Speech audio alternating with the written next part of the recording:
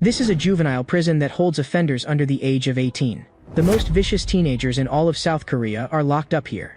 Violence and crime are just part of everyday life for them. But there was one boy who had suffered a lifetime of abuse from his father. Yet because he finally fought back one day and beat his father into a vegetative state, the judge sentenced him to 3 years in prison. To make money in prison, Cha Ju-young endured every kind of hardship. He was even forced by Kim Song-ho, who had committed rape, to pick up a 501 coin from the toilet with his mouth. Cha Ju-young saved money desperately, all to keep a promise. When his childhood sweetheart Lee Dae-yeon came to visit, she trembled with anger at the sight of the injuries on his face. She told Cha Ju-young to fight back and stop letting others bully him. Then Lee Dae-yeon took out the small change that Cha Ju-young had been saving up for her. They had long agreed that after graduating from high school, they would go live in Seoul together. As for money, Lee Dae-yeon said she would figure it out herself. She told Cha Ju-young to take care of himself in prison, and not to cause trouble, because getting into trouble in prison could extend his sentence. Cha Ju-young only wanted to endure those 3 years, get out safely, and go to Seoul with Lee Dae-yeon. But then Kim Song-ho, the cell leader of room 36, came looking for trouble again. He ordered Cha Ju-young to hand over the photo in his hand. Seeing that Cha Ju-young actually dared to talk back, Kim Song-ho's slap was about to land the next second. But just then, a prison guard walked in with a new inmate. Someone in room 36 recognized the newcomer. His name was Ma Jae-yum. He had beaten 7 thugs to death and received the maximum juvenile sentence of 20 years. Kim Song-ho said disdainfully, "So what if you killed 7 people? No one who ends up in this prison is a coward." He held out his hand, signaling for Ma Jae-yum to behave himself from now on. But Ma Jae-yum ignored him completely and turned to walk inside. Kim Song-ho flew into a rage on the spot and swung a punch at Ma Jae-yum, but Ma Jae-yum dodged it with ease. His movements were frighteningly fast. Cha Ju-young could tell that this guy who had killed 7 people was fundamentally different from the rest of them. But in the next second, Kim Song-ho's elbow strike landed solidly on Ma Jae-yum. That was completely beyond Cha Ju-young's expectations. As Ma Jae-yum got beaten up, he looked like nothing but a useless weakling. But no matter how others bullied Ma Jae-yum, he still refused to do even small errands like running around for them. And because he drew their attention away, Cha Ju-young ended up suffering much less abuse. In the middle of the night, Cha Ju-young asked Ma Jae-yum, "Is it really that hard to suck up to that bastard of a cell leader? In this room, the cell leader is the president." Cha Ju-young kindly reminded Ma Jae-yum to be more tactful from now on. But Ma Jae-yum instead asked him, "Have you always lived this pathetically?" Cha Ju-young had not expected his advice to be thrown back in his face like that. He kept thinking over Ma Jae-yum's words again and again. Cha Ju-young, who had lived a pathetic life all along, only wanted to keep living that same pathetic way. After getting out of prison, he planned to go live in Seoul with Lee Dae-yeon, who was an orphan. Early the next morning, Lee Dae-yeon came to the prison carrying a lunchbox she had made herself. She worried that with Cha Ju-young's personality, he must not be eating well in there. But just then, a large truck came hurtling wildly toward Lee Dae-yeon. The lunchbox she had made with her own hands spilled all over the ground in an instant. The next day, a prison guard told Cha Ju-young about the car accident at the prison gate. The moment he heard the news of Lee Dae-yeon's death, it felt as if his heart had been shattered. Back in the cell, Cha Ju-young stared blankly at the photo in his hand. Cell leader Kim Song-ho kept cursing all day, "You bastard, why didn't you clean the toilet today?" The other inmates mocked from the side as well. Someone's crush died in a car accident. Hearing that, Kim Song-ho snatched away the photo and smiled even more disgustingly. Most disgusting of all, he actually said filthy things to the girl in the photo. Cha Ju-young kept his head lowered, and no one knew what he was thinking. Ma Jae-yum seemed to sense something, and stared fixedly at Cha Ju-young. Kim Song-ho kept spewing obscenities, completely unaware of the fist closing in. The next second, Cha Ju-young knocked him to the ground with a single punch. The other inmates could never have imagined something like this would happen. Even Ma Jae-yum was stunned for a moment. Not long before, while working on the assembly line, Cha Ju-young had mentioned to Ma Jae-yum that Cha Ju-young's father was the right-hand man of a notorious gang boss. He had practically been beaten half to death by him since childhood. But no matter how rotten that man was, he was still his father, so Cha Ju-young could only keep enduring it, until one time, he truly could not endure it anymore. Because that trash of a father had reached out his hand toward Cha Ju-young's friend. Enraged and humiliated, Kim Song-ho ordered the other inmates beat Cha Ju-young to death. But Cha Ju-young, who had grown up being beaten since childhood, had long since learned how to fight. In the past, he had always endured it so he would not cause trouble or lengthen his sentence. But now, every inmate seemed as fragile as paper in his hands. Kim Song-ho panicked and begged for mercy, saying he could give Cha Ju-young lots of money. But Cha Ju-young no longer needed money now.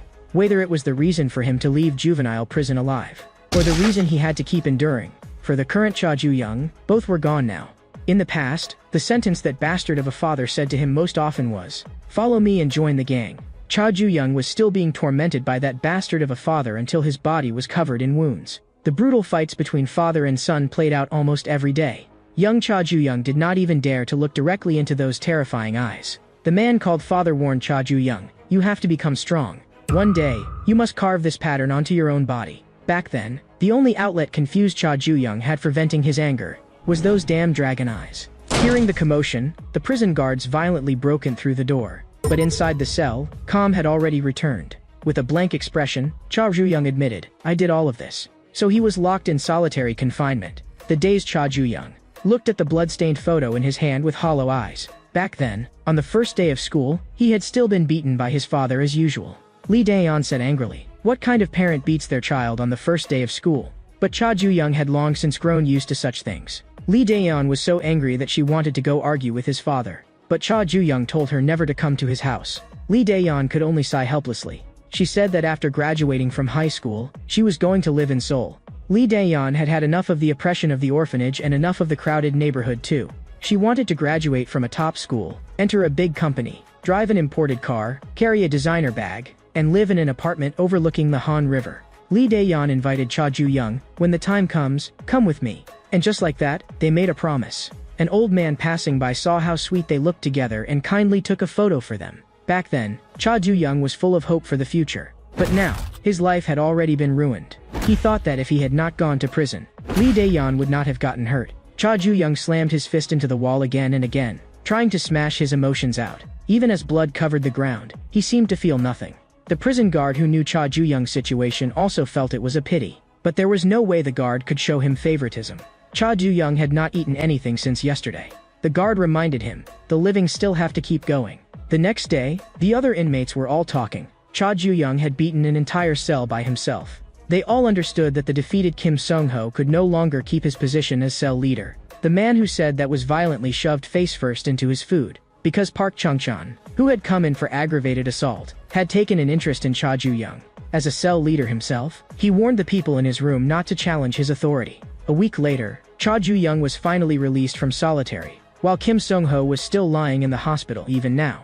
It was only because the prison guard took pity on Cha Ju-young's circumstances that he was confined for just 1 week. He reminded Cha Ju-young, "Never cause trouble again in the future." After Cha Ju-young returned to the cell, Ma Jae-em had originally thought that after challenging the cell leader's authority, the people in the room would definitely kill him. But in reality, the other inmates were instead trying to curry favor with Cha Ju-young. Ma Jae-em finally realized something. In school, strength, family background, looks, and grades each have their own importance. But in juvenile prison, strength is everything. During exercise time the next day, Cha Ju-young called out to Ma Jae-em, because he had a question to ask Ma Jae-em. That day, when Cha Ju-young had nearly beaten the cell leader to death, it was Ma Jae-em who stopped him. Cha Ju-young could not understand it. "You killed 7 people, so why did you stop me from killing someone?" In truth, when Ma Jae-em beat those 7 punks to death, he himself did not know why he had done that. Just as he was about to answer Cha Ju-young's question, Park Chung-chan walked over. With a dark expression, he questioned Cha Ju-young, "Why did you dare to challenge Kim Sung-ho's authority? Could it be that you are coveting the position of cell leader?" Cha Ju-young coldly told Park Chung-chan to get lost. He did not care about that kind of thing. Park Chung-chan cursed, "You really have no fucking manners." What he hated most were bastards like this who did not know their place. Park Chung-chan wanted to let Cha Ju-young know on Kim Sung-ho's behalf. What happens to a dog that bites its master? But at that moment, a patrolling prison guard cleared his throat. Yet he only glanced this way, then walked off as if he had seen nothing at all. It turned out that cell leaders could fight wherever they wanted under the pretext of maintaining order. That was the law of this juvenile prison. That was why Park Chung-chan could act without the slightest restraint. But he could not figure out why Cha Ju-young seemed so lifeless, like a stray dog with no strength left. If it was going to be like this, then it would be too boring. But just then, Cha Ju-young saw something familiar. The tattoo on Park Chung-chan's hand was almost exactly the same as the tattoo of that bastard father. Seeing that Park Chung-chan was about to keep attacking, this time Cha Ju-young struck back directly. He slammed Park Chung-chan hard against the wire fence, then seized his wrist and twisted it viciously. Cha Ju-young's attack came down like a rainstorm.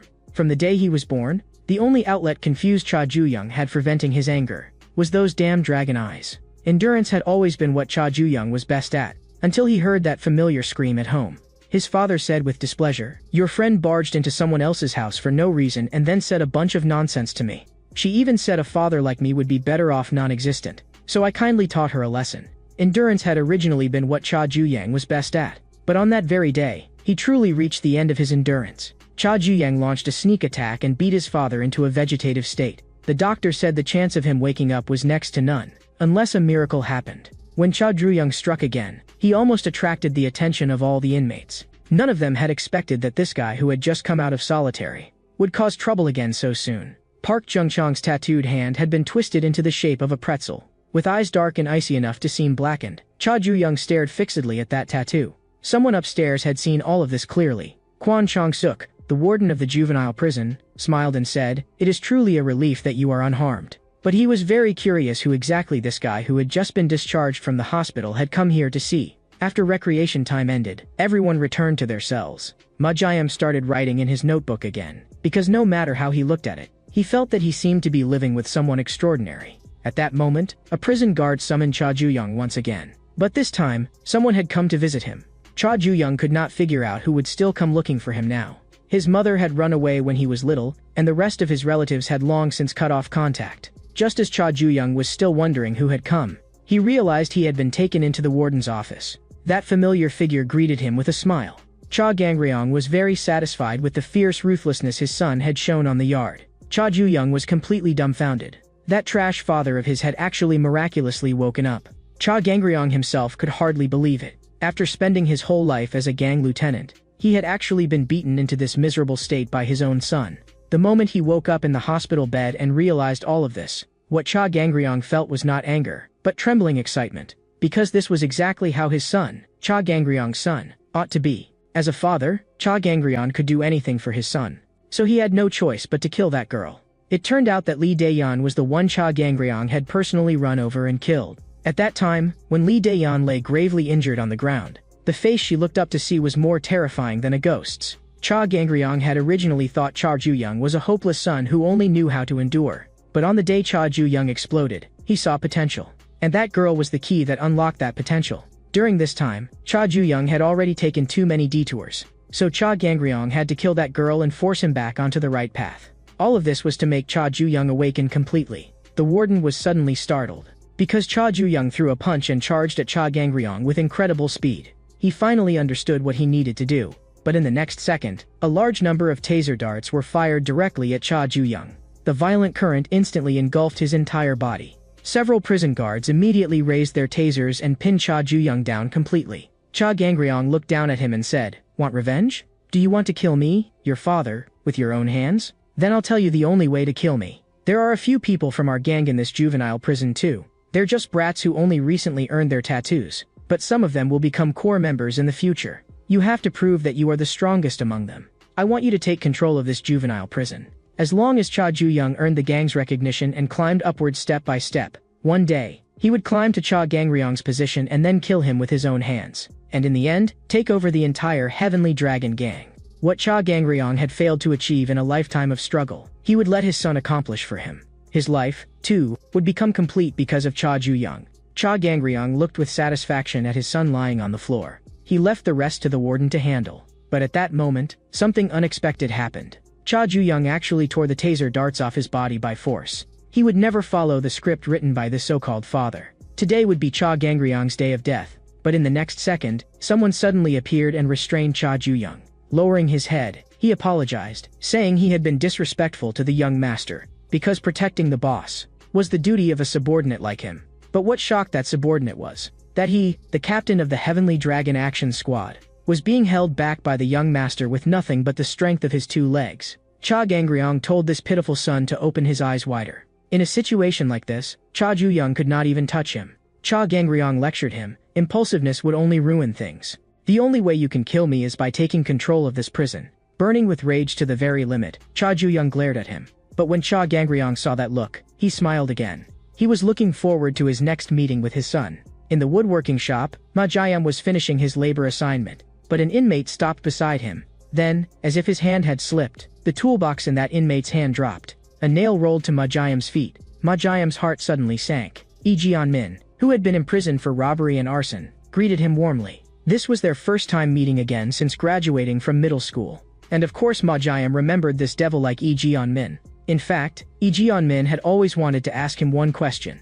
The news said Ma had killed 7 people. Lee Jeon-min was suspicious. Did you really do that? Because he knew that Ma had always been the so-called model student since childhood. At that moment, the supervising guard scolded them for chatting and told them to get back to their stations. Coming back to his senses, Ma could not help frowning. Because he had gotten too worked up just now, he had accidentally hurt his hand. Not long after returning to the cell, Cha Ju-young began to think things over. From here on out, he had only one goal in life: kill that father. But he still did not know where to begin. The other inmates were complaining about the bad food, saying that their only wish now was to eat a slice of pizza. After hearing that, Cha Ju-young seemed to think of something. He casually called over a prison guard. Then he said, "Bring me some pizza." That provocative remark made the guard call him out on the spot. But not long afterward, the other inmates were really eating pizza. As they ate, they thanked Cha Ju-young. And Cha Ju-young also confirmed that his guess had been right, whether it was the warden or the guards under him. They would all go easy on Cha Ju-young because he was Cha Gangryong's son. So Cha Ju-young wanted to test just how far he was allowed to go in this prison. As they ate pizza, the inmates began guessing what kind of background Lord Ju-young really had. But Ma only shrank gloomily into a corner, and no one knew what he was thinking. The next day, all the inmates went to their labor assignments as usual. But Lee Jeon-min's hand slipped again. The nail he had prepared pierced straight into Ma body. Ma turned back dark-faced and stared at Lee Jeon-min. He demanded, "What are you doing?"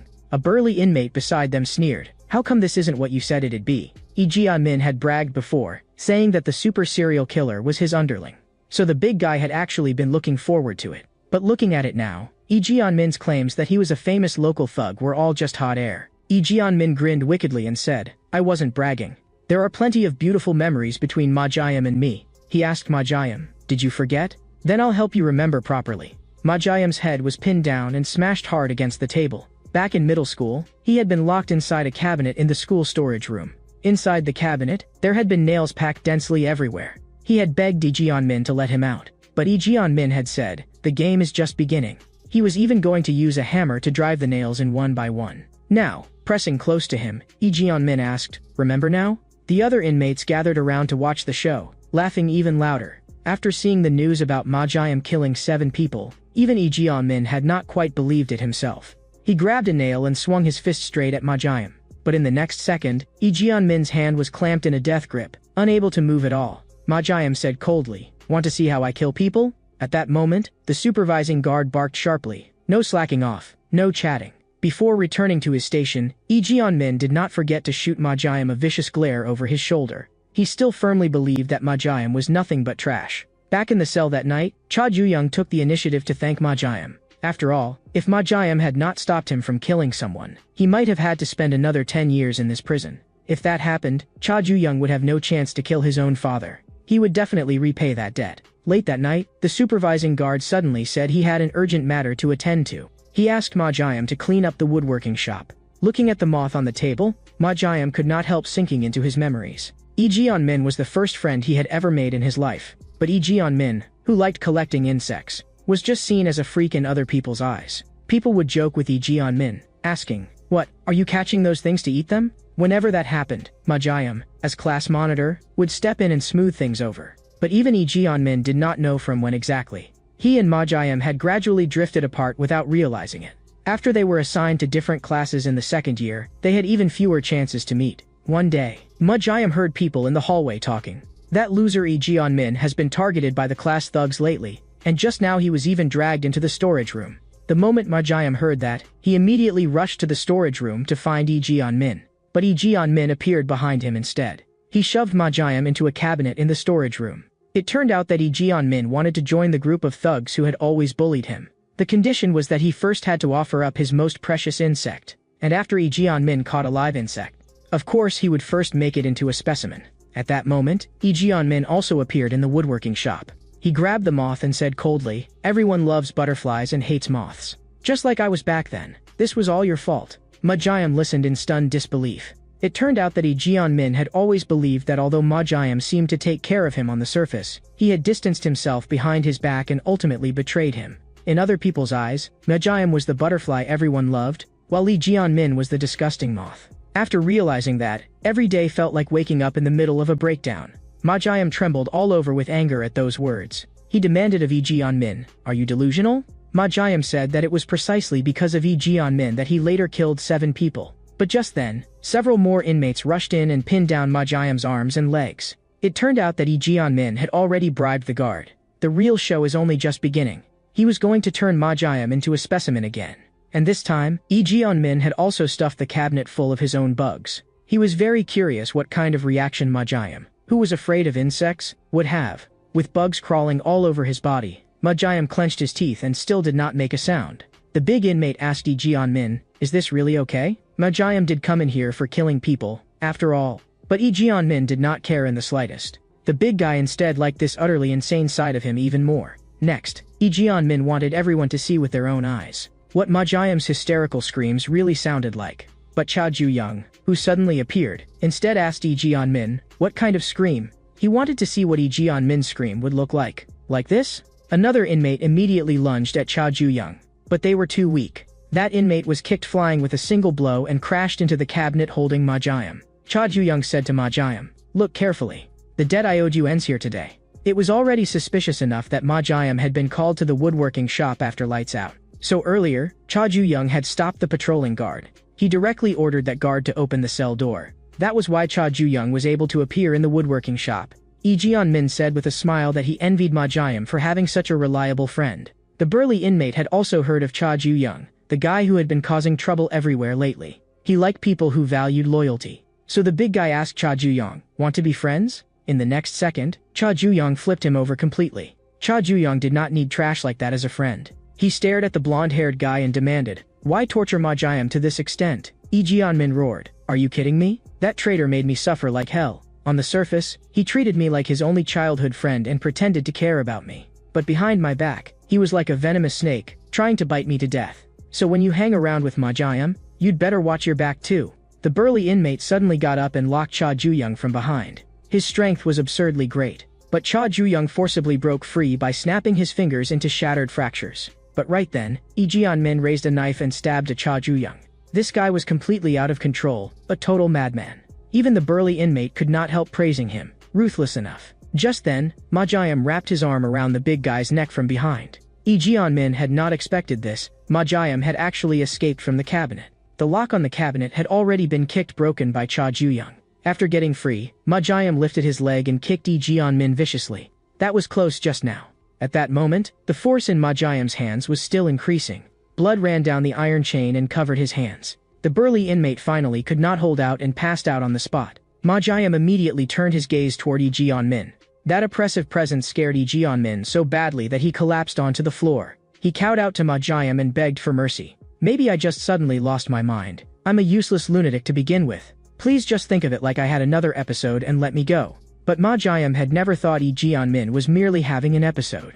His life had been ruined by Lee Jian-min's selfish persecution delusions. That was the truth. Ma Jiam had originally thought that since he had already killed 7 people, one more Lee Jian-min would make no difference. But now that he looked at it, he did not seem to hate Lee Jian-min that much. After all, in the past, he had truly considered Lee Jian-min a friend, and Lee Jian-min froze for a moment after hearing that. But all he was thinking inside was, "What the hell is this idiot talking about?" Lee Jian-min swore that later, he would definitely find a chance to turn Ma Jiam into a specimen. But Cha Ju-young would not go easy on him. He kicked Lee Jian-min unconscious with one blow. That way, the knife wound Lee Jian-min had given him was evened out. Ma Jiam was just about to thank Cha Ju-young when another person appeared and stood in front of Lee Jian-min.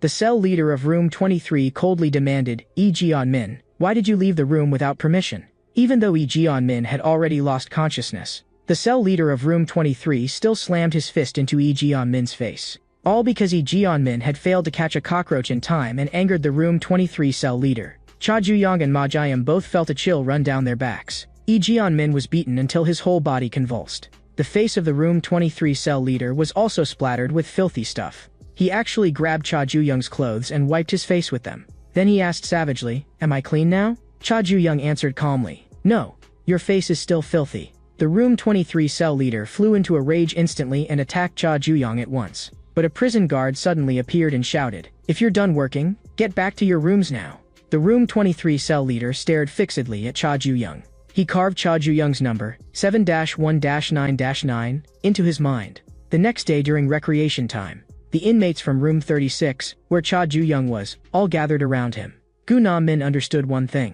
After Cha Ju-young had snapped someone's hand on the yard last time, he already had enough intimidation. As long as they stayed close to him, no one would dare come looking for trouble. Cha Ju-young did not care about that. He only needed to find the Crimson Fire Dragon, the azure dragon adorned with red flowers. Cha Ju-young had to find the people with that tattoo on their bodies, because they were all subordinates of that damned gang. But there were simply too many inmates in the prison. Gu Na-min proactively said that he was well informed, so Cha Ju-young could ask him anything. Cha Ju-young said, "I'm looking for bastards with tattoos." That evening, the prison started playing anti-school bullying educational films again. Cha Ju-young said coldly, "Criminals like that deserve to rot in prison for the rest of their lives." But at that moment, Gu Na-min said, "Not everyone who ends up in prison is necessarily a bad person." A long time ago, in the neighborhood where he lived, there was a legendary tteokbokki shop that was said to be incredibly delicious. Gu Na-min was a regular customer of that shop. But one day, the son of a local congressman went to that shop. That guy abused his father's status and acted wildly, like a madman. Just because the millet rice cakes were not to his taste, he smashed the place to pieces. At that moment, Gu Na-min stepped forward. The self-proclaimed Captain Rice Cake faction made his entrance. In the end, Gu Na-min won that fight, and he became the rice cake hero who protected the tteokbokki shop. But he was still sent to prison because of that lunatic who only knew how to rely on his father. The other inmates said disdainfully, "Here you go bragging again?" They all knew that Gu Na-min's nickname was King of Exaggeration. They had even heard that he had previously been beaten by a cell leader for bragging, which was why he had been transferred to a new cell. But Cha Ju-young felt that Gu Na-min's eyes did not look like he was lying. In nature, aphids give ants sugar, and ants protect the aphids. That was like the relationship between Gu Na-min and the delinquents. Having made it this far, Gu Na-min had finally understood. Cha Ju-young, the one in power in room 36, responded well to his approach. Gu Na-min thought, "As long as I become Cha Ju-young's right-hand man, I'll be able to serve out the rest of my sentence comfortably." He loosened the soil while grinning foolishly, carrying out his labor assignment.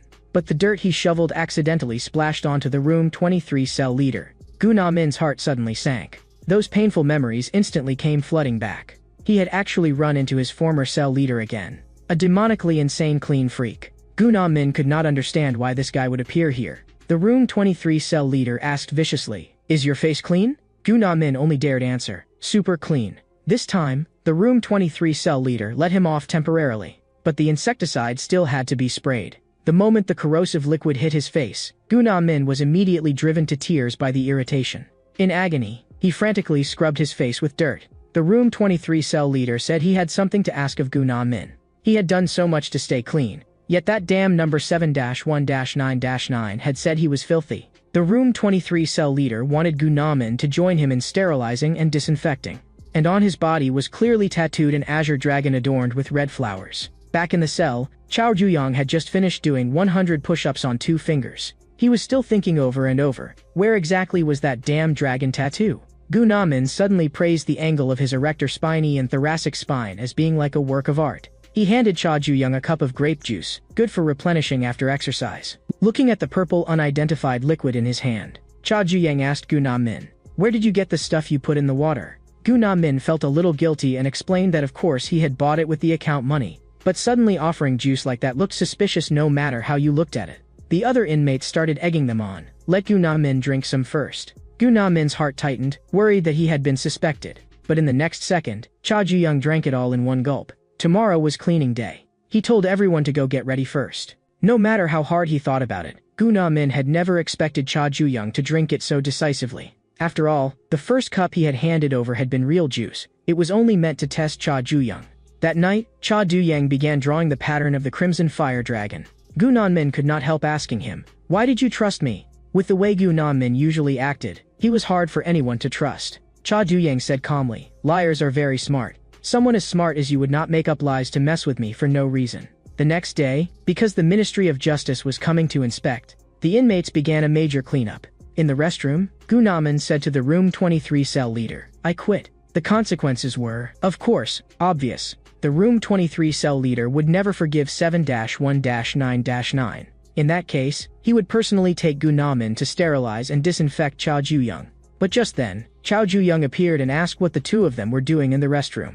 "You bastard, you're filthy as hell." Being shoved into the urinal, Gu Na-min knew, he had bet right. Just now, he had already confessed directly to Cha Ju-young. Someone threatened me and told me to use pesticide on you. But I, Gu-nam-min the manly man, would never betray a friend. Even if I have to pay a painful price, I'll reject him to his face. Most importantly, Gu-nam-min had revealed this. The Crimson Fire Dragon tattoo that Cha Ju-young had been searching for all this time was on the person threatening him. In the restroom, Cha Ju-young directly wiped his hands on the Room 23 cell leader's clothes. That action instantly ignited the Room 23 cell leader's fury. He declared that he would kill Cha Ju-young and let his whole body rot away from corrosion.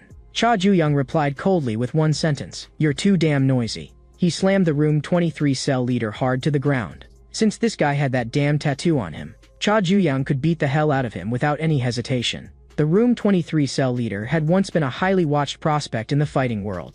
His signature technique was locking an opponent with both legs and then tightening little by little. That was how he forced opponents into a state where they could not even surrender. But ever since someone spat on him, that technique had never appeared again.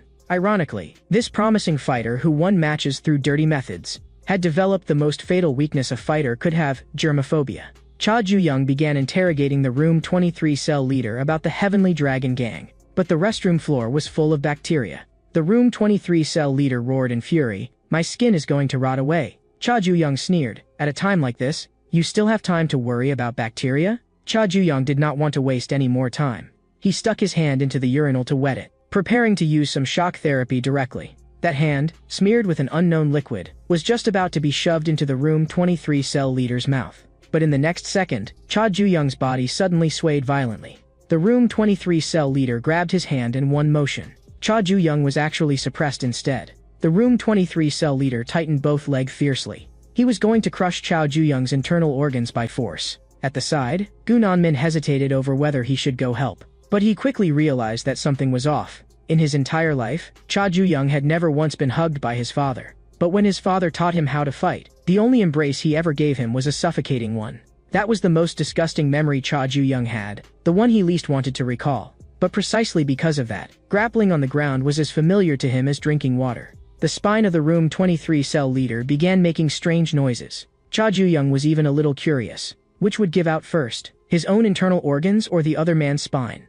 Soon, the sound of bones grinding wildly came from the Room 23 cell leader's body. The tearing pain drove him to frantically slap at Cha Ju-young, desperately signaling surrender. But from that bastard of a father, Cha Ju-young had never learned the meaning of the word surrender. The Room 23 cell leader fell into instant despair. Outside, the other inmates were still continuing the big cleanup, and the bound Room 23 cell leader had already been fitted with a funnel. He stubbornly refused to spit out any information about the Heavenly Dragon Gang, which irritated Cha Ju-young. Cha Ju-young did not want to do this either, but for a severe germaphobe, this was the most effective and deadliest blow at that moment. The strongest crime syndicate in Korea was called the Heavenly Dragon Gang. The Crimson Fire Dragon tattoo on their bodies was their mark, an azure dragon adorned with red flowers. The azure dragon symbolized authority and strength, while the red flowers symbolized vitality and life. The Heavenly Dragon Gang cultivated a large number of promising minors. They raised them in a survival of the fittest system, eliminating the useless ones. One day, all of these seeds would bloom as the flowers of Heavenly Dragon. As someone at the very bottom of the gang, the Room 23 cell leader only knew this much. In the end, he still could not withstand Cha Ju-young's torment and could only confess honestly. Cha Ju-young finally understood that the brutal training his bastard father had put him through since childhood was meant to make him bloom earlier than anyone else. The Room 23 cell leader even thought Cha Ju-young was asking about the gang because he wanted to join. He even smugly said, "If you perform well from now on, I might just be merciful enough to recommend you to Heavenly Dragon." After hearing that, Cha Ju-young let out a cold laugh. He grabbed the Room 23 cell leader by the throat and tightened his grip more and more. The man had already spilled the information, but Cha Ju-young just found him irritating to look at now. So he still needed another beating. After dealing with him, Cha Ju-young continued the big cleanup with the other inmates. He intended to wipe out every single Heavenly Dragon member in the prison. But there were too many people with tattoos in the prison, so finding the rest would be troublesome. Gu-nam-min raised a question. Don't the Heavenly Dragon people have anything in common? That made Cha Ju-young remember that the two men he had already taken down had both been cell leaders. Then that meant he had to identify all the cell leaders. But Gu-nam-min said there was no need to go through that much trouble, because next week there would be a cell leaders meeting gathering all of them together. It was held once every season, supposedly to strengthen their bonds. In reality, it was where all kinds of illegal transactions were conducted inside the prison. Because of that, It was also called the Criminal Syndicate Conference. Gu Namin warned Cha Juyong to be extremely careful. After all, the people gathered there were the fiercest criminals in the country, and those who could attend the cell leaders' meeting were the most dangerous among them, second only to major crime organizations in scale. A week later, the cell leaders' meeting was held as scheduled. The cell leaders had all heard that Park Chung-chan and that germaphobe guy had both been made to disappear by someone named Cha Juyong. That kind of arrogance rubbed them the wrong way. Just then, the door slowly opened. Cha Juyong snapped the shovel by the entrance on the spot. Then, at incredible speed, he rushed straight toward the cell leader with the Crimson Fire Dragon tattoo. He was going to crush all of Heavenly Dragon seeds before they could bloom. The other cell leaders watched the scene in confusion. Cha Juyong provoked that Crimson Fire Dragon cell leader. "Come at me." But Park Do-won coldly refused. Because while cell leaders really could use violence in the name of maintaining order, there had to be one prerequisite. Just like the three cell leaders Cha Juyong had recently beaten, there had first been conflicts between them. Park Do-won called that prerequisite justification. And right now, he had no justification to fight a meaningless battle with Cha Juyong. If Cha Juyong still dared to force the issue and disrupt prison order, the other cell leaders would never let him off. And this reckless move by Cha Juyong was only to verify his own judgment. As long as someone acted wantonly, no matter who they were, they would become a thorn in the side of the other cell leaders. Park Do-won had also seen through it. Cha Juyong had never intended to really fight from the start. He could sense Cha Juyong's hostility toward Heavenly Dragon. But in Park Do-won's eyes, that kind of overestimation of himself was only pathetic. With the host's entrance, the cell leaders' meeting officially began. At this meeting, aside from the three who had been beaten down by Cha Juyong, all the other cell leaders were present. And Cha Juyong had already become the new cell leader of Room 36. He observed that around 15 cell leaders had come today. Aside from Park Do-won, he still could not tell who else had a Heavenly Dragon tattoo. Any place in the prison run by cell leaders to make money was collectively called a market. A portion of the market's earnings had to be handed over to the warden. The host announced that someone had failed to pay up on time this season. It was Park Do-won's casino. Park Do-won said with a smile, "It was just an oversight." But a white-haired cell leader suddenly brought up a strange rumor that had been spreading recently. That the casino, which claimed to be built on honesty and fairness and allowed high-stakes betting, was actually filled with rigged games. The whole room instantly fell silent. Park Do-won said with a smile, "Everyone knows what happens when cheating at gambling is exposed. If my casino is really rigged, you can do whatever you want with me." After the host finished reading several agenda items, the meeting ended. Park Do-won's casino was located in the Automotive Repair Vocational Training Hall. The casino dealer, Ji-Yoon-ho, asked the other man, "First time here? Then I recommend the simplest game, dice." Cha Juyong felt there was no point dragging things out, since Park Do-won had said, "You need justification before you can make a move." Then Cha Juyong would create that justification with his own hands. He smashed the dice game equipment with one punch, and the magnet inside was exposed on the spot. Cha Juyong said in a low voice, "You people are nothing but a bunch of frauds." People outside believed that a juvenile prison, under strict control and surveillance, was a place aimed at reforming young offenders. But after the 26th warden, Kwon Chong-suk, took office, this place had long since become a den of crime. The prison operated around markets as its core, forming a stable chain of revenue. If cell leaders handed a portion of their profits to the warden, they could obtain privileges and freedoms that ordinary inmates would not even dare dream of. Among them, the casino was the one most capable of driving people into addiction and madness. Even after losing all their chips, ordinary inmates still fantasized about turning it all around in a single game. At times like that, Park Do-won would offer them a solution. As long as they signed a guarantee, they could receive a large amount of chips. And criminals blinded by gambling would dare to do anything for chips. After Cha Juyong pointed out that there was a magnet in the dice tray, the casino immediately erupted into chaos. But the dealer, Ji-Yoon-ho, said, "That's not a magnet. That ball is only a weight-balancing axle." After saying that, Ji-Yoon-ho took out a magnet. Cha Juyong brought the ball close to it, but the ball showed no reaction and simply dropped down. Ji-Yoon-ho then brought out other iron objects to prove that the magnet was real. Seeing that, the other inmates mocked, "What kind of fit is 7-1-9-9 throwing all of a sudden?" Ji-Yoon-ho also brought over 2 new dice trays, ready to restart the game. Not far away, Park Do-won cast Cha Juyong a glance. There was something unreadable hidden in that look. Cha Juyong quickly lost all his chips. He could not understand what had happened. The odds had clearly been about the same. On the surface, it simply looked like Cha Juyong had bad luck. Ji-Yoon-ho asked him, "Do you still have any chips?" Cha Juyong searched his whole body and only threw out a scrap of waste paper. At that moment, another inmate in the casino had also lost all his chips. Unwilling to accept it, he shouted in rage and tried to renege, "You're all frauds. I'll never give money to a bunch of swindlers like you. The hand waving the screwdriver was instantly seized by a large hand. Park Do-won said coldly, "Why didn't I hear you shouting when you were winning?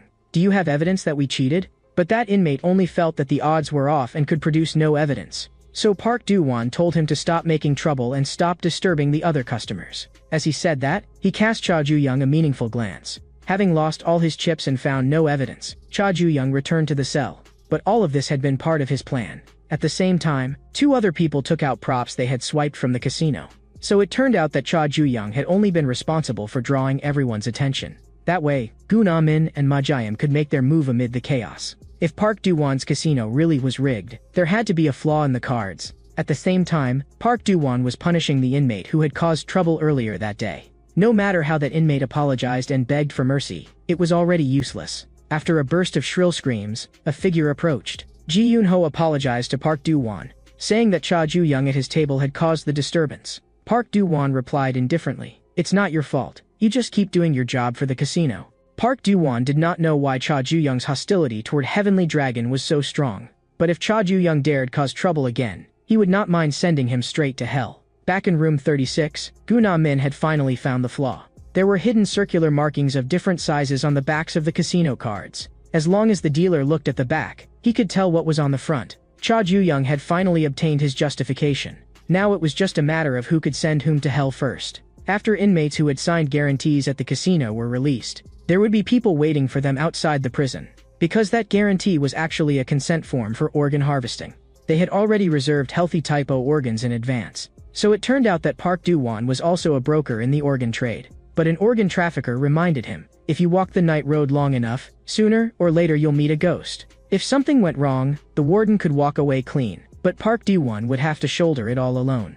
But Park Do-won did not care. He felt that even if the worst happened, it would not matter. After all, there was nothing in this world that money could not settle. And Cha Ju-young, now holding evidence enough to cost Park Do-won his head, decided to go straight to the casino tonight. What Cha Ju-young had to do was simple. Just sit down at the table for one game, expose the cheating in front of everyone, and send Park Do-won to hell. But Park Do-won had already been waiting for him for a long time. This time, he was going to personally sit down and play with Cha Ju-young. Although Cha Ju-young could not see through what he was planning. All the better, it saved him the trouble of going to find Park Do-won himself. The moment the person in charge of the casino personally sat at the card table, all the inmates' attention was drawn over. This time, Cha Ju-young chose playing cards, so the dealer suggested the simplest matching game. If you flipped over 2 cards with the same number, the match succeeded and you could keep flipping. If the match failed, it became the other side's turn. The key to this game was remembering the position of every card. Anyone who knew the markings would almost certainly win. Anyone who did not would lose until they had nothing left. But what surprised Cha Ju-young was, this time, there were no marks at all on the backs of the cards. Gu Na-min was startled. Could they be too small for us to notice? But Ma Jae-im could tell, they really had no marks. Park Do-won revealed a strange smile. He said leisurely, "Our casino uses top-grade playing cards airshipped from overseas. If you've never played in a proper casino before, you can start with something simple like Catch the Thief." Gu Na-min and Ma Jae-im stealing the cards had long since been noticed by Park Do-won.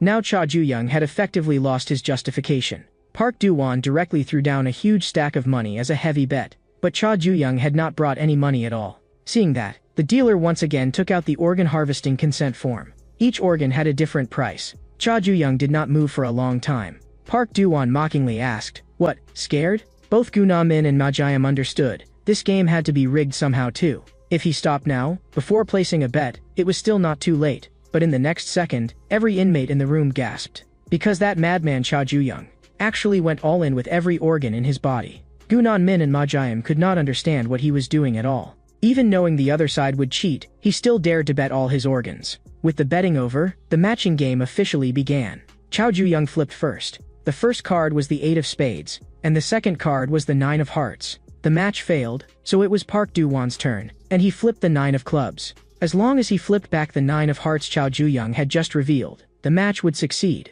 The other inmates marveled. Park Do-won's opening luck was unbelievably good. But Park Do-won knew very well, this was not luck. He had already memorized the position of every card, because before the game began, he had already colluded with the dealer. This trick would leave behind no physical evidence at all.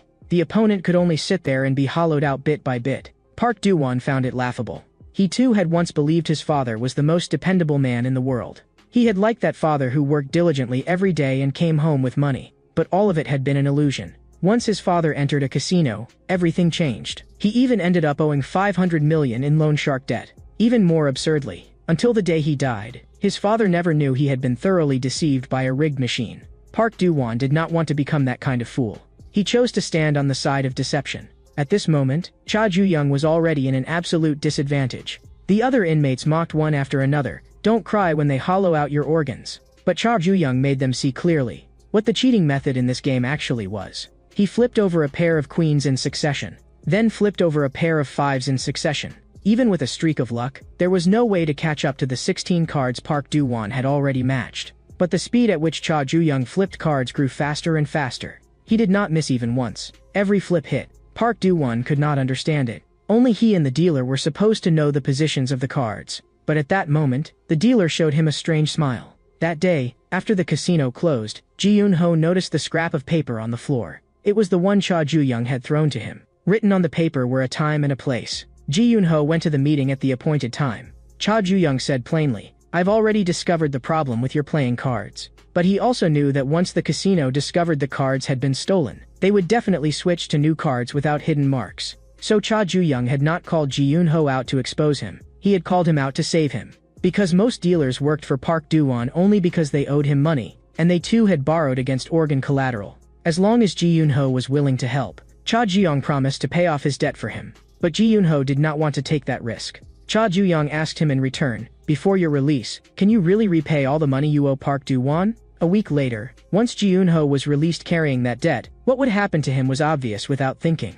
No one wants the moment they regain their freedom to be followed immediately by lying down on a cold operating table. What Cha Ju-young wanted Ji-Yoon-ho to do was simple. Just expose the casino's cheating in front of everyone. Cha Ju-young swept up all the remaining cards in one go and said with a smile, "Should I say I'm lucky? Or should I say that my memory is just too good, because I colluded with the dealer and memorized the position of every card in advance?" Before his words had even finished, the whole room exploded. At that moment, Ji-Yoon-ho also spoke up. "Every game in this casino has been a scam for a long time." He could explain one by one what method had been used in each game. The inmates immediately turned their anger toward the person in charge of the casino. Park Do-won ordered them in a low voice to stop making trouble. But in the next second, Cha Ju-young knocked him to the ground with one punch. There was already more than enough justification. Park Do-won himself had said, if the casino was cheating, the other cell leaders could do whatever they wanted with him. So Cha Ju-young intended to do exactly that, kill him outright. The scene shifted. A man consumed by gambling addiction had fallen into over 100 million in loan shark debt, and his own son had then sold all of his organs to repay it. Park Do-won looked at himself still taking care of his comatose father, silent as iron. The organ trader mockingly asked, "Is this belated filial piety?" But Park Do-won only forced himself to remember one thing. Without money, even your closest family can be sold off. To make money, Park Do-won came to the most brutal juvenile prison in all of South Korea to run a casino. But after he cheated, Cha Ju-young tore off his mask on the spot. By the rules, Park Do-won could now only submit to whatever others did to him. Cha Ju-young raised his hand, about to kill him personally. But Park Do-won moved first and blasted Cha Ju-young away with a single punch. He wanted to make the dealer who had betrayed him pay the price first. The other dealers also took advantage of the chaos and tried to flee with the evidence of the rigged gambling. Ji-Yoon-ho was smashed hard to the ground by Park Do-won. Cha Ju-young immediately rushed toward Park Do-won, but Park Do-won flung Ji-Yoon-ho at him with a backhanded throw. Caught off guard, Cha Ju-young was forced back again. Park Do-won followed up with several heavy punches. The other inmates watched with their scalps tingling, but in the next second, Cha Ju-young's figure vanished, and Park Do-won thought he had fled. But immediately after, Cha Ju-young appeared behind him. Park Do-won was kicked flying and sent crashing far away. Cha Ju-young would not run. And he would not let Park Do-won run either. Park Do-won said coldly, "Don't worry." He would never abandon his money and flee. But after exchanging blows, Cha Ju-young had also seen it. Park Do-won seemed not to know how to fight at all. Just as Cha Ju-young was about to finish him, the retreating Park Do-won asked him, "Is fighting really that important?" In the next second, he drove a knee strike fiercely into Cha Ju-young. Taking advantage of the instant Cha Ju-young froze, Park Do-won turned, gathered force, and blasted Cha Ju-young away with a single punch. Park Do-won looked down on people who only knew how to use brute force. Half of Cha Ju-young's body was slammed into a car. The other inmates had not expected Park Do-won to be this strong. Park Do-won calmly announced, "What happened just now was only a minor incident. Our casino has absolutely no problem." But at that moment, Cha Ju-young spoke again. his voice carrying a trace of madness he could barely suppress. In truth, Cha Ju-young had never needed any justification from the beginning, because a casino was a place for playing games in the first place. Cha Du-young wanted to play hide-and-seek with Park Do-won. If he caught him, he dies. Everything Park Do-won had achieved was piled up inside this casino, so there was no way he could run. Cha Du-young instead found it strange. How have you still not realized it? Your so-called achievements will all turn to ash tonight. Hide-and-seek was too boring. Cha Du-young wanted to change the game, to dice. He rolled a 3. So Park Do-won would take 3 punches. Park Do-won said disdainfully, "You think a joke like this can wear me down? I'm not like a simple-minded brute with strong limbs like you." Cha Ju-young ignored him and simply kept rolling the dice. Park Do-won's heart jolted. Cha Ju-young said coldly, "That highly developed brain of yours doesn't seem to have brought you much luck." Before Park Do-won could even speak, Cha Ju-young hit him hard 6 times. Park Do-won was beaten into seeing flashes of his life before his eyes. Back then, he had sought out a recruiter from Heavenly Dragon. He pulled out a huge sum of money and wanted to join Heavenly Dragon. Because he wanted to earn money he could never finish spending. But compared to money, the recruiter preferred men who did not fear death. After hearing that, Park Do-won directly snatched the sashimi knife from her hand. For money, he was willing to give up anything. He was even mad enough to slash open his own throat with the knife. That also proved that he was qualified to join Heavenly Dragon. After joining Heavenly Dragon, Park Do-won had even voluntarily asked to enter juvenile prison. But now, he was crazily shoving other inmates aside and running for the exit. Anyway, the evidence of the rigged gambling had already been taken out to be destroyed. Park Do-won knew very clearly, once the justification was gone, Cha Ju-young would immediately become the target of the other cell leaders. But Ma Jiam brought the evidence of the cheating back. The special gambling props and money previously used in the casino were scattered all over the floor. Ma Jiam made all the inmates look carefully. This was the evidence of rigged gambling that the fleeing dealers had been carrying just now. Park Do-won still wanted to protect the money he had earned. But Cha Ju-young's game was not over yet. He poured a large amount of gasoline directly over Park Do-won. Cha Ju-young said that this final game was called an electric endurance test. He had already said that he would turn Park Do-won's achievements to ash. The other inmates had not expected Cha Ju-young to go this far. Park Do-won could not hold on and was so terrified that he actually fainted on the spot. The other inmates came to their senses and immediately rushed toward the scattered banknotes. The white-haired cell leader had long known that Park Do-won was cheating. With this, Park Do-won's privileges in prison had come to an end as well. 1 year and 2 months later, Park Do-won had just been released from prison. The organ trader had already prepared tofu to welcome him. Park Do-won said that he would rebuild his life outside as soon as possible. But before that, the organ trader told him to repay the money he owed first. The money Park Do-won had borrowed from the organ trader, plus interest, came to a full 1.2 billion won. Unable to repay it, Park Do-won ultimately could only end up like the others, with his organs taken out. Time returns to the present. Cha Ju-young had already crushed 3 of Heavenly Dragon seeds. Just as he was thinking about who the next target should be, he discovered that there was actually a stranger standing in cell 36. The white-haired cell leader smiled and asked, "Is this the girl who died in the car accident?" Before the words had even finished, Cha Ju-young had already rushed in front of him. The white-haired cell leader's mouth was covered tightly. Cha Ju-young told Gunamin to bring a pillow. That way, the screams could be muffled and would not carry into the corridor. The white-haired cell leader often got so bored in prison he felt like going mad. He was even so bored at the cell leaders' meeting that he counted the curses left on the walls by those before him. The white-haired cell leader wanted some excitement. He longed for that feeling of dopamine surging through him. And then Cha Ju-young entered his sight. That arrogant and ruthless aura was unforgettable at a glance. The white-haired cell leader's dopamine nearly exploded. But now that his mouth was covered, he could not even explain himself. Seeing Cha Ju-young's fist about to come down, the white-haired cell leader held up the crimson fire dragon drawing Cha Ju-young had made. He had come to help Cha Ju-young. The white-haired cell leader kicked away Cha Ju-young's restraint with 1 foot. He could tell that Cha Ju-young was looking for that dragon tattoo. Before talking, the white-haired guy wanted to clear up the misunderstanding first. He had not meant to do anything with the photo. It had just accidentally fallen out while he was flipping through the sketchbook. The white-haired guy said he really wanted to help Cha Ju-young wipe out all those dragons. But Cha Ju-young bluntly told him to get lost. The white-haired guy said meaningfully, "You're even duller than I thought." Cell leaders really can throw their weight around all over the prison. But if you keep acting this recklessly, other cell leaders might assassinate you. There are far more dangerous people in juvenile prison than you think. Even so, are you still going to refuse me? But even if he made it sound convincing, Cha Ju-young still could not trust an ally who had suddenly appeared out of nowhere. There was clearly nothing in this for the white-haired guy. Cha Ju-young asked him directly, "What exactly do you want to get out of this?" The white-haired guy thought seriously for a moment. and in the end, it was as if he could only come up with one answer, to make himself a little more excited. The next day, Christian believers came to the juvenile prison to preach. The inmates, who had not seen women in a long time, instantly became restless. Looking at the banner that read Sky Church, Cha Ju-young's memories were forcibly dragged back to the past. Back then, he often hid in a small room at the church, simply because it let him avoid that trash father of his. Lee Dae-yeon, who had snuck out of the orphanage, could always find him. Both of them had hard lives. At that moment, Song Eun-ha from the orphanage came to take Lee Dae-yeon back for the nun. Lee Dae-yeon, who had snuck out and was afraid of being punished, could only hide with Cha Ju-young in the small room. But what surprised Cha Ju-young now was that Song Eun-ha had also appeared in this missionary group.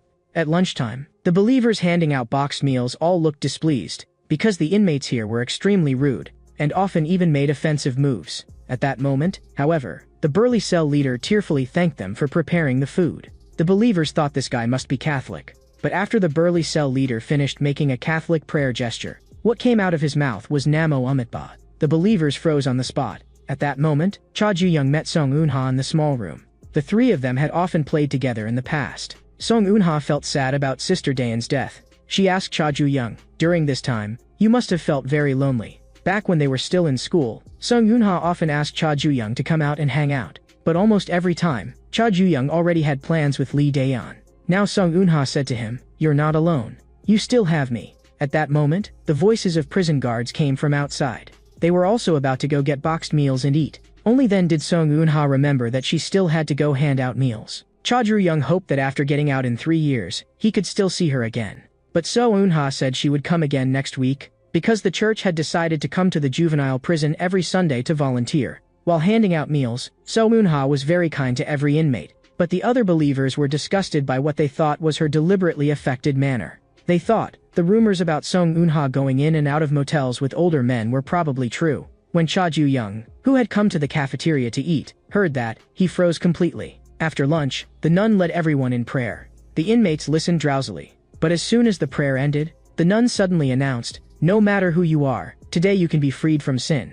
Only today, everyone is free." The girls walked onto the stage and began to dance provocatively. Some of the inmates watching from below were so worked up they could not hold it and wanted to go to the bathroom. After the performance ended, the girls returned to the changing room to change clothes. The two inmates who had wanted to go to the bathroom earlier were now hiding outside the door, eavesdropping. With nasty grins, they reached out, wanting to push the door open and peep. Cha Ju-young asked coldly, "What are you doing?" In the next second, the force of a punch smashed over. The two peeping inmates were knocked down instantly. But the one who made the move was not Cha Ju-young. The burly cell leader said in a low voice, "The seventh commandment, you shall not commit adultery. God will not forgive your kind of disrespect." The girls in the changing room also heard the commotion. So Eun-ha came out and asked Cha Ju-young, "What happened?" Then it was as if she saw something terrifying. She was so frightened that she immediately hid behind Cha Ju-young. A week later, Song Eun-ha's church came to the prison again to preach. At the same time, in the donation supplies storage room, Cha Ju-young, who was helping move goods, was already exhausted enough. He looked doubtfully at the three inmates in front of him holding knives. "What do you want?" Without saying a word, the three raised their knives and stabbed toward Cha Ju-young. But Cha Ju-young swung a box of bottled water and directly knocked them down. Then he sprayed the three with the bottled water that had been punctured. Cha Ju-young could tell that they were not the masterminds. He subdued the three with ease, and asked coldly, "Who sent you?" Hearing the noise, a prison guard opened the storage room door to check. With the light from outside, Cha Ju-young finally realized Song Eun-ha was also in the storage room. Song Eun-ha's outer clothing was scattered on the ground as well. She raised her hand and pointed at Cha Ju-young, and told the prison guard that she had been assaulted. Because of this, Cha Ju-young was thrown into solitary confinement for another 10 days. This time, even the prison guard could no longer show him favoritism, because there was Ministry of Justice surveillance in the solitary block. Cha Ju-young could not understand, why had Song Eun-ha said that? At the same time, in the prison parking lot, Song Eun-ha was actually meeting with Namgang Joseph. It turned out that Song Eun-ha had often used honey traps to scam men in the past, and Namgang Joseph had always been following her, calling himself a judge of heretics. Now, he was going to use Song Eun-ha to judge Cha Ju-young. In the solitary cell, Cha Ju-young was also repeatedly reconstructing what had happened. It was obvious that this whole thing had been a trap set by someone. Those three attackers had only been there to buy time. The real purpose was to use Song Eun-ha to frame him for rape. But at the very last moment, Song Eun-ha had regretted it. She changed her statement and told the prison guard that Cha Ju-young had saved her. But until the truth was clarified, everyone still had to be taken away first. Cha Ju-young could not understand who exactly had instructed Song Eun-ha, and why had she changed her story at the last moment. Cha Ju-young asked the prison guard, "Help me call someone over." At that moment, Namgung Joseph was gloomily questioning Song Eun-ha. "Why did you give up?" When Song Eun-ha said that she wanted to end the judgment, Namgung Joseph said in a low voice, "I have indecent hidden videos of you in my hands." If Song Eun-ha did not keep working for him as she had before, then something would also happen to her mother. Pushed to the limit, Song Eun-ha roared, "I'm calling the police, and your crimes." Her words were abruptly cut off by a scream. Namgung Joseph had decided that Song Eun-ha had already been infected by heresy. He was going to purify her immediately. And at that hour, there was basically no one in the prison parking lot. But just as Namgung Joseph was about to make his move, for some reason Cha Ju-young appeared there from solitary confinement. Looking at him, Namgung Joseph asked, "Can you wait a moment? I still have something to take care of here." Cha Ju-young directly pressed the bus door close button. Because now, he also had something to take care of. The person Cha Ju-young had asked the guard to call over was precisely that white-haired cell leader who had once said he wanted to help him. The white-haired guy was actually looking around enviously. "Your single solitary cell is pretty nice." But Cha Du-young had no time to talk nonsense with him, since the white-haired guy said he wanted to join forces and wipe out those dragons. "Then prove it first. Show me whether you're worth using." The white-haired guy fell silent for a moment. He asked Cha Ju-young, "How do you want me to help?" He could hardly wait to have some fun. Inside the bus, Cha Ju-young coldly warned Namgung Joseph, "Stay away from Song Eun-ha." But Namgung Joseph shamelessly said, "This is just a religious ritual." When his massive body pressed down, even the bus seat creaked from the strain. Cha Ju-young exploded forward in an instant. A heavy punch smashed hard into Namgung Joseph. "How dare you do that kind of thing to Song Eun-ha?" In Cha Ju-young's eyes, that kind of crime deserved to be chopped to pieces. But even after taking several punches, Namgung Joseph still stood upright. He sneered and praised Cha Ju-young. "Your punches are really accurate." It was Namgung Joseph's first time seeing someone whose every punch landed on a vital point, and he was even curious who had taught Cha Ju-young. Cha Ju-young kicked out again and replied coldly, "None of your damn business." But even after taking a hit to the chest, Namgung Joseph still did not budge in the slightest. He said in a deep voice, "I never learned how to fight from humans, because I already possess a body blessed by God." After a loud bang, Song Eun-ha covered her mouth in disbelief. Namgung Joseph, who called himself a messenger of God, was about to carry out his mission of judging heretics. During a summer Bible camp, Song Eun-ha had once confided her experiences to others. Because of the debts left behind by her father, she had been forced to separate from her mother. Song Eun-ha's wish was simply that one day she could live together with her mother. Namgung Joseph, who had attended the camp as well, heard all of this. Afterward, he approached Song Eun-ha alone and said that he could solve the debt problem. The condition was, help him judge heretics together with him, that is, carry out honey traps. If Song Eun-ha refused, something would happen to her mother. Now, Namgung Joseph was going to judge the heretic who had corrupted Song Eun-ha, Cha Ju-young. The next second, the back of his head was struck hard. Song Eun-ha swung her umbrella, trying to stop Namgung Joseph. But right after that, Cha Ju-young was violently flung away. Namgung Joseph slapped Song Eun-ha across the face. He had decided that Song Eun-ha had already fallen into heresy. He had to take action himself and purify her cleanly. But Namgung Joseph's body suddenly stiffened. The intense pain made him lose control instantly. In the next second, he spat out a mouthful of blood. Cha Ju-young frowned. "You know it yourself, don't you? Every hit you took was aimed at your vital points. Even a so-called body blessed by God can't withstand internal injuries like that." And the pain Cha Ju-young was feeling was nothing compared to the suffering Song Eun-ha had endured. Cha Ju-young grabbed the cleaning supplies on the bus. For a rapist like Namgung Joseph, whether by physical means or chemical ones, Cha Ju-young was going to castrate him completely. Namgung Joseph swung an entire row of seats at Cha Ju-young. His fist came crashing in right after it. Namgung Joseph dropped the act. This disgusting religious game ended here. But in the next second, Namgung Joseph felt another jolt in his chest. His internal injuries had already become severe enough to numb him. Cha Ju-young even kindly reminded him that if he moved again, his internal injuries would only get worse. Their fists slammed hard into each other's faces. Namgung Joseph couldn't understand it. His punch was clearly heavier, so why could Cha Ju-young still endure it? In the blink of an eye, the two exchanged several more blows. Namgung Joseph realized that his body was reaching its limit. In that case, he could only seize Song Eun-ha and use her as a hostage. Cha Ju-young sneered. That so-called God-blessed body ends up relying on hostage-taking to stay alive? The size difference didn't matter at all. Compared with that bastard father's body, this was nothing. Namgung Joseph finally collapsed, but he was still laughing. because he had filmed the entire process of Song Eun-ha helping him with honey traps. He was looking forward to seeing what expression Song Eun-ha's mother would have when she saw the videos. But at that moment, Cha Ju-young calmly recited the crimes Namgang Joseph had not exposed. 5 rapes, 9 attempted rapes, and 4 cases of sexual harassment. If Namgang Joseph dared touch Song Eun-ha's mother, Cha Ju-young would make all of it public. Want to threaten Cha Ju-young? He wasn't qualified. Cha Ju-young raised his hand and fired the taser into Namgang Joseph's crotch. He had already said it. He was going to castrate Namgang Joseph completely. Having been tossed himself, Cha Ju-young knew very well how to make sure a man would never get hard again for the rest of his life. At that moment, Song Eun-ha softly asked, "Are you okay?" Cha Ju-young asked her back, "If you were being threatened, why didn't you say so earlier?" Song Eun-ha hesitated and asked, "How did you know?" Actually, Cha Ju-young had noticed it from the details. Whenever Song Eun-ha wanted to say something but didn't dare, she would unconsciously twirl her hair. Cha Ju-young was annoyed with himself. He should have realized it sooner. He warned Song Eun-ha, "Don't ever do something this dangerous again."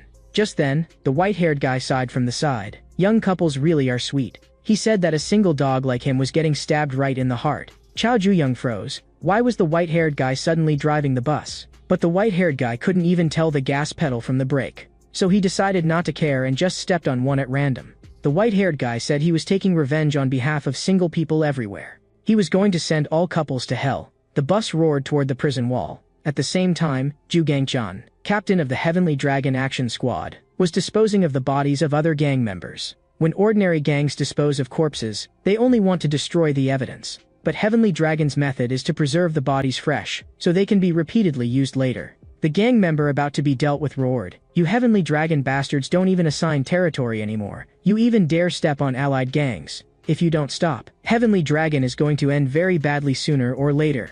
Ju Gang-chan only replied, "Then go watch it happen slowly from hell." After disposing of the body, Ju Gang-chan received a phone call. On the bus, Cha Ju-young couldn't tell what the white-haired guy was doing. If they kept driving forward, that would count as a prison break. But just as they were about to crash into the wall, the white-haired guy suddenly yanked the wheel. The bus fishtailed into a drift and slammed sideways into the wall. After confirming that Song Eun-ha was okay, Cha Ju-young turned and shouted angrily, "White hair, are you insane?" But the white-haired guy told them to run quickly, because with a commotion this big, the guards would be there any second. Afterward, the white-haired guy explained, "This way, everything could be pinned on Namgang Joseph. Since he had left without permission and evaded surveillance, there was no way he could explain himself." Now that the matter was wrapped up, it was time for Savior Whitehair to leave. With a wicked grin, he said, "The little couple should enjoy some time alone." Cha Ji-young told Song Eun-ha to hurry back, or the nun would get worried.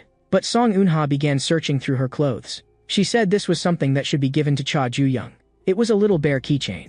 Not long ago, the three of them had still been fooling around together in front of a claw machine. But aside from the 3 bears Lee Daeon had won, the other 2 hadn't gotten a single one. 3 little bears, just enough for 1 each. Lee Daeon had once heard a saying, "As long as the token remains, no matter how far apart people are, they can still feel that they are together." And Lee Daeon had said, the more she looked at this little bear, the more it looked like her. Sung Eun-ha found it while sorting through Lee Daeon's belongings. She handed the little bear to Cha Ju-young, and then it was time for her to leave too. Song Eun-ha had more she wanted to say, but somehow could not get the words out. But in the end, she still loyally said, "If I confess next time, Sister Daeon, don't be mad." Back in solitary, Cha Ju-young felt a little helpless, because the white-haired guy had actually envied his private cell. So he had deliberately caused trouble and gotten himself sent to solitary too. Taking the opportunity, Cha Ju-young asked him, "How exactly did you get me out of solitary?" The guard had clearly said there were people watching this place. But the white-haired guy had not only obtained a taser, he also knew about Namgang Joseph's crimes. What Cha Ju-young wanted to know even more was, "Who exactly are you?" The white-haired guy said calmly, "That's a secret. Anyway, I've already proven my value." Then, according to their agreement, Cha Ju-young would cooperate with him. The white-haired guy immediately got excited and kept knocking on the wall. Cha Ju-young told him to say it now. "Exactly how are you going to help?" But from the solitary cell next door, only steady breathing could be heard. Cha Ju-young was speechless. Don't tell me this white-haired guy already fell asleep. At the same time, Yu Haewon, a heavenly dragon recruiter, arrived deep in the mountains, because Cha Gangryong's villa, Chanhwa Pavilion, was located there. Yu Haewon was puzzled. Why would the second-in-command of Heavenly Dragon live in a mountain villa instead of a high-rise in the city center? And Cha Gangryong had just finished exercising. Ju Gangchan was making tea for him at the side. After a brief exchange of pleasantries, Cha Gangryong asked Dru Gangchan, "What is it you need to report?" The moment he heard it was about the young master, Cha Gangryong's gaze instantly turned cold. Chanhua Pavilion was so vast it was like a city. Cha Gangryong walked to the artificial lake and told Zhu Gangshan to speak. Zhu Gangshan reported, after entering juvenile prison, the young master had clashed one after another with several cell leaders. The outcome was without suspense. The young master won every time and crushed several of heavenly dragon seeds. This speed was unprecedented, and Zhu Gangshan believed the young master's level was astonishing. Even the person Yu Heiwan had taken a liking to had been defeated by the young master. They had thought that as a father, Cha Gangryong would surely be pleased. But Cha Gangryong felt only disappointment. He was waiting for his son to bloom, but right now not even a bud had appeared. Cha Juyang was at most just a sapling desperately growing upward. As Cha Gangryong's son, he should not be only at this level. He had to find a way to make his son bloom ahead of time. In the prison, the inmates responsible for hauling garbage were grumbling nonstop. They said, might as well just burn this rotten prison to the ground. Nearby, Choi Yun-taek, the cell leader of room 37, let out a cold laugh. He told them, if you've got the guts, then try it. But they were only venting with their mouths. Seeing that these pieces of trash still dared to act so brazenly, Choi Yun-taek became even more annoyed. He had once personally beaten a teacher so badly he was seriously injured, just because the teacher talked too much. Now he beat up these loudmouth punks too. Someone from his cell reported Cha Ju-young's situation to Choi Yun-taek. Choi Yun-taek originally didn't want to bother with it, but Cha Ju-young was getting more and more arrogant, and it pissed him off. Back in cell 36, the inmates all dropped to their knees in unison to welcome the boss's return. While Cha Ju-young had been away, nothing much had happened in the cell. At that moment, he noticed that there was a new inmate in the cell. Gu Namin said, this newcomer is big, but kind of dumb, not really a bad person. At that moment, a guard informed cell 36, this afternoon, you're going out for outdoor labor. Raising venomous insects means locking various poisonous bugs in one jar and letting them devour one another. The one that survives at the end becomes the most poisonous bug of all. Juvenile prison is the jar where Heavenly Dragon raises poisonous insects. Cha Gangryong wanted his son to swallow even more and even stronger poison. He had already placed one extremely venomous bug inside. A guy ruthless to the extreme. Choi Yun-taek heard that Cha Ju-young's cell had outdoor labor duty. He had long had enough of Cha Ju-young's arrogant attitude. Choi Yun-taek didn't care about justification or no justification. Kill him first. Not long later, Cha Ju-young was lying in a corner covered in blood. Gu Na-min and Ma Jian were both shocked on the spot, but Cha Ju-young quickly stood back up again. As if he had merely taken a fall, he frowned and complained, this red paint splashed on my clothes is too hard to wash out. The inmates of cell 36, having finished their labor assignment, were all exhausted to the point of collapse. But as they walked back toward the cell, they saw the red paint on the ground again. Gu Na-min looked puzzled. Why would there be red wall paint here? But Cha Ju-young recognized it at a glance. It wasn't paint, it was blood. The cell leader of room 37, Choi Yun-taek, was actually lying in the corner drenched in blood. Cha Gangryong would wait for the day his son bloomed. But he also knew that before blooming, his son could die at any moment. If Cha Ju-young made even one wrong step, he would be uprooted immediately. That extremely venomous bug Cha Gangryong had put into the prison was now already lurking right beside his precious son. The other inmates were all discussing it. Who on earth did this? But Ma Jiam sharply felt that the newcomer was suspicious. Because during the outdoor labor earlier, the new inmate had disappeared for a short while. And when he came back, there had still been a bit of blood stuck to the sole of his shoe. Just then, Gu Nanmin cried out and pointed at the newcomer. Because the newcomer's body was covered with bruises and knife scars, the newcomer scratched his head and said softly, my dad did this. At the side, Cha Ju-young's face immediately darkened. Back in school during PE class, every time Cha Ju-young changed into gym clothes, it would draw whispers from his classmates. The scars on his body made him endure those contemptuous looks again and again. That feeling was truly disgusting. After labor ended, the people of room 36 were taking showers. When Cha Ju-young saw that the new inmate had no shampoo, he handed him his own. The new inmate frowned. Are you pitying me? Cha Ju-young shot back. Do you think I've had such a good life that I'm in any position to pity anyone? The lives of both of them were filthy to begin with, and miserable to begin with too. Cha Ju-young urged him, hurry up and finish washing. When the new inmate finished, only Cha Ju-young was left in the shower room. Staring at him, Cha Ju-young asked, don't you think it's strange? Why would two people who've never met have exactly the same scars? Before the new inmate could answer, Cha Ju-young grabbed him by the throat. Because Cha Ju-young knew, this absolutely could not be a coincidence. These scars were clearly left by that man.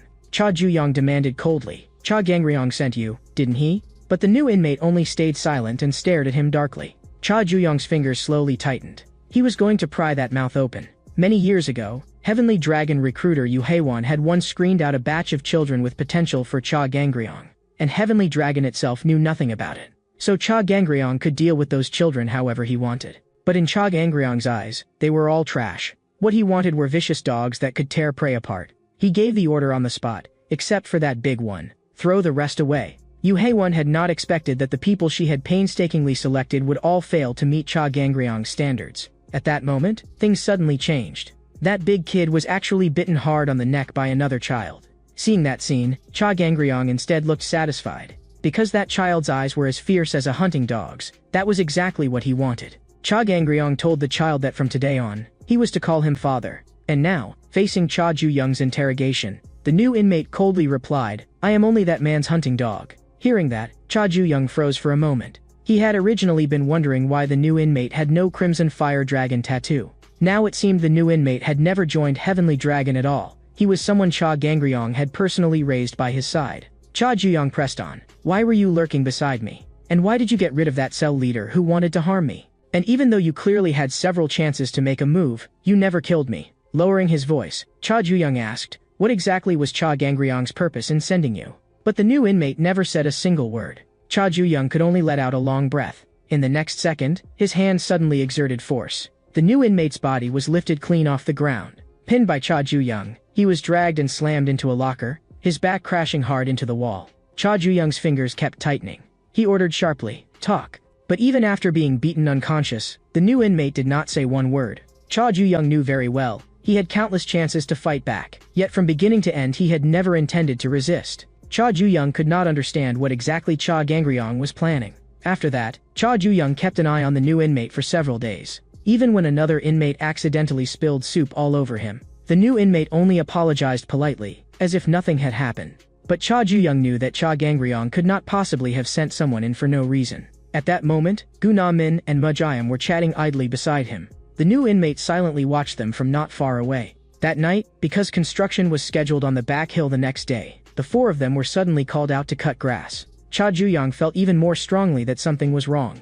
The sickles for cutting grass flashed coldly through the weeds. The new inmate suddenly asked Ma-jayam, "Are you close with Cha Ju-young?" Before Ma-jayam could answer, the new inmate stabbed straight at his vital point. Gu Na-min saw that the grass there was too dense and was just about to go help, when in the next second, Cha Ju-young heard a scream. He immediately rushed toward the sound. But Cha Ju-young was still one step too late. Looking at him, the new inmate asked, "Do you understand now? The reason that man sent me to your side."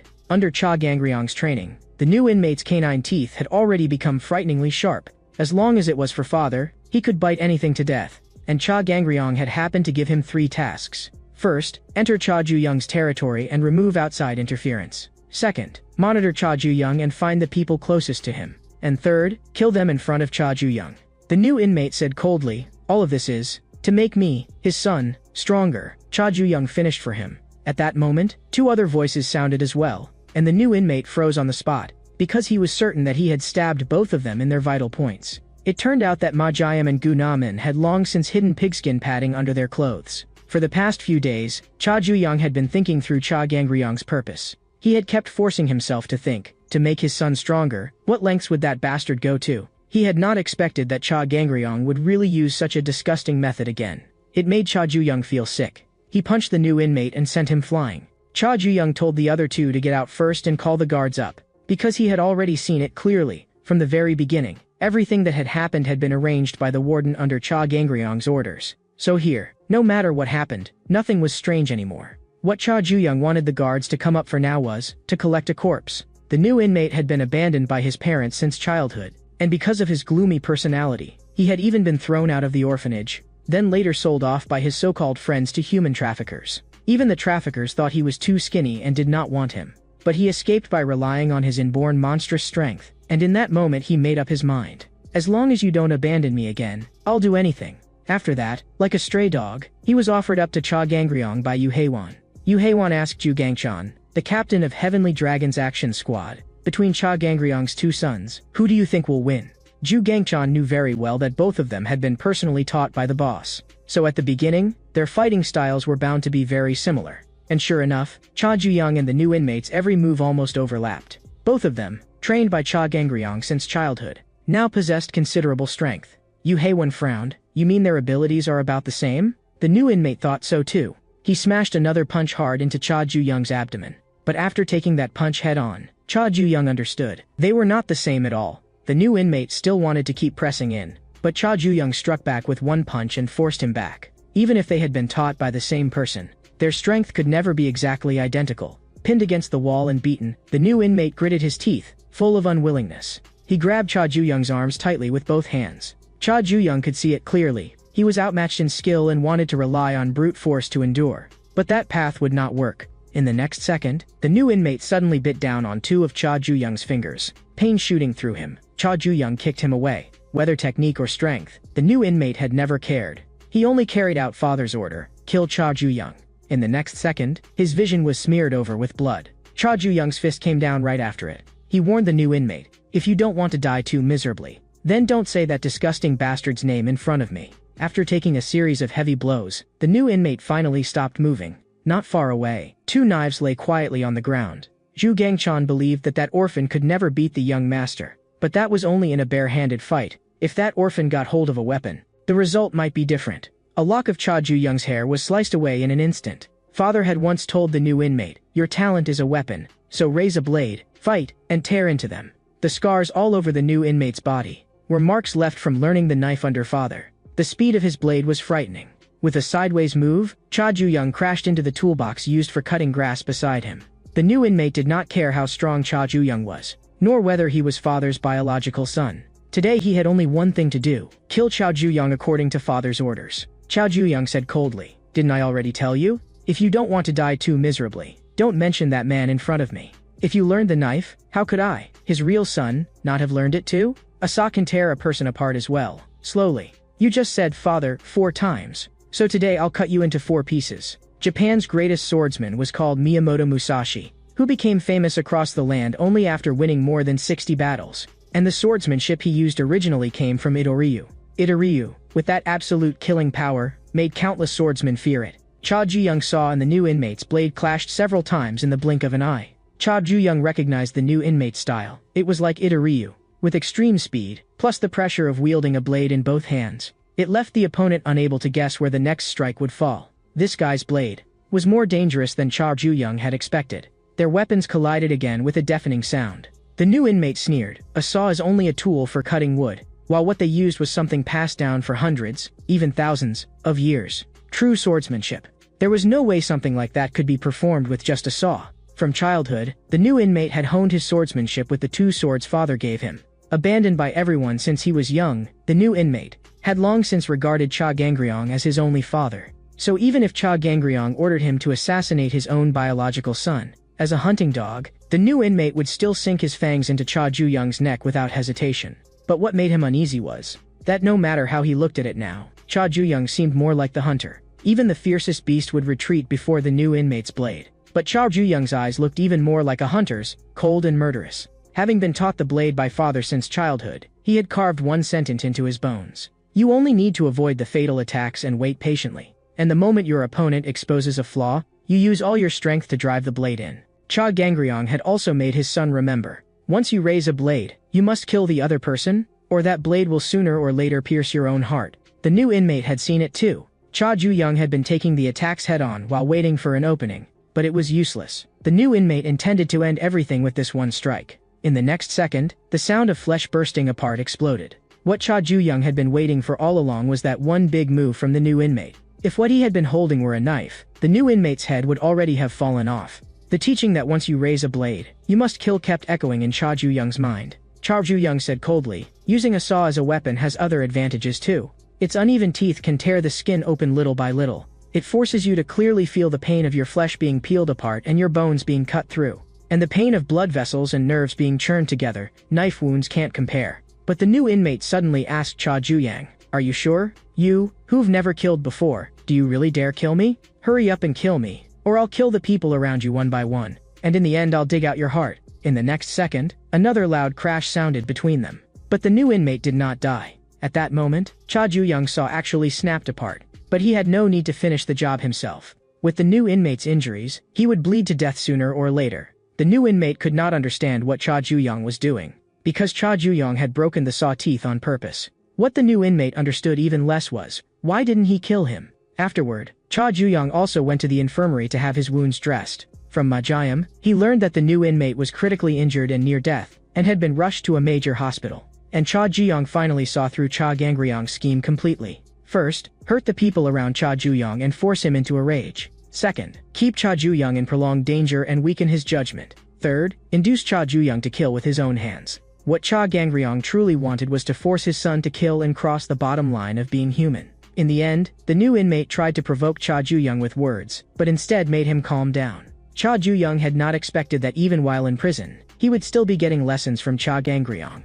The only thing he would ever do according to Cha Gangryong's wishes was take control of this prison. From now on, Cha Juyong had to break free from Cha Gangryong's control. At the same time, no one knew where the ambulance was taking the new inmate. In the past, he had seen with his own eyes how father abandoned hunting dogs that failed their missions. Terrified of being abandoned, the new inmate suddenly ripped out the 4-needle from his body. He did not want to go back like this, only to be discarded by father. But no matter what he did, the ambulance door would not open. In the next second, a cold chill touched his vital spot. Zhu Gangchan said coldly, "A dog that tries to bite through its chain can only be executed on the spot." He asked the new inmate, "Any last words?" But the new inmate thanked Zhu Gangchan instead, saying thank you for killing me before I was abandoned. After dealing with the corpse, Zhu Gangchan called Cha Gangryong. When he learned that his son still had not killed anyone in the end, Cha Gangryong suddenly burst into laughter. He muttered in a low voice, "Raising a child, he really doesn't listen to his parents." Cha Gangryong decided to properly educate his son one more time. Just then, the juvenile prison called again. On the other end, the warden shouted anxiously, "Your son has caused trouble." For a moment, Cha Gangryong did not understand. At that very moment in the prison, Cha Juyong was stirring up trouble everywhere. He had somehow offended every single cell leader all at once. The warden threw Cha Gangryong some bad news. This time, Cha Juyong might really die. One winter day more than 10 years ago, Cha Gangryong was still smuggling arms with the Russian mafia. To avoid federal surveillance, he had to go to eastern Siberia for a secret deal. But when Cha Gangryong arrived at the agreed location, all that remained was devastation and the corpses of mafia members. Then, an adult brown bear lunged at Cha Gangryong. In that instant, he was filled with fear. That was why Cha Juyong had always been curious about where the bear skin at home had come from. Cha Gangryong said in a low voice, "I killed that bear with my bare hands." Of course Cha Juyong did not believe him. How could a human possibly subdue such a beast barehanded? Cha Gangryong told his son, "If you knew how to use that, you could do it too." Before his son entered his first year of high school, he intended to force that ability into him. It was the only way to break through human limits, over heart. Cha Juyong knew very well that Cha Gangryong wanted to keep him locked within a safe range and make him stronger in his own way. But Cha Juyong would rather die than be controlled by that man. So he decided to create the situation Cha Gangryong hated most. Cha Juyong stuffed all the cell leaders' money into the washing machine. The other inmates immediately rushed forward, trying to catch him and drag him before the cell leaders to claim credit. But Cha Juyong's target had never been these people. He coldly told them, "Call all the cell leaders here." That arrogant tone instantly lit everyone's anger. But they were too weak. Cha Juyong took them all down in just a few moves. Yet outside the laundry room, another large wave of inmates quickly came flooding in. But to Cha Juyong, no matter how many pieces of trash there were, they were still trash. What he wanted was something more dangerous. This level was far from enough. The white-haired guy who had helped Cha Juyong steal the money crawled out of the washing machine with a wicked grin. He knew that if things went on like this, the other cell leaders would never keep playing dead. The white-haired guy was curious. What exactly was Cha Juyong trying to do, and how did he plan to end this? This completely unreadable turn of events was driving his curiosity insane. Cha Juyong came to the yard and began waiting. Before long, all the other cell leaders had arrived as well, because all of their money had been taken by Cha Juyong. If this kept up, unable to pay tribute, the shop operations in their hands would shut down one by one. Gu Na Min and Ma Jiam could not understand at all what Cha Juyong was trying to do, because he was now essentially declaring war on the strongest force in this prison. Kim Min-cheol, the leader of Room 1, gave Cha Juyong one chance to explain himself. Cha Juyong only replied calmly, "I don't need one." So the other cell leaders immediately gave the order, "Deal with this man who had disrupted the order at once." The one and only method Cha Gangryong had instilled in his son to surpass human limits was called over heart. Over as in transcendence, heart as in emotion, using emotion to shatter the limit. Cha Gangryong said it was a state that could make most human abilities leap upward in an instant. As soon as he finished speaking, he slammed a punch into the ground. That was the last lesson Cha Gangryong gave his son. At this moment, Cha Juyong faced the fist smashing toward him. He slowly let out a breath, and in the next second, with a single blow, he smashed the two cell leaders charging at him straight into the ground. Everyone was dumbfounded, because Cha Ju-young had instantly taken down two opponents at the cell leader level. Even the white-haired guy could not help but murmur in astonishment. He had originally been wondering, after making the situation this huge, how was Cha Ju-young going to get out of it? But it turned out Cha Ju-young had never planned to run. He was going to use the very power Cha Gangryong had forced into him to tear himself free from his control. In America in 2003, an ordinary mother lifted an entire car with her bare hands to save her daughter trapped underneath it. In North Korea in 1979, an ordinary person, driven by the desire to escape dictatorship, swam for 12 hours through freezing seawater. In an African tribe in 1732, a warrior kept thrusting his spear for 47 seconds even after his heart had stopped, until the enemy tribe was completely annihilated. Now and then, this world produces phenomena that break through human limits. Those are neither coincidences nor miracles, but emotions swollen to the extreme, directly rewriting the body. To enter over heart is the only way to transcend the biological limits of the human species. And at this moment, the only emotion filling the heart of Cha Ju-young, who had entered over heart, was raging fury toward his father, Cha Gangryong. Cha Ju-young would rather die than use this ability, because to maintain this state, Cha Gangryong's face had to keep appearing in his mind. That disgusting image made Cha Ju-young want to vomit. Ryu Hyun-soo, the leader of Room 12, shouted angrily, "What are you muttering about? Quit acting so full of yourself." Having grown up alone since childhood, he hated hearing other people laugh more than anything. He had merely taught a lesson to those noisy brats, and everyone had treated him like a demon. Cha Ju-young threw a punch, and Ryu Hyun-soo was instantly blasted backward, crashing heavily to the ground. Cha Ju-young did not care what anyone else had gone through. Lee Jun-hyuk, the leader of Room 19, who was holding a knife, had already quietly set his sights on Cha Ju-young's Achilles tendon. He was obsessed with the sound of tendons tearing and ligaments twisting. The moment that sound rang out, it was enough to make Lee Jun-hyuk tremble with excitement. Ever since childhood, he had been called a genius because of his abnormal sensitivity to sound. But in the next second, that genius was kicked flat by Cha Ju-young, and even the knife in his hand was snapped into two pieces. Cha Ju-young did not want to waste any more time, so Ryu Cheol, the leader of Room 7, stepped forward as he wished. Ryu Cheol intended to end this farce with his own hands. Ryu Cheol had never lost in his life. To protect the people around him, he had no choice but to win. But today, he had to taste defeat. Ryu Cheol was far inferior to Cha Ju-young. The twin leaders of Rooms 12 and 13 immediately lunged at Cha Ju-young next. Even when they were still swaddled infants, they could already see disgust in their mother's eyes. That icy gaze turned into cruel abuse as time passed. Cha Ju-young took down the twins with a single strike. What he hated most was hearing anyone mention family in front of him. From the rooftop, the white-haired guy watched all of it. He had not expected Cha Ju-young to have a hidden trump card like this. Hong Se-jun, the leader of Room 17, charged excitedly toward Cha Ju-young. He swung both ways and was a complete freak, but in the next second, that freak was slammed straight into the ground by Cha Ju-young. The last man praised Cha Ju-young, strong enough for him, a heavenly dragon man, to treat with respect. Cha Ju-young had not expected that the last one standing would actually be someone from Heavenly Dragon. Then let's have a real fight. Sunlight broke through the clouds and shone down. Cha Ju-young had already taken down 9 cell leaders, but even this speed was slower than he had expected. The absurdity of the scene was so great that even the warden wondered if he was watching a movie being filmed. Right now, Cha Gangryong only wanted to confirm one thing. Had his son been hurt? Just then, Cha Ju-young strode viciously up to the warden. He snatched the warden's phone away, then greeted the father he had not spoken to for so long. The white-haired guy on the rooftop could not help applauding. After watching a scene like this, he was worried he might never again feel that kind of dopamine-exploding thrill. Though of course, that only meant not in this prison. On the other end of the phone, when Cha Gangryong heard his son's voice, he actually asked like an ordinary father, "Are you eating well?" Cha Ju-young said lightly, "The prison food suits my taste better than I expected. There's hot water here, and they let us exercise on schedule. I'm actually more comfortable in prison than I was at home. I should even thank you for the gift you sent. It's made my unchanging days a little less boring." Cha Gangryong fell silent for a moment before saying, "As long as you're doing well, I'm relieved." But he immediately demanded, "Why did you impulsively cause trouble?" Cha Ju-young answered bluntly, he simply wanted to break free from the prison controlled by Cha Gangryong. He already knew about that place. Cha Ju-young told his father he had better enjoy life while he still could, before Cha Ju-young came looking for him. Afterward, the warden flew into a rage. "What are you guards even for? So many of you, and you still couldn't stop one person?" This incident had grown far too large. There was no way to suppress it. The warden understood that this prison could no longer hold Cha Ju-young. He had no choice but to send Cha Ju-young to that place. The warden did not want to do that either, because he was afraid Cha Gangryong would go completely mad if he found out. After all, no parent would willingly send their child to a place like that. Back in the cell, Cha Ju-young treated the other inmates to a luxurious feast. He gave his books to Gunaman. With Gunaman's brains, if he studied seriously, he might really get into college. Cha Ju-young then handed letter paper and a notebook to Ma-jayam.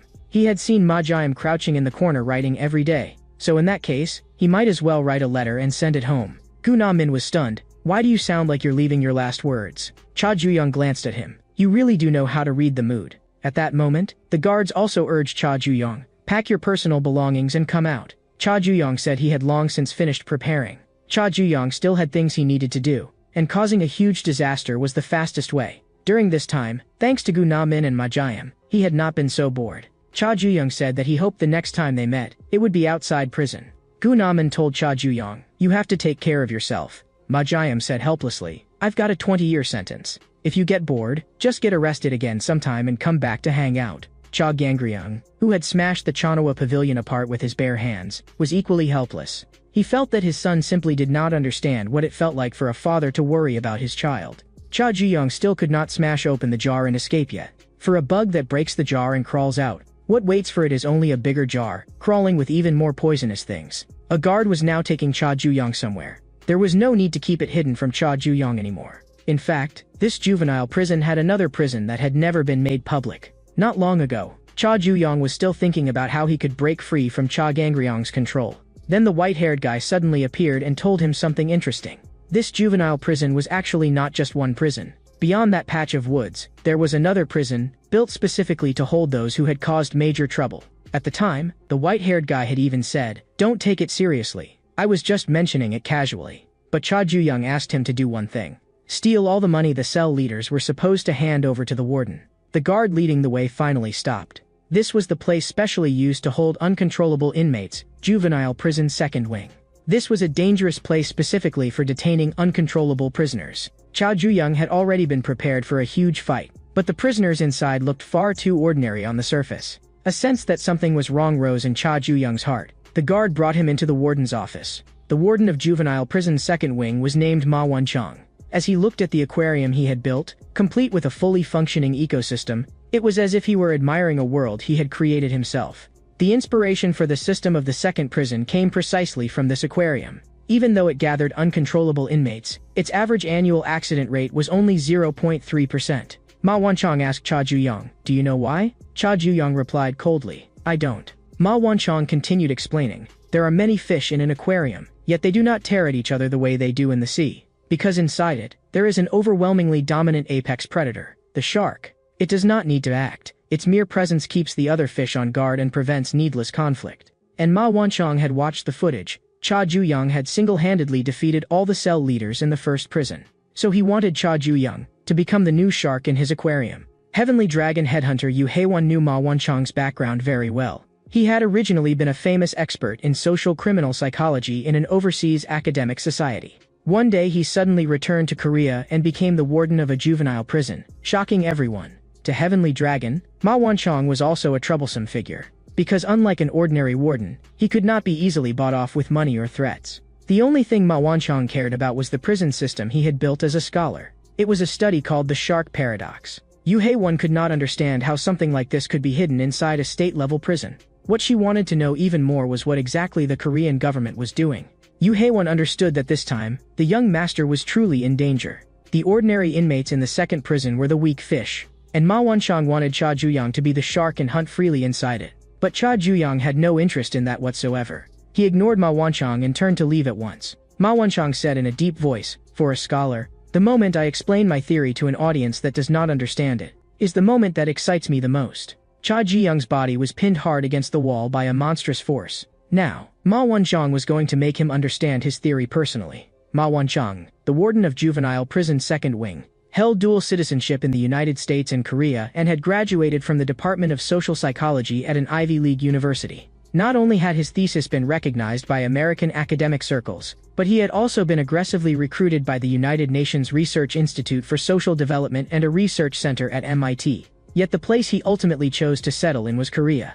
Ma Wanchong had only one condition: to establish Juvenile prison's second wing. He wanted to turn dangerous youths, ones even South Korea's current laws could hardly deal with, into subjects for social correction experiments. This was an extremely dangerous undertaking, and the reason the Korean government approved this absurd plan was not only because of his academic achievements, but also because he had the raw ability to subdue violent criminals with his bare hands in emergencies. Ma Wanchong, who had once served in the United States Army Special Operations Forces, at this moment very much wanted to know what kind of shark Chow Ju-young would be. He threw a punch down, and a thunderous crash erupted. Fortunately, Chow Ju-young broke free from the restraint in the final second. Ma Wanchong's curiosity could no longer be contained. He wanted to dissect and analyze Chow Ju-young personally. There were already 4 sharks imprisoned in this prison, and according to Ma Wanchong's own definitions, he had already assigned each of them a species. So what he wanted to know even more was, what kind of shark the 5th one, Chow Ju-young, would be. Ma Wanchong's movement suddenly paused.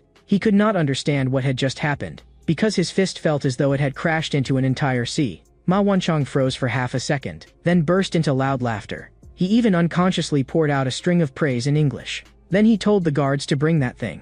He had originally wanted to call the Special Management Class Sharks, but had not received approval from his superiors. And this black name tag was the symbol of the Special Management Class. In this prison, black name tags held absolute authority over ordinary white name tags. Ma Wanchong knew very well that he had attacked 21 times in total, and Chow Ju-young had had even more chances to counterattack than that. That attitude of completely not taking Ma Wanchong seriously fascinated him.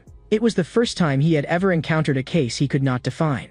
Ma Wanchong decided to observe patiently for now and wait for Chow Ju-young to reveal his true nature himself. At the same time, the inmates in a certain cell also heard that a new shark was coming in. 2 of the inmates were quietly discussing how to strike first and get rid of the shark. But the moment Chow Ju-young stepped into the cell, the inmate Otae-san immediately came over fawning like a dog. Another inmate, Jong Un-soo, even dropped to his knees on the spot and frantically begged Chow Ju-young not to kill him. Chow Ju-young frowned. These were the ordinary fish the warden had spoken of.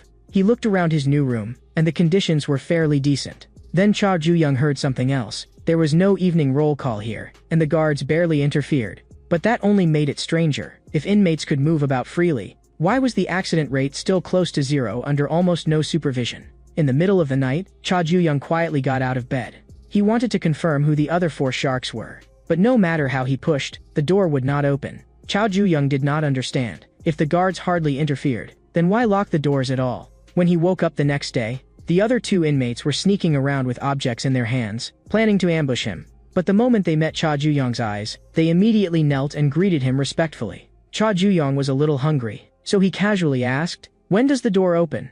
Otae-san was stunned. The door already opened a long time ago. It turned out that the prison doors opened and closed automatically at fixed times. Once the doors opened, the inmates possessed freedom. At the same time, someone came to the first prison to meet Park Jung-chan. Ever since Park Jung-chan had been brutally beaten by Chow Ju-young, he had started keeping an eye on him. He noticed that most of the people Chow Ju-young picked fights with and attacked were members of Heavenly Dragon.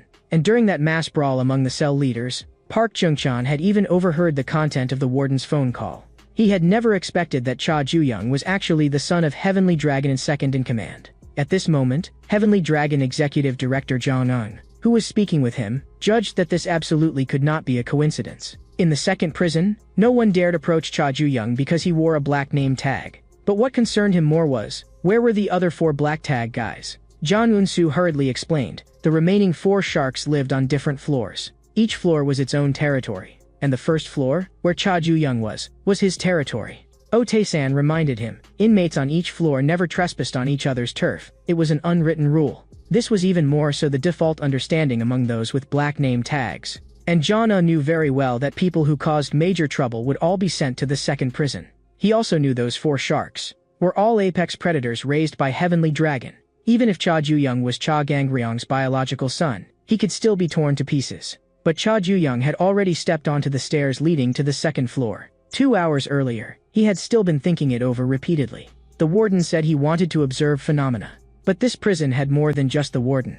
Even the guards left the inmates almost completely alone. If that was the case, then how exactly was the warden supposed to observe anything? But in reality, Chow Ju-young's every move was under surveillance. Ma Wanchong was watching and taking notes at the same time. It had been 38 hours and 56 minutes since the new shark entered the aquarium. So far, no abnormal behavior had appeared. This was clearly different from the previous sharks. Cha Ju-young's behavior was excessively ordinary, and it was precisely because he was so ordinary that Ma Wanchong found him special. At that moment, Han Sue, the second prison's administrative manager, looked at the tie stained by coffee and asked whether it should be cleaned. Ma Wanchong told her to take it to be washed, and also to bring him another cup of low-fat milk. At that moment, Han Sue glanced at the desk, where Cha Ju-young's file was lying. At the same time, the other 4 sharks also heard about the appearance of the 5th shark. All of them wanted to know, what kind of trouble had this newcomer caused? Not long after, at the fencing hall outside the prison, Executive Director Jang Eung defeated his opponent with a dazzling offensive display. Han Sue, who was passing by on outside duty, praised him. That was truly a splendid match. As one of Ma Wanchong's trusted aides, she was actually also a member of Heavenly Dragon. Without Ma Wanchong's knowledge, Han Sue had stolen Cha Ju-young's file. The second prison was a place completely cut off from the outside world. It held young and promising people whom Heavenly Dragon had not yet had the chance to sort into factions. Jang Eung had placed Han Sue there precisely to seize opportunities to recruit them. He had not expected to pick up an unexpected gain as well. Cha Gangryong was Heavenly Dragon's eternal number 2. Jang Eung could completely guess the purpose behind his secret actions. To use his son to climb to the top of Heavenly Dragon. At last, Jang Eung had seized Cha Gangryong's weakness. He intended to personally drag both father and son down. Under normal circumstances, sharks would not kill one another, because even if one fought a bloody battle and swallowed its opponent, it would still be left with fatal wounds and immediately be targeted by the next one. But by the time Cha Ju-young arrived at the broadcasting room, he had already heard from Ote-san that the other 4 sharks were all members of Heavenly Dragon. In the next second, a harsh burst of static rang through the prison broadcast system. Cha Ju-young made sure all the sharks heard him clearly. "I'm Cha Ju-young from the 1st floor. Also, I am the son of Cha Gangryong, Heavenly Dragon's second-in-command. That means, as long as you take me down, you'll receive a very high evaluation within Heavenly Dragon. So come on, come hunt me." This aquarium called the second prison looked calm on the surface, but underneath, its tension was maintained by the balance among the sharks. Cha Du-young intended to shatter that calm with his own hands, and he did not care even if he became the prey himself.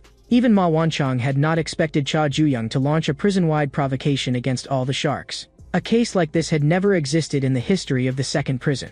Ma Wanchong was so excited he felt cold all over. He eagerly anticipated what kind of upheaval the new shark would bring.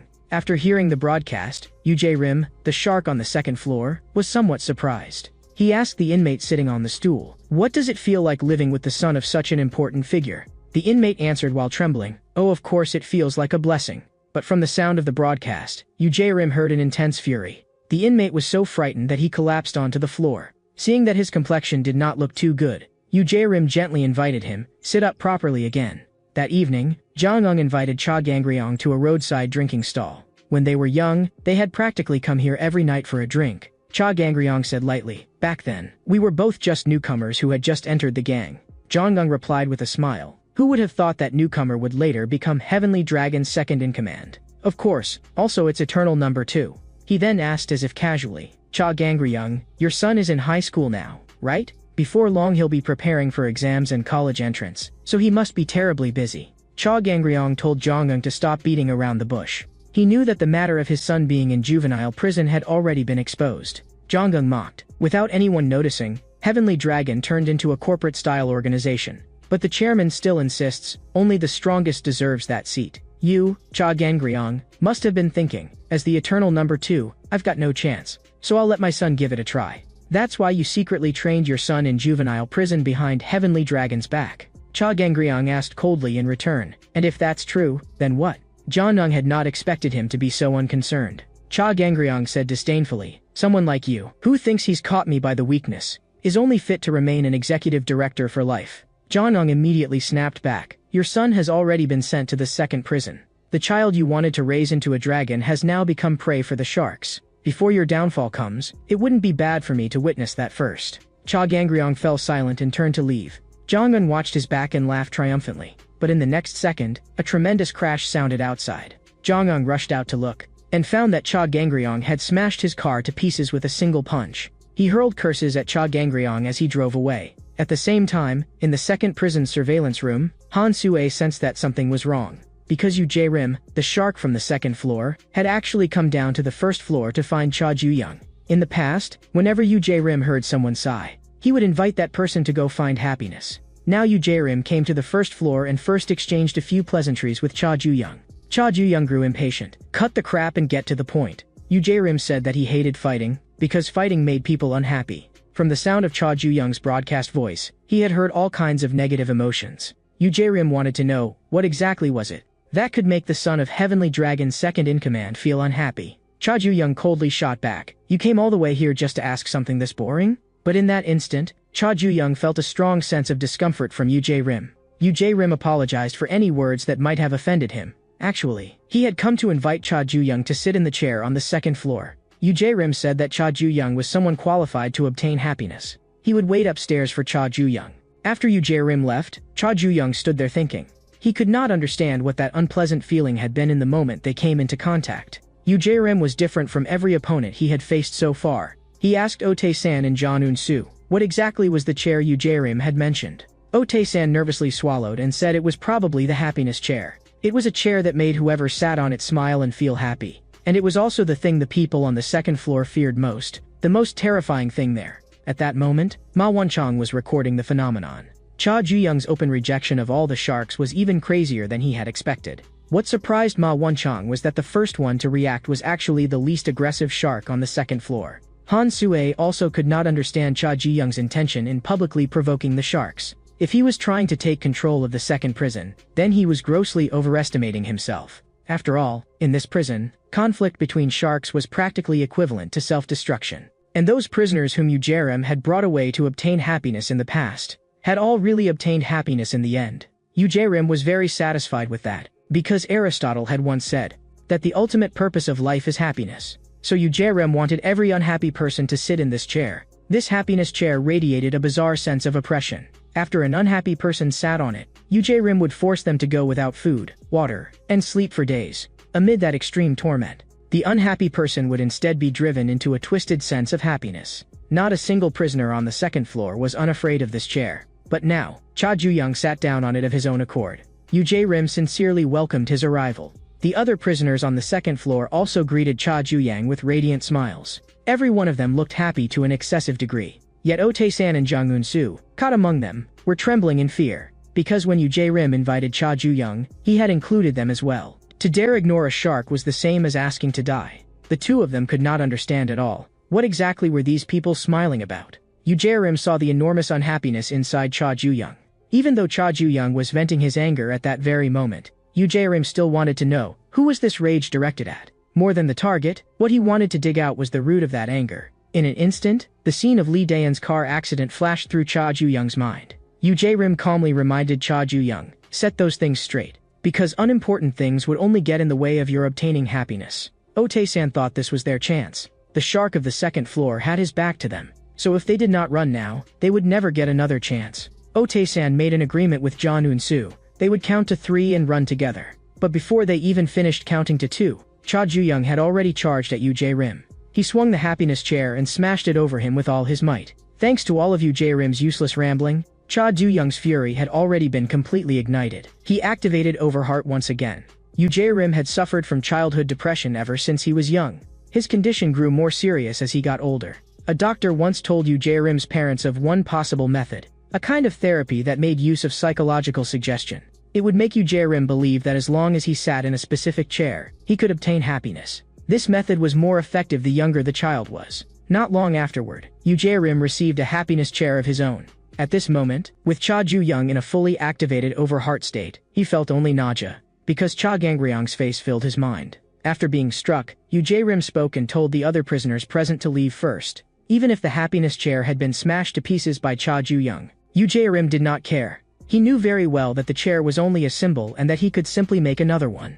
Cha Ju-young had not expected him to be this calm. Yu Jae-rim said evenly that he would not develop negative emotions over something so trivial. He asked Cha Ju-young in return, do you want to try talking to the person who triggered your anger? For example, the things you could not say, or did not have time to say. Cha Ju-young said in a low voice, shut up. Yu Jae-rim looked at him as if he had understood something.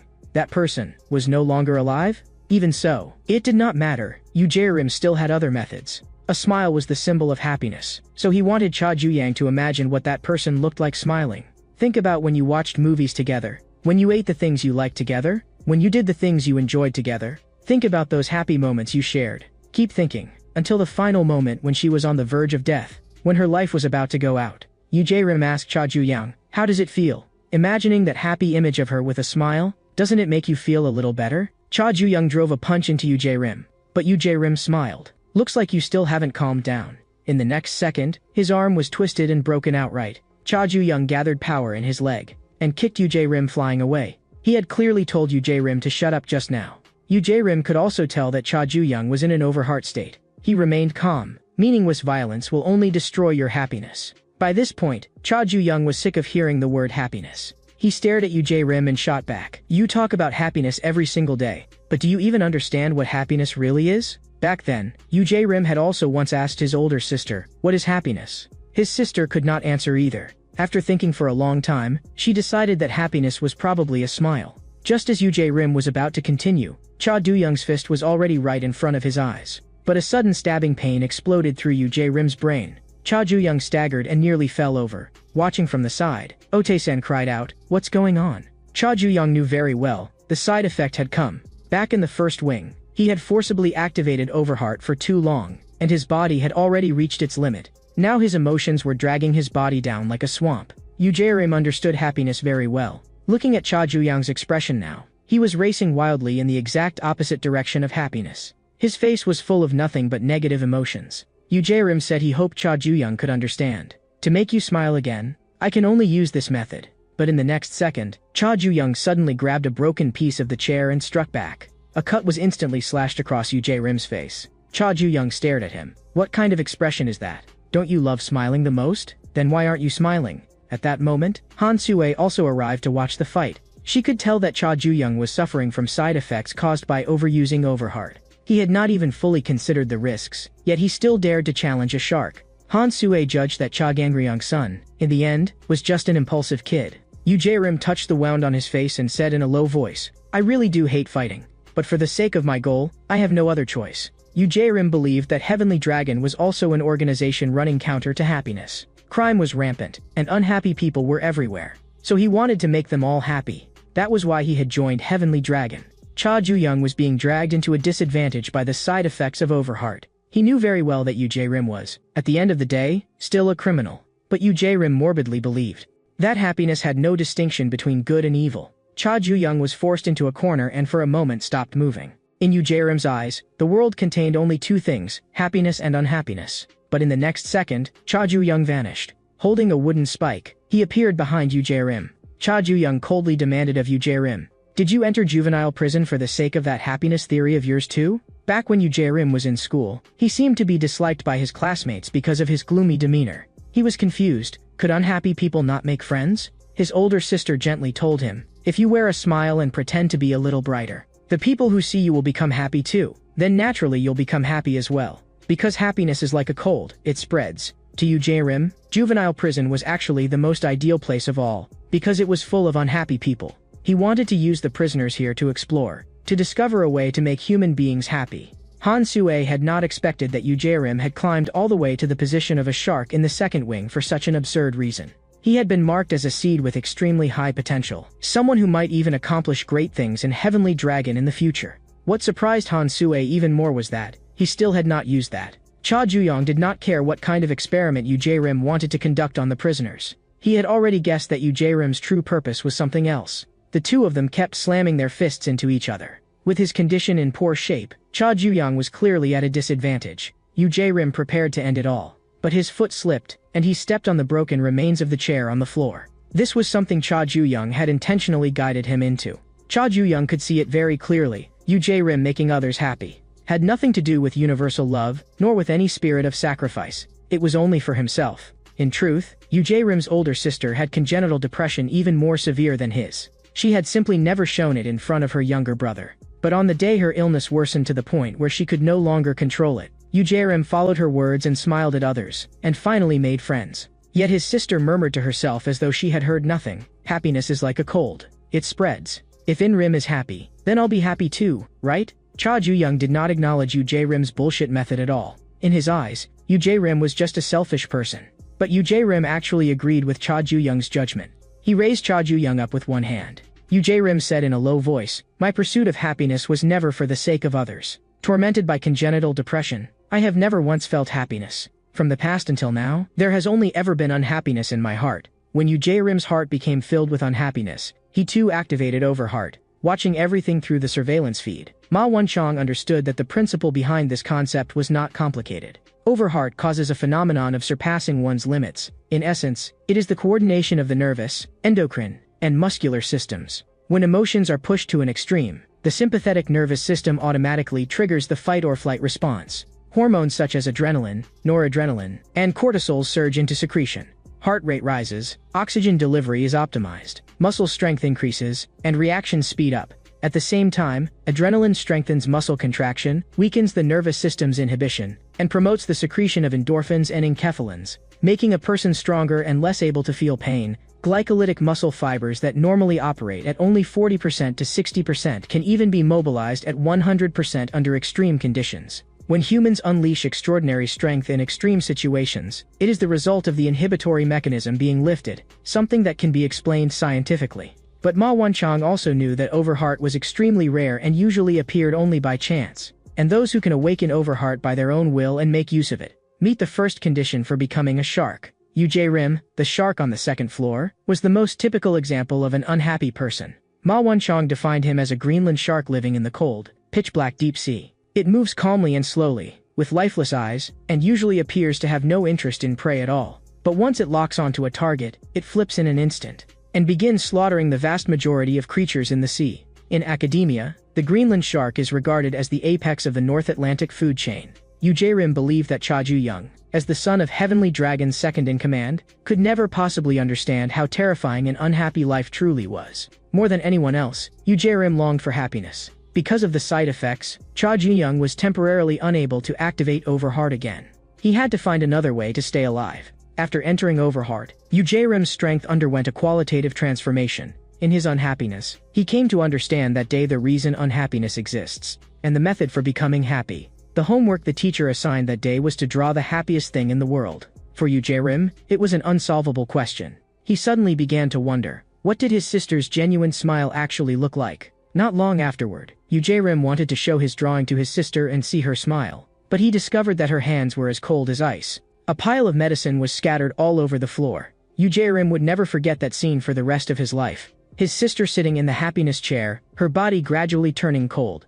That sister who was more unhappy than Jaerim and who longed for happiness more than anyone else. At the moment she left this world, there was actually still a smile on her face. Jaerim defined that moment as the happiest image in the world. From that day on, he understood another way of seeking happiness. Just as darkness is needed to see light, and war is needed to make people long for peace, it is precisely because unhappiness exists that humans come to understand what happiness is. Cha Ju-young frowned. Why are you suddenly talking philosophy to me? He threw a heavy punch straight at Jaerim. Easily catching the punch, Jaerim continued, my sister was the most unhappy, so she attained the greatest happiness. I'm the same, so if anyone dares get in my way, I can only kill him. Taking the attack head-on, Cha Ju-young said coldly, your happiness has nothing to do with me. All I feel is that your nonsense is disgusting as hell. Cha Ju-young put strength into his hand, preparing to end the fight, but Jaerim caught him in return. Jaerim in Overheart state was absurdly strong. He wanted Cha Ju-young to keep sinking in those negative emotions that ran counter to happiness. As Cha Ju-young passed out, his consciousness fell into a space filled with inertia. His body could not move, had no sensation, and even his consciousness was gradually growing blurry. Cha Ju-young asked himself, am I just going to keep sinking like this? At that moment, he suddenly felt a burst of warmth. Li Daeon actually appeared in the depths of his consciousness. Ma Wonchong watched the entire fight through the monitor. The duel truly was shocking, but it held no research value whatsoever. What Ma Wonchong had originally hoped for was an astonishing scene that could break the framework. Cha Ju-young's performance left him quite disappointed. Ma Wonchong began to suspect, maybe that guy did not even qualify as a shark. Deep within his consciousness, Cha Ju-young saw Li Daeon again. Like an old friend reunited after a long separation, Li Daeon asked him whether he had been doing well lately. Cha Ju-young's nose stung. He still forced a smile and said, I've been doing well. But Li Daeon's expression instantly changed, and she coldly demanded to know what right he had to be doing well. I'm shivering all alone underground in the cold and the dark. What gives you the right to still be doing so well? I died, and it was obviously all because of a bastard like you. Li Daeon's body began to twist and distort, and in the end it turned into the terrifying face of Cha Gangryong. He said to Cha Ju-young, I killed that child, and it was all for your own good. Cha Ju-young wished he could kill him right now. But Cha Ju-young's body suddenly sank downward. Cha Gangryong repeated once again the words he had spoken back then. If you want to kill me, your father, then go and take control of this juvenile prison. Just as Ma Wanchong was about to get off work, he was suddenly stopped by a voice. He could not believe it. Cha Ju-young had actually stood up again. Yu Jae-rim could not understand what Cha Ju-yang was doing. By all logic, the risks of overheart combined with accumulated injuries should already have drained Cha Ju-young's stamina dry. Staring at him, Yu Jae-rim could not help but ask, "What is letting you keep standing?" He seized Cha Ju-young tightly once again. But to his surprise, Cha Ju-young, who should have collapsed, actually held on. In the next second, Yu Jae-rim took a heavy blow to the jaw. Cha Ju-young still had things to do, so he absolutely could not fall here. He entered the anger-driven overheart state once more. Yu Jae-rim did not have time to react at all before his waist was struck by another punch. The terrifying force sent his whole body spinning as he flew backward. Ma Wanchong had never seen this phenomenon in any paper or report. A shark whose body had been bitten apart and left on the verge of death had actually begun hunting again. It practically defied the laws of nature. Ma Wanchong began to look forward to just how far Cha Ju-young could go. Yu Jae-rim also could not fall here. Until he found true happiness, he would never stop. He entered the unhappiness over heart state again. But the Cha Ju-young who had stood back up was terrifyingly powerful in both speed and strength. Yu Jae-rim was stomped straight down into the floor. But Yu Jae-rim did not want it to end like this. He had to push Cha Ju-young to the very end of unhappiness. But at that moment, Yu Jae-rim suddenly felt an emotional pressure so terrifying it reached the extreme.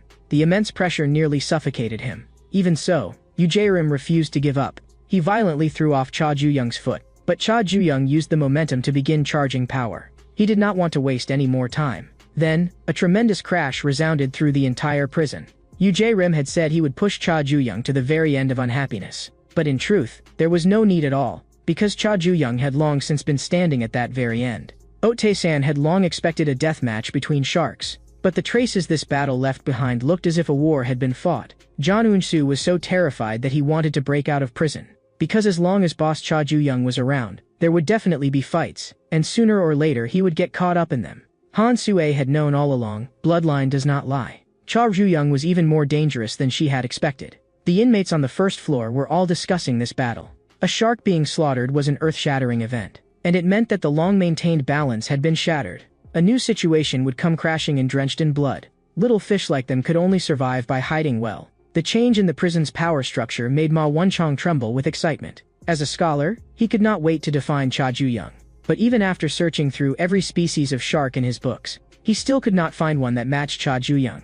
Ever since obtaining his doctorate, this was the first time he had been so curious he was almost going mad. The aquarium that had once been calm had begun to stir with waves, and a new wave required new individuals to maintain the ecosystem. The more individuals there were, the higher the probability that Ma Wanchong would observe diverse phenomena. He began to consider, should he release some new individuals into the second prison? In Juvenile Prison First Wing, Ma Jiang was still practicing non-stop. Books related to fighting were piled all around him. A juvenile prison was already more dangerous than the outside world. Ma Jiang understood that no one would come to protect him. He would not repeat the same mistake or walk the same path again. Ma Jiang had made up his mind that he had to train. He had to become strong enough to survive in juvenile prison.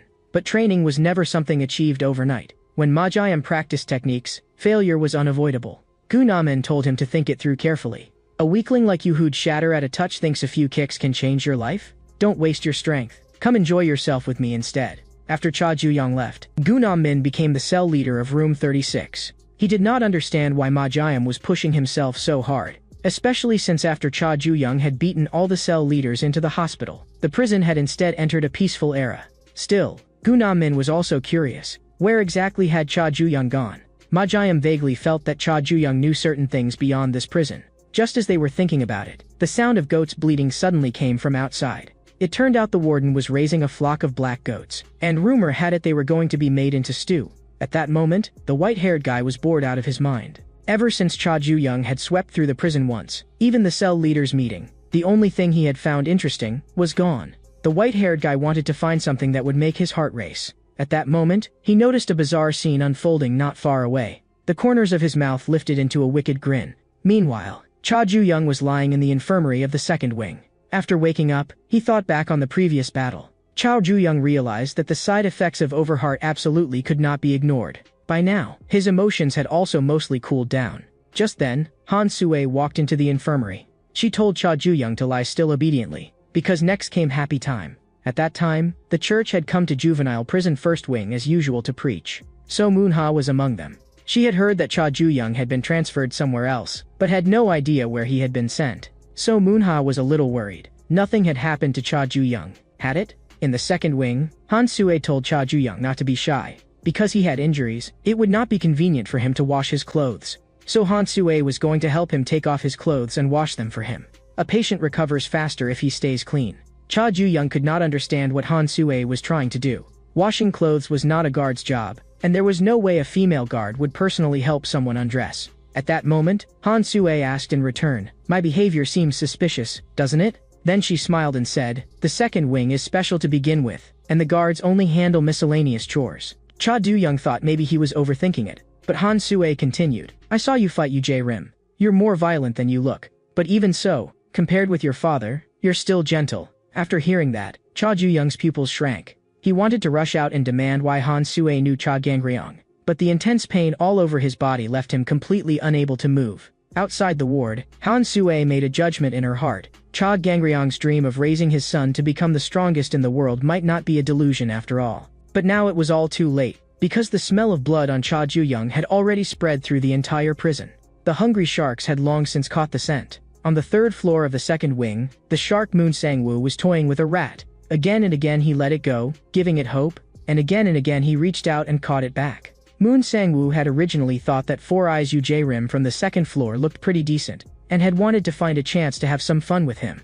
But Yu Rim had been taken out because he was too arrogant. Moon Sang-woo found it all boring. Now he decided, he would go play with the one who had bored him. Just thinking about the possible fun ahead made Moon Sang-woo tremble with excitement. He knew that Cha Ju-young, having just finished fighting Yu Rim, had to be physically weakened right now. Perfect, he could play with him slowly. At this moment, John Eun-soo was curled up on the bed, trembling non-stop. Before the boss came back, he was planning to dig a 500-meter tunnel with a spoon and escape. But just then, Ote-san told him even worse news. Behind that wall was the next cell. At that moment, he suddenly heard a commotion outside. The other inmates all thought they were seeing things, because over by the 5th floor, there was actually someone hanging in midair. Moon Sang-woo was now excited to the extreme, because Cha Gangryong's son had fallen into his hands while weakened. As long as Moon Sang-woo let go, Cha Ju-yang would fall into the wire mesh and be sliced in two. What Moon Sang-woo looked forward to was the terrified expression of prey caught while weak. That expression alone was enough to make him so excited he lost control. But at that moment, Cha Ju-young coldly ordered him to let go. "I'm telling you, idiot, stop just shouting with your mouth. The fish in the deep sea are always killing each other just to survive." Just now, after a hammerhead shark fought to the death, it was still mercilessly swallowed by a sharp-nosed shark. But waiting for the sharp-nosed shark was an even fiercer and crueler predator. Because the smell of blood spreading through the sea had completely stimulated the hungry shark's sense of smell. The white-haired guy who watched science documentaries every day was already bored out of his mind. He needed stronger dopamine to stimulate his brain. The white-haired guy invited the little goat to escape with him. But at that moment, a guard called the white-haired guy out. Just a moment ago, Cha Du-young had still been resting in the infirmary. Then someone on the other side of the curtain remarked, "The smell of disinfectant is really nice." Before Cha Du-young could even react, the other person's attack had already come down viciously. Moon Sang-woo stared at Cha Du-young. "You're pretty badly hurt." "Perfect, then, you're just right to eat." He would never let weak prey go. Moon Sang-woo wanted Cha Du-young, in order to survive, to struggle with all his might, to keep struggling until his body completely collapsed. Badly injured, Cha Du-young had no strength left to fight, but for Moon Sang-woo, the enjoyment had only just begun. He said softly, "Struggle a little more." Heavenly Dragon Executive Director John Un had not expected Yu Rim to be hunted down so quickly by Cha Gangryong's son. He knew very well, this was an extremely impulsive act, because in that kind of situation, Moon Sang-woo would definitely make a move. That guy was ruthless to the extreme. He had once relied on overwhelming strength to force his way into Heavenly Dragon's interrogation room. He was an absurd kind of monster. Whenever Jong-un saw him, he was reminded of his younger self. He was looking forward to the moment Cha Gangryong's son was devoured. The sight of prey desperately struggling before death excited Moon Sang-woo to the verge of losing control. But Cha Ju-young only coldly told him to let go. Moon Sang-woo could not understand. What exactly did that look on his face mean? And now, Cha Ju-young was going to help him understand. He actually pulled Moon Sang-woo down with him as they jumped together. With a loud crash as they landed, the white-haired guy smiled and said, "The plane has landed safely." I finally found you, my precious dopamine. When Cha Ju-young had first entered the second prison, he had been required to undergo an inspection. A guard asked him, "What is this note in your luggage?" But Cha Ju-young did not know where that note had come from either, and written on the note was exactly that the flight was expected to land at 6:30 that day. Cha Ju-young had not expected the white-haired guy to really come. The white-haired guy was curious. Just how many fights did you get into to end up unable even to stand properly? He regretted not seeing that battle with his own eyes, the kind that would make dopamine explode. From now on, he would witness everything himself. In the next second, he took a solid punch. Moon Sang-woo had made a move again. What he hated most was someone interrupting his hunt, like someone pouring a basin of cold water over his brain right as he was about to reach the peak. In that instant, Moon Sang-woo's interest was completely extinguished. Cha Ju-young silently watched his departing back. Not long afterward, both Oh Tae-san and Jang Eun-soo were inwardly cursing what the hell the warden was even doing. Because a shark had just arrived in their room, and in the blink of an eye another newcomer had been shoved in. And on top of that, the white-haired guy had rescued the little one who had been about to become goat stew. Cha Ju-young also could not figure out what exactly the white-haired guy was trying to do. Cha Ju-young could understand why the white-haired guy had come to the second wing. After all, he was the one who had taught Cha Ju-young how to get in. But no matter how much he thought about it, Cha Ju-young could not understand why the white-haired guy had appeared exactly on time as foretold, and why he had ended up in the same room with him. Cha Ju-young knew this was absolutely not a coincidence. But as usual, the white-haired guy only said, "It's a secret." As long as Cha Ju-young could fill up his dopamine, maybe he would be in such a good mood that he'd tell him. Cha Du-young was speechless, again with this damn dopamine. Oh Tae-san asked in confusion, "Boss, your body's still weak, so why not stay in the infirmary a few more days?" But Cha Ju-young knew very well, the infirmary was not safe. That pervert from the third floor could break in at any moment. But this room was different. Moon Sang-woo, unable to sleep late at night, was crazily guzzling water. Ever since he had tasted Cha Ju-young, his hunger could no longer be satisfied. Not long afterward, Moon Sang-woo walked into a certain room. The woman inside had already been tortured by him until she was covered in wounds. Moon Sang-woo's desire had already reached the point of extreme starvation. He wanted this older sister to take responsibility. In the next second, blood splattered all over the room. But even that was not enough. Moon Sang-woo was determined to devour Cha Ju-young completely as well. At the same time, the white-haired guy had just refused Cha Ju-young's request for protection. Cha Ju-young did not understand. Why? Back in the first wing, it was clearly the white-haired guy who had first said he would help him. But the white-haired guy said, "You misunderstood. My role is not that of a player who enters the match. I only want to be a spectator, standing to the side and watching the show. I won't go up on stage myself. The only player is you, Cha Ju-young." Cha Ju-young said helplessly, "In my current state, forget fighting, I can barely even walk straight." But at that moment, the white-haired guy said that he had a way to hunt the shark on the third floor. On the other side, Moon Sang-woo was also close to reaching his limit. He had to make sure Cha Ju-young would have absolutely nowhere to escape. He broke into a wild sprint straight toward Cha Ju-young's room. His craving burned inside him like fire, making him unable to wait to devour Cha Ju-young. But when he pulled back the blanket, he discovered that inside there were only the white-haired guy and a black goat. The white-haired guy shyly asked, "Is Moon Sang-woo here to eat me?" But Moon Sang-woo had no interest at all in anyone other than Cha Ju-young. The white-haired guy said meaningfully, "If you only eat Cha Ju-young, then you may have to go hungry for a while. Because in this prison, it's impossible for you to find Cha Ju-young." Moon Sang-woo turned back and shot the white-haired guy a vicious glare. From that point on, he tore through every floor of the prison searching for Cha Ju-young. But several days passed. Even after checking every toilet, Moon Sang-woo still could not find Cha Ju-young. He could not understand, where exactly was Cha Ju-young hiding? The only thing he managed to find was a pair of underwear in Cha Ju-young's locker. He was reaching his limit. If he did not stuff something into his mouth soon, he really would go insane. Ma Wanchong watched the scene through the monitor. A shark eating underwear, what a strange habit. At that moment, Han Sue mentioned the ghost story that had recently been spreading among the inmates. The rumor now was, the warden had secretly let Cha Ju-young go. But Ma Wanchong said seriously, he would never interfere with the aquarium's ecosystem. This was the first rule of the experiment. And it was absolutely impossible for a prisoner to escape this prison by his own power. So Ma Wanchong's conclusion was, Cha Ju-young was still somewhere in the prison. After so many days had passed, even Oh Tae-san was almost unable to resist the urge to cook black goat stew. Even he and Jang Eun-soo had no idea where Boss Ju-young had gone.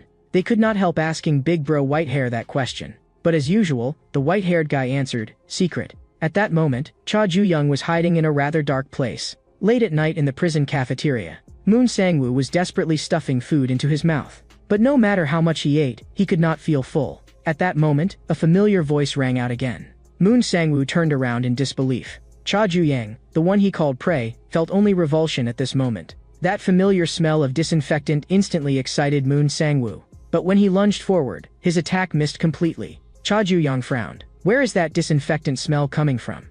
I already recovered a long time ago. Moon Sangwoo had waited too long for this moment. He had almost actually starved to death. Cha Juyang's elbow strike smashed brutally into a vital point. Fortunately, he had listened to the white-haired guy's suggestion. Cha Juyang had not expected that there would be a place like that inside the prison.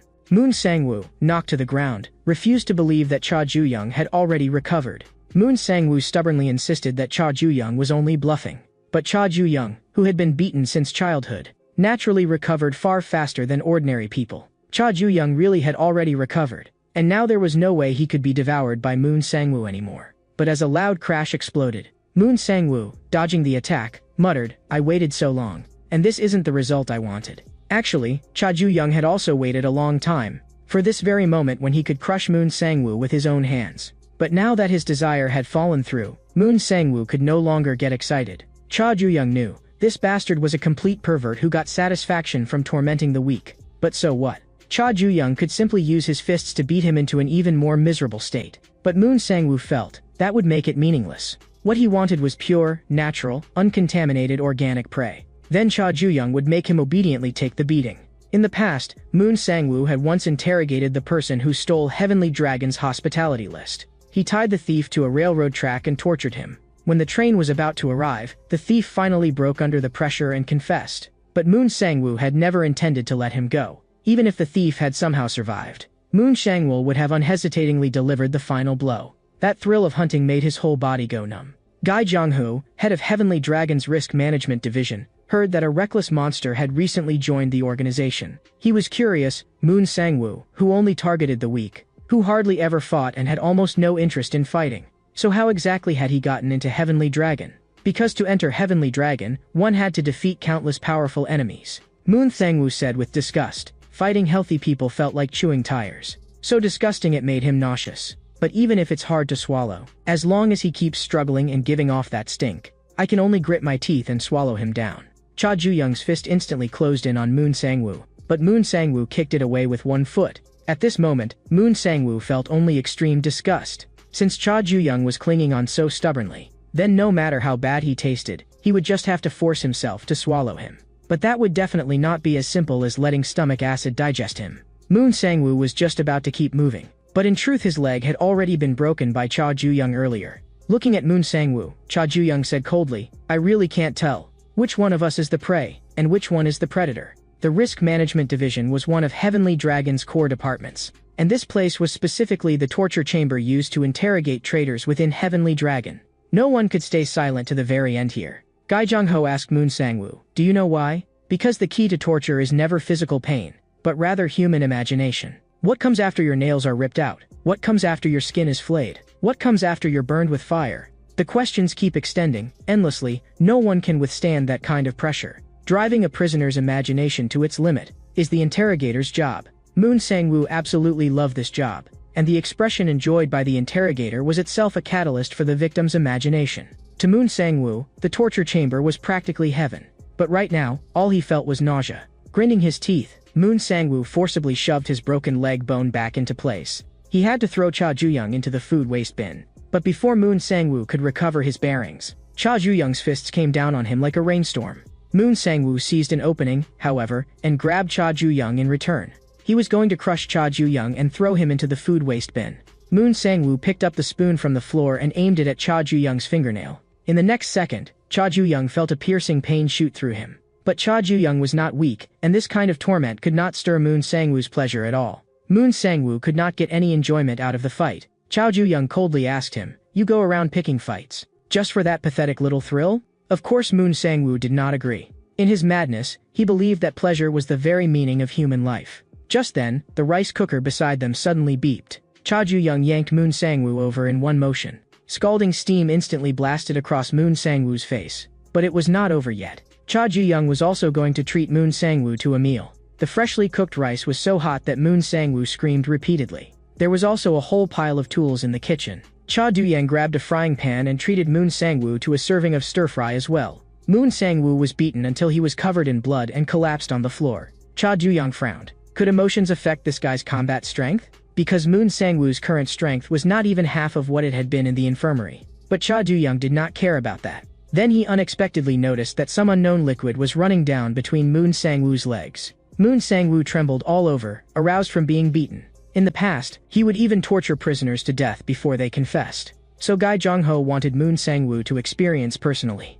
what real torture actually meant. Gai Zhongho's fist, wearing brass knuckles, slammed brutally into Moon Sangwoo's body. Gai Zhongho said coldly, "Imagine it to your heart's content, how much more it will hurt next." But at that moment, Moon Sangwoo began muttering to himself. Gai Zhongho leaned closer to hear what he was saying. And it turned out Moon Sangwoo was begging him, "Hit me even harder." Gai Zhongho had not expected this guy to be even harder to deal with than he had imagined. It had been a long time since Moon Sangwoo had felt this good. In the midst of that pleasure, he forcibly entered the 7 over heart state. His surging power sent Cha Duyang flying.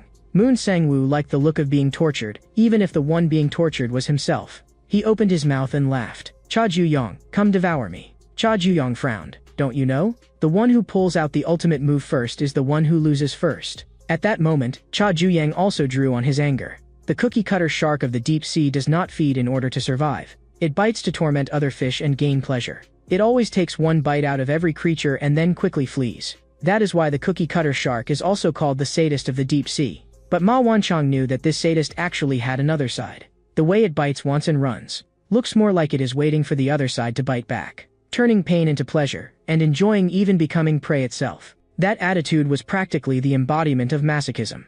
In the cafeteria, Moon Sangwoo was blasted away again by Cha Duyang. This was the first time Cha Duyang had encountered an enemy who became happier the more he was beaten, and it was indeed a bit troublesome. Moon Sangwoo felt as though every bone in his body was about to shatter. It felt unbelievably good. He begged Cha Duyang to continue. He had never experienced this kind of intense stimulation even in Heavenly Dragon's torture chamber. On the surface, that place was where traitors were interrogated, but in reality it had another use. Cha Duyang did not understand. "Why are you suddenly bringing this up in the middle of a fight?" Moon Sangwoo teasingly shot back. "You don't know what Cha Gangryong did in the torture chamber? For the sake of his only son, he really did?" Moon Sangwoo suddenly shut his mouth halfway through. Cha Duyang ordered him in a low voice to continue. But Moon Sangwoo knew he could not say it, because the moment he said it aloud, Gai Zhongho would hunt him down. Cha Duyang pressed him again. "Speak." But right now, all Moon Sangwoo wanted was to keep doing interesting things. And at this moment, all Cha Duyang wanted to know was what exactly Cha Gangryong had done. The intense pain only made Moon Sangwoo more excited. He wanted to taste each other together with Cha Duyang. The more Cha Duyang fought, the angrier he became. Because this bastard Moon Sangwoo was actually getting stronger the more he got beaten. Cha Duyang wanted to see just how long he could hold out. His low kick cracked viciously against Moon Sangwoo's head. But Moon Sangwoo instead burst into wild laughter. He felt his body becoming very strange. In the next second, Cha Duyang was blown away by an even greater force. Moon Sangwoo still wanted to keep playing. He wanted even more, even fiercer attacks. Then Cha Duyang would satisfy him. The destructive power of this blow was unlike anything before. Cha Duyang had already begun to get used to how to use Overheart. Cha Gangryong had once told him, if you use Overheart too much, your body will definitely suffer backlash. Even if you comprehend Overheart, you still have to grind it out yourself before you can truly control it. Just like Cha Gangryong once told his son, you'll be able to control Overheart very soon. The most crucial point, which Cha Duyang had to remember firmly, was this: not every battle required him to ignite that fire. Ever since fighting Yu Jae-rim, Cha Duyang had been thinking about how to suppress the backlash. After thinking for a long time, he finally understood. Hide that fire away under normal circumstances, and only ignite it when it is truly necessary. Moon Sangwoo's chest took another heavy punch from Cha Duyang, but to him, it still felt delicious. Cha Duyang's fist lashed out viciously once again. Moon Sangwoo cried out even more excitedly. Cha Duyang stopped paying attention to him and simply kept punching. This was the first time Moon Sangwoo felt as though his heart was about to burst apart. Cha Duyang was repeatedly switching Overheart on and off. At the instant of each activation, the power rose explosively. An unmatched heavy blow sent Moon Sangwoo's body flying away in an instant. Cha Duyang coldly asked, "You're still not talking? You've been in Heavenly Dragon's torture chamber, so you should know better than anyone the simplest way to make someone talk. Until I hear an answer that satisfies me, I'll fry you until you're golden and crispy." The white-haired guy, squeezed into the ventilation shaft, could not help complaining. "It really is cramped." He had actually dragged Otae-san and Jang Eun-soo over by force to watch the fight. The two of them could not resist and could only tremble in fear. The white-haired guy smiled. The more spectators there are, the better the atmosphere. But then he suddenly saw a scene that thrilled him. Cha Ju-yang was pressing Moon Sang-woo's head down toward a vat of hot oil. The white-haired guy gave a wicked grin. As expected, out of all fried foods, deep-fried shark head is the tastiest. Looking at Moon Sang-woo, Cha Ju-young could tell he still did not understand the situation at all. He began putting more strength into his hand. Only then did Moon Sang-woo realize in shock. Cha Ju-yang was serious. In the next second, his hand was shoved straight into the hot oil. A pig-slaughtering scream exploded instantly. Cha Ju-yang was not joking with him. Moon Sang-woo's head was only a tiny distance away from the surface of the boiling oil. He was so frightened his soul was practically leaving his body. Cha Ju-yang said coldly, "You won't die if you go in. Your face will just be burned beyond recognition.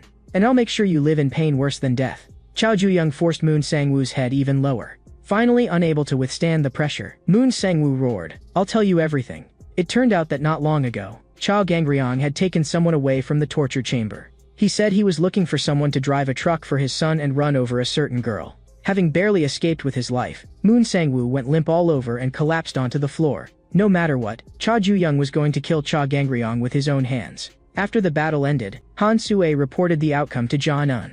And by this time, Jong-un had already found someone. Guy Jong-ho had not expected that a Heavenly Dragon executive director would personally come to see a mere team leader like him. Jong-un smiled. "You're too modest. Who would have thought that the notorious head of Heavenly Dragon's torture chamber would also have the leisure to go fishing?" Guy Jong-ho replied flatly, "I have no interest in fishing. I'm only interested in catching people." There was actually a person tied to Guy Jong-ho's fishing rod. Jong-un had come to find him in order to catch a big fish. He had been watching that fish for a long time, but it was too large and too vicious. So Jong-un hoped Guy Jong-ho would help him make a move, and the big fish he was talking about was none other than Heavenly Dragon's second-in-command, Cha Gangryong. At this moment, the little ones in the aquarium had all been frightened by a strange man, because Ma Wanchong had just witnessed with his own eyes two sharks tearing at each other's flesh and blood. Cha Ju-young's overwhelming victory made him heat up with excitement. That was not competition for survival, but a purely savage act of predation. And now Ma Wanchong finally had some idea. What species the first-floor shark, Cha Ju-young, actually was. Two sharks had already exited Juvenile prison's second wing. Ma Wanchong understood. When ecological balance is broken, creatures activate their defense mechanisms. Just as island tortoises withdraw into their shells, pufferfish inflate their bodies, and octopuses change color to deceive their enemies. Ma Wanchong was looking forward to seeing how the strongest predator of the deep sea would respond. In the prison, the white-haired guy kept stupidly grinning while petting the little goat. Otae-san and Jang Eun-soo both suspected something was wrong with his brain. At the same time, the shark on the fourth floor opened his eyes. The shark on the fifth floor also opened his eyes at the same time. The white-haired guy said softly, "It has begun." The remaining two sharks should make their move. The janitor on the fourth floor wondered, "Why is that door open?"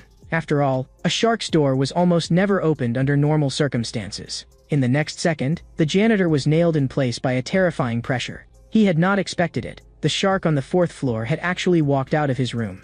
At the same time, on the fifth floor, the inmates by the stairs wondered, who came down from the fifth floor? In the next second their pupils contracted, because the shark from the fifth floor had actually come downstairs. In the surveillance room, the alarms were already blaring everywhere. At this moment, in that hospital specially for treating juvenile prison inmates, Yu Jae-rim, who had been defeated by Cha Ju-young, still needed 3 more weeks before he could be discharged. He stared at the happiness poster on the wall, grinding his teeth so hard he almost ground them apart. In his pursuit of happiness, Yu Jae-rim had instead fallen into the abyss of unhappiness. The moment he thought of Cha Ju-young stepping upward on top of his broken body, he wanted nothing more than to skin him alive and devour him whole. On the other side of the hospital, Moon Sang-woo only felt unbearably hungry. He could not help guessing, was Cha Ju-young's target the shark on the next floor? Moon Sang-woo knew very well that the two sharks on the 4th and 5th floors were no pushovers. They were aberrations among heavenly dragon seeds. They were monsters that even Moon Sang-woo did not dare devour lightly. At that moment, a nurse walked in to give him an injection. Moon Sang-woo burst into tears on the spot from fright. He really could not stand pain anymore. At the same time, in the prison screening room, because today was Culture Day, the warden put on a movie for the inmates, and it was apparently about a goat monster fighting a tentacled alien. The inmates were all speechless. The warden actually screened this kind of trash. Even the black goat was bleeding in fright. The white-haired guy was a little surprised. The first time Cha Ju-young fought a shark, he could barely even stand. But this time, he could sit there watching a movie completely unharmed. Cha Ji-young knew this was all thanks to the white-haired guy. More precisely, it was because the white-haired guy had told him about that place. Cha Ji-young still could not figure out why the white-haired guy had information like that. But he knew the white-haired guy would not tell him, and he had no intention of pressing further. It was just that Cha Ji-young felt the white-haired guy was unusually quiet today. Normally, he would have been yelling non-stop at a scene like this. The white-haired guy grinned wickedly, because reality is more interesting than movies. Just then, the screening room door was suddenly shoved open. A janitor shouted, "Something happened." The shark on the 4th floor and the shark on the 5th floor had started fighting. In the hospital, Yoo Jae-rim understood, the 2 remaining sharks were about to face Cha Ju-young. He suddenly remembered that aura Cha Ju-young had during the fight. Yoo Jae-rim's legs gave way and he collapsed to the floor, his body trembling violently. He no longer had the courage to face that terrifying pressure again. Moon Sang-woo also understood that Cha Ju-young was definitely planning to devour the 2 remaining sharks. But he also knew that in the end, the one to be devoured would probably be Cha Ju-young. At that moment, Moon Sang-woo also recalled that terrifying aura. He slumped straight onto the floor, continuously apologizing and begging for mercy. In the screening room, John Eun-soo froze. The sharks had actually started fighting each other first. Oh Tae-san immediately congratulated the boss on being able to win without doing anything. The white-haired guy had originally been looking forward to a scene where someone attacked Cha Ju-young. Still, this development was fresh enough for him too. But at that moment, Cha Ji-young stood up and walked straight toward the door. Oh Tae-san and John Eun-soo were baffled. Where was he suddenly going? The other inmates in the screening room also began whispering among themselves. Because beside the image of the monsters fighting in the movie, it seemed like something had appeared. The white-haired guy had not expected this trash movie to have a twist. It turned out there was a line of small text underneath 3-goat monster vs tentacle alien. It was actually Revenge of the Giant Shark. Cha Ju-young did not want those guys deciding the winner on their own. The remaining sharks had to be finished off by his own hands. After hearing the alarm, Han Sue rushed into the surveillance room without even having time to change clothes. She could not understand. Why had the sharks from the 4th and 5th floors moved at the same time? Beside her, Ma Won-chang had already begun writing furiously. 2 sharks moving toward each other at the same time. This was the first time since the second wing had been established. The moment he saw this happen for the first time, Ma Won-chang was certain, when an invasive species enters, native species are forced to become stronger and more complex in order to survive. In the history of evolutionary biology, there are too many such cases to count, and the source that triggered all of this was Cha Ju-young.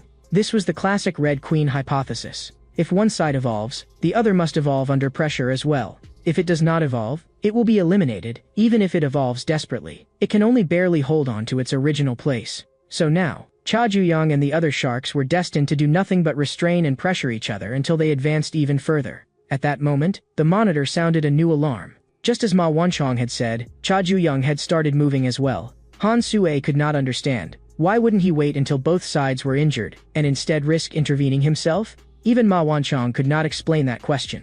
The inmates in the screening room were all discussing why the 1st floor shark had suddenly gone out. They were all afraid that if the sharks got into a chaotic free-for-all, the ones who would suffer in the end would be themselves. The sharks on the 4th and 5th floors were not on the same level as the sharks who had already dropped out. Rumor had it that within Heavenly Dragon, they were called WYRMS, but even Oh Tae-san could not explain why. No matter how strong the remaining 2 sharks were, he still did not think Boss Ju-yang would lose. Following Cha Ju-young all the way, the white-haired guy started grinning stupidly again. Because an enormous all-out brawl, the kind that could let modern people release the pressure of their boring lives, and send the entire crowd into a frenzy, was about to begin. Cha Ju-young rushed to the site of the final 2 sharks' duel, the library. But when he pushed open the door, he did not see a single person. Cha Ju-young had clearly heard that the fight was in the library. At that moment, his foot slipped and stepped on a book. Cha Ju-young frowned. How had a book ended up on the floor? He lifted his head, looked through the gaps in the shelves, and saw a shocking sight. The battle between the sharks had indeed happened in the library. This place had already been smashed into ruins. Even the steel pipes had been cracked open, and water was leaking out. Just then, a familiar voice sounded behind Cha Ju-young. The white-haired guy anxiously asked, "Why is there nobody here?" Cha Ju-young knew. They had arrived too late, and the fight was already over. Unable to release his stress, the white-haired guy immediately began getting a headache. Cha Ju-young had originally planned to deliver an extra blow while the sharks were fighting each other. He told the white-haired guy not to be too disappointed, because the movie was not over yet. Through the monitors, Han Sue had seen the 4th floor and 5th floor sharks duel. But in the end, it stopped without a victor. She found it a little regrettable. If Cha Ju-young had arrived just one step earlier, he definitely would have seen an even more spectacular scene. But the real show was only just about to begin. The meeting of the three sharks had somehow fallen through just like that. Ma Wancheng did not find it regrettable at all. He actually felt fortunate, because if those three had really started fighting here, his aquarium would have been blown straight open. He even felt that bringing Cha Juyong into the aquarium had been a stroke of genius. At that moment, Ma Wancheng accidentally dropped his pen into the water. It was a special limited edition pen with a cute shark decoration. The pen fell into the water and just happened to form a confrontational pose with the shark model. Back in his room, Cha Juyong was also thinking. He had heard that the remaining two sharks were on a completely different level from the previous two. Now his plan to step into their struggle had failed. If Cha Juyong approached rashly, something could easily go wrong. He had to return to his room first and reorganize his next plan. But just then, Cha Juyong suddenly heard an abrupt voice. The other person muttered in a low voice, "So sleepy, so tired, so let's just end this quickly." The one who had come was the fourth floor shark, Du Haiyan-Wu. Han Sue watched the two sharks facing each other through the monitor. She knew that Du Haiyan-Wu was one of Heavenly Dragon's elite Azure WYRM rookies, the type who normally kept himself buried under the covers all day. She had not expected that a guy like that would make a move too. She only hoped Cha Juyong would not disturb Du Haiyan-Wu's nap. Because once you wake a sleeping monster, you may never wake up yourself again. Cha Juyong was already prepared to fight, but Du Haiyan-Wu raised both hands and surrendered. Cha Juyong froze on the spot. Du Haiyan-Wu continued, "I'm really too sleepy. Recently I've been especially tired, my blood sugar is up, I don't exercise enough, my thyroid function is low, and I don't even want to move." Cha Juyong warned him coldly, "Stop joking around, what are you saying this for?" But Du Haiyan-Wu continued, "I didn't just come to find you. I also went to find the shark on the 5th floor. I asked him to fight you before you came up to the 4th floor. But the 5th floor shark did not say a single word and just started hitting him."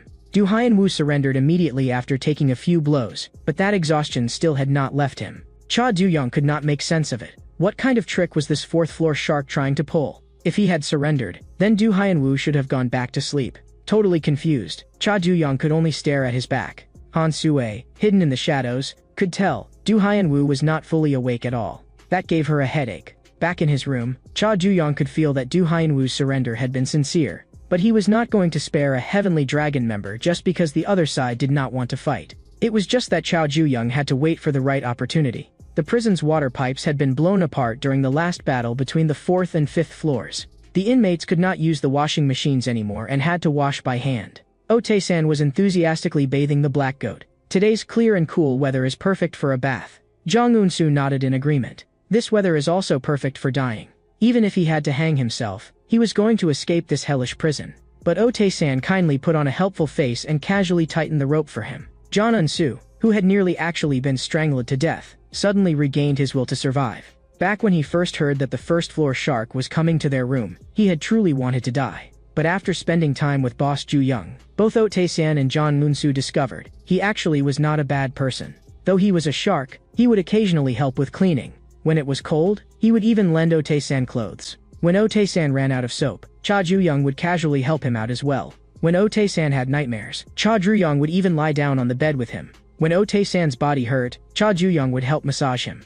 He even prepared 10 dishes for Ote-san's birthday. Jang Eun-soo was speechless. The last 3 are obviously just your imagination. Still, he also admitted, Boss Ju-young was cruel to predators. But toward the fish around him, he was more like a kind of symbiosis. Like a shark and a cleaner fish. The cleaner fish survives by eating scraps, and the shark keeps its body clean thanks to the cleaner fish. But Ote-san felt that this kind of relationship required both sides to be useful to each other. And it seemed like they had not actually helped Boss Ju-yang with anything. At that moment, the black goat that had just been taking a bath suddenly started bleeding again. Ote-san wondered, had this little thing been soaking in the water too long? At the same time, Du Haiyan-Wu was lying on the rooftop, sleeping in the sun, humming a tune. Han Sue forcibly woke him up. She asked in confusion, "You have a bed, so why sleep in a place like this?" Du Haiyan-Wu shot back, "Then as a prison guard, why are you privately contacting inmates?" Han Sue smiled and praised him. Azure WYRMs really are sharp. Azure WYRM referred to the rare elites among Heavenly Dragon's many talents who had the potential to become dragons.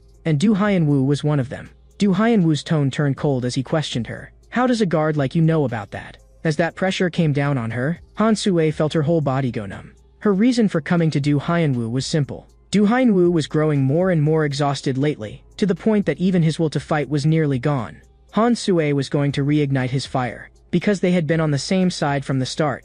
Han Sue lifted the hem of her clothes and revealed the Crimson Fire Dragon tattoo, proving her identity. Not long ago, she had met Jong-un again.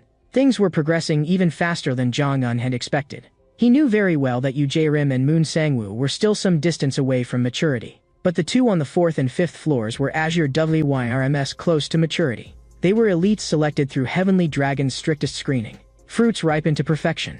Jong-un knew that the time for harvesting was about right. That was also why Han Sue had infiltrated the prison. She had originally intended to go find those two sharks and speed things up. But Jong-un had told her not to rush. What moves human nature is never power or strength, but crimson desire. There was almost no information at all about the 5th floor shark, so his desire was hard to grasp.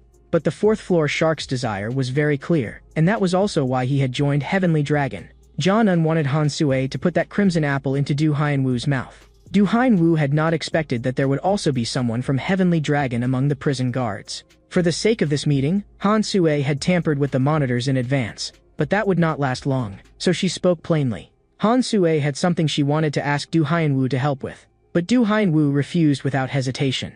Han Sue was not qualified to order him around, and besides, he was tired right now. Han Sue had known this would be the result. Just as Jong-un had said, what drives human nature is crimson desire. That lifeless gaze, the dark circles drooping to his jaw, and that body heavy as wet cotton. Han Sue understood, no matter how much Du Hyun-woo slept, he could not shake off this exhaustion. He had already fallen into severe chronic fatigue. Han Sue was going to wake Du Hyun-woo up completely. After a moment of silence, Du Hyun-woo asked her, "Can you guarantee it?" Han Sue knew. Du Hyun-woo was finally tempted. Just as she was about to reveal the plan, the door behind her suddenly made a sound.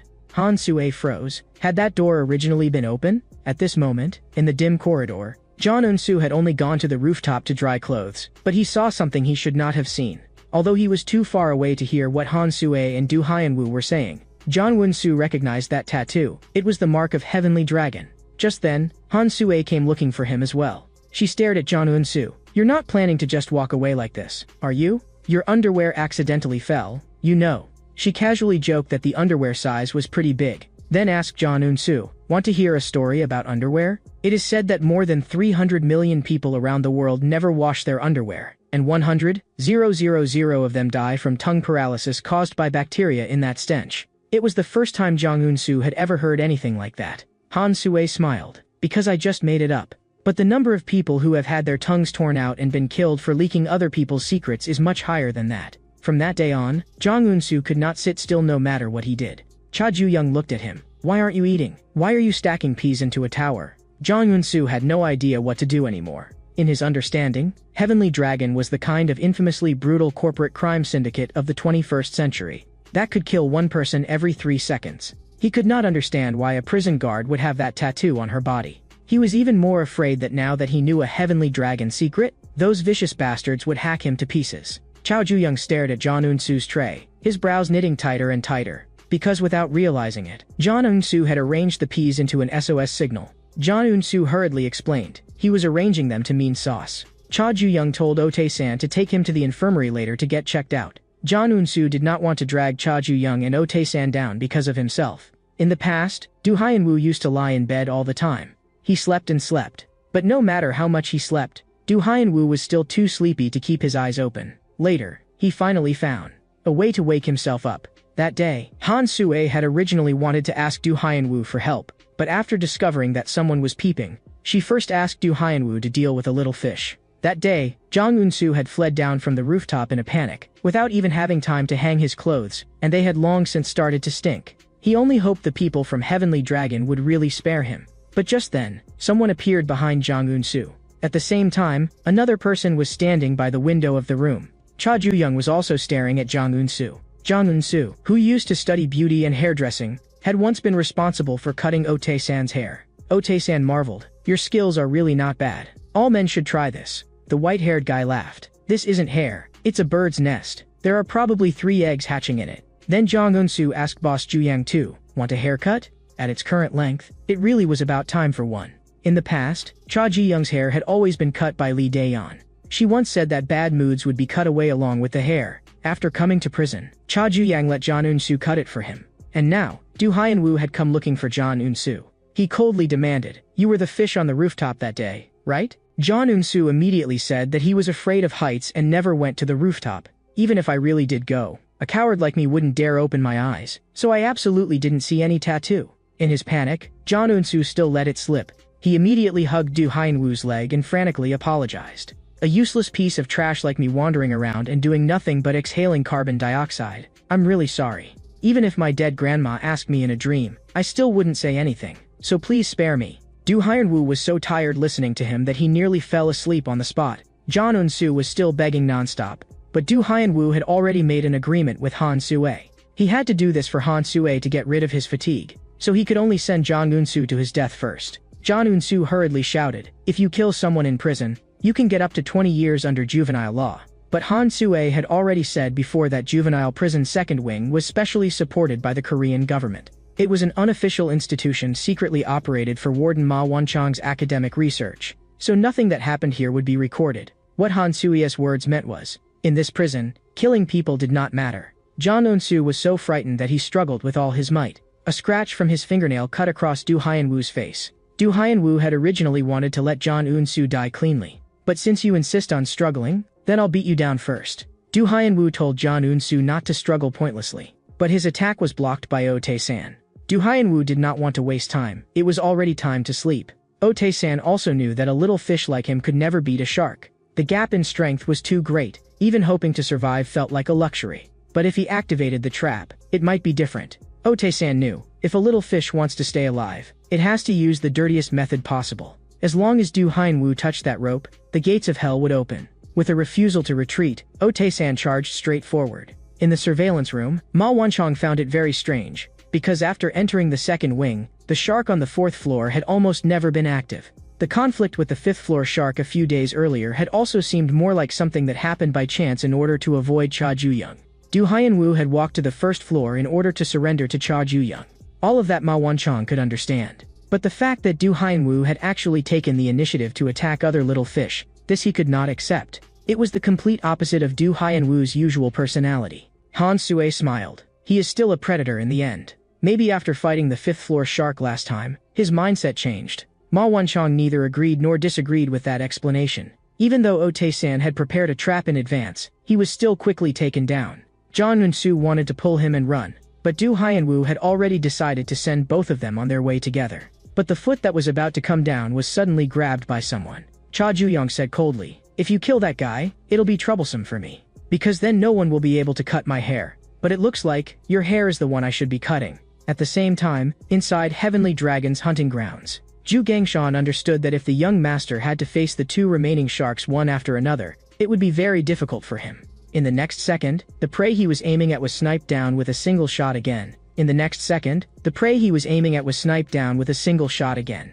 Yu Hae-won, holding the sniper rifle, also knew that the two remaining sharks were Azure WYRMS. Just like Ju Gangshan before, he understood that a clash between the young master and the Azure WYRMS was ultimately unavoidable, and it might have already begun. Cha Du-young was a little surprised. Why would someone as lazy as Do Hyun-woo take the initiative to act? Do Hyun-woo lazily shot back. What would it change even if you knew? In the next second, Cha Du-young's fist smashed into his face. Even if Do Hyun-woo did not say it, Cha Ju-young could guess, it was that woman pulling the strings. After taking that punch, Do Hyun-woo still looked like he could not care less. Then Cha Ju-young added another punch. The huge force blasted Do Hyun-woo's whole body away. Right now, all Cha Ju-young wanted was to figure out what exactly the people of Heavenly Dragon were trying to do. But Do Hyun-woo only wanted to sleep. As a child, his hypersomnia had once nearly caused a gas leak. Fortunately, the family dog, Gang Yu, woke him up. Gang Yu carried a baseball in his mouth and tried to get Do Hyun-woo to play.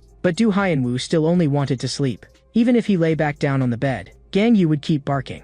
Awakened by the noise, Do Hyun-woo's expression instantly turned cold. He believed that sleep was the most important instinct of all for human beings. But right now Cha Ju-young was interfering with his sleep. Do Hyun-woo's eyelids were already on the verge of collapsing. He suddenly drove a knee hard into Cha Ju-young's jaw. After Cha Ju-young lost consciousness for a brief moment, he immediately regained it. Right now, all Do Hyun-woo wanted was sleep, and anyone who dared interfere deserved to die. Yu Hae-won at the hunting ground knew that besides the sharks, there was another key figure in the juvenile prison. That was the 25-year-old Han Soo-ae. She was currently the administrative manager of Juvenile Prison's second wing, with no other special record besides that. But Zhu Gangchan had learned from reliable intelligence. Han Sui was a trusted aide of Heavenly Dragon Executive Director Zhang An. He did not know how Han Sui had infiltrated the second wing, which was close to the outside world. But he was certain that Zhang An would use Han Sui to make a move against the young master. Returning from the hunt, Cha Gangryong wore a face full of disdain. He simply did not take that cunning wild dog seriously at all. The lethargic Du Haiyanwu was practically dozing off every second. In his dreams, he could not feel the heavy fatigue that weighed on him in reality. In the dream, Du Haiyanwu was like an ordinary person, able to run freely with a child. He wished this dream would never end. But the bus driver reminded him, this was the final stop. Hurry and take the puppy home, or your parents will worry. Woken up by the disturbance, Du Haiyanwu immediately flared up. The driver was still trying to hurry home to his wife and children. But Du Haiyanwu, full of pent-up anger, directly grabbed a fire extinguisher and smashed it over him. Back in the prison, Cha Juyang had been knocked down by Du Haiyanwu. With the nuisance down, Du Haiyanwu could continue dealing with things. Once he finished off John Eun-soo, he could still get another 10 minutes of sleep. Cha Juyang coldly asked Du Haiyanwu, "Is 10 minutes enough? Do you want me to let you sleep forever?" Du Haiyanwu only begged Cha Juyang to stop interfering with him. If Cha Juyang had not been getting in the way, he would already be lying comfortably back in bed. After being knocked back again, Cha Juyang felt that something was off, because he realized that from beginning to end, Du Haiyanwu had fought using only his legs. A suspicion vaguely surfaced in Cha Juyang's mind. Du Haiyanwu had planned to lull Cha Juyang to sleep first, but Cha Juyang wanted to confirm his suspicion first. First restrict Du Haiyanwu's lower body movement, then force him to fight using his upper body. But Du Haiyanwu still counterattacked using only his legs, and even told Cha Juyang not to waste his energy. That only made Cha Juyang even more certain. Du Haiyanwu really could only use his legs. A phone hidden in the shadows recorded the entire battle from start to finish. Han Sui thought she actually had quite a talent for filming. It was the first time John Eng saw Cha Juyang through photographs alone. He felt Cha Juyang did not resemble Cha Gangryong very much. For someone like Cha Gangryong to send his own son to prison for selfish desire, his methods were truly ruthless. But Gai Junho felt that was exactly Cha Gangryong's style. Zhang Eng snatched the branding iron from his hand. To achieve his goals, Cha Gangryong had never cared about the means. This time, Zhang Eng intended to try it personally too. At the same time, Cha Gangryong was skinning a wolf. He wanted to know what that bastard Zhang Eng was plotting again.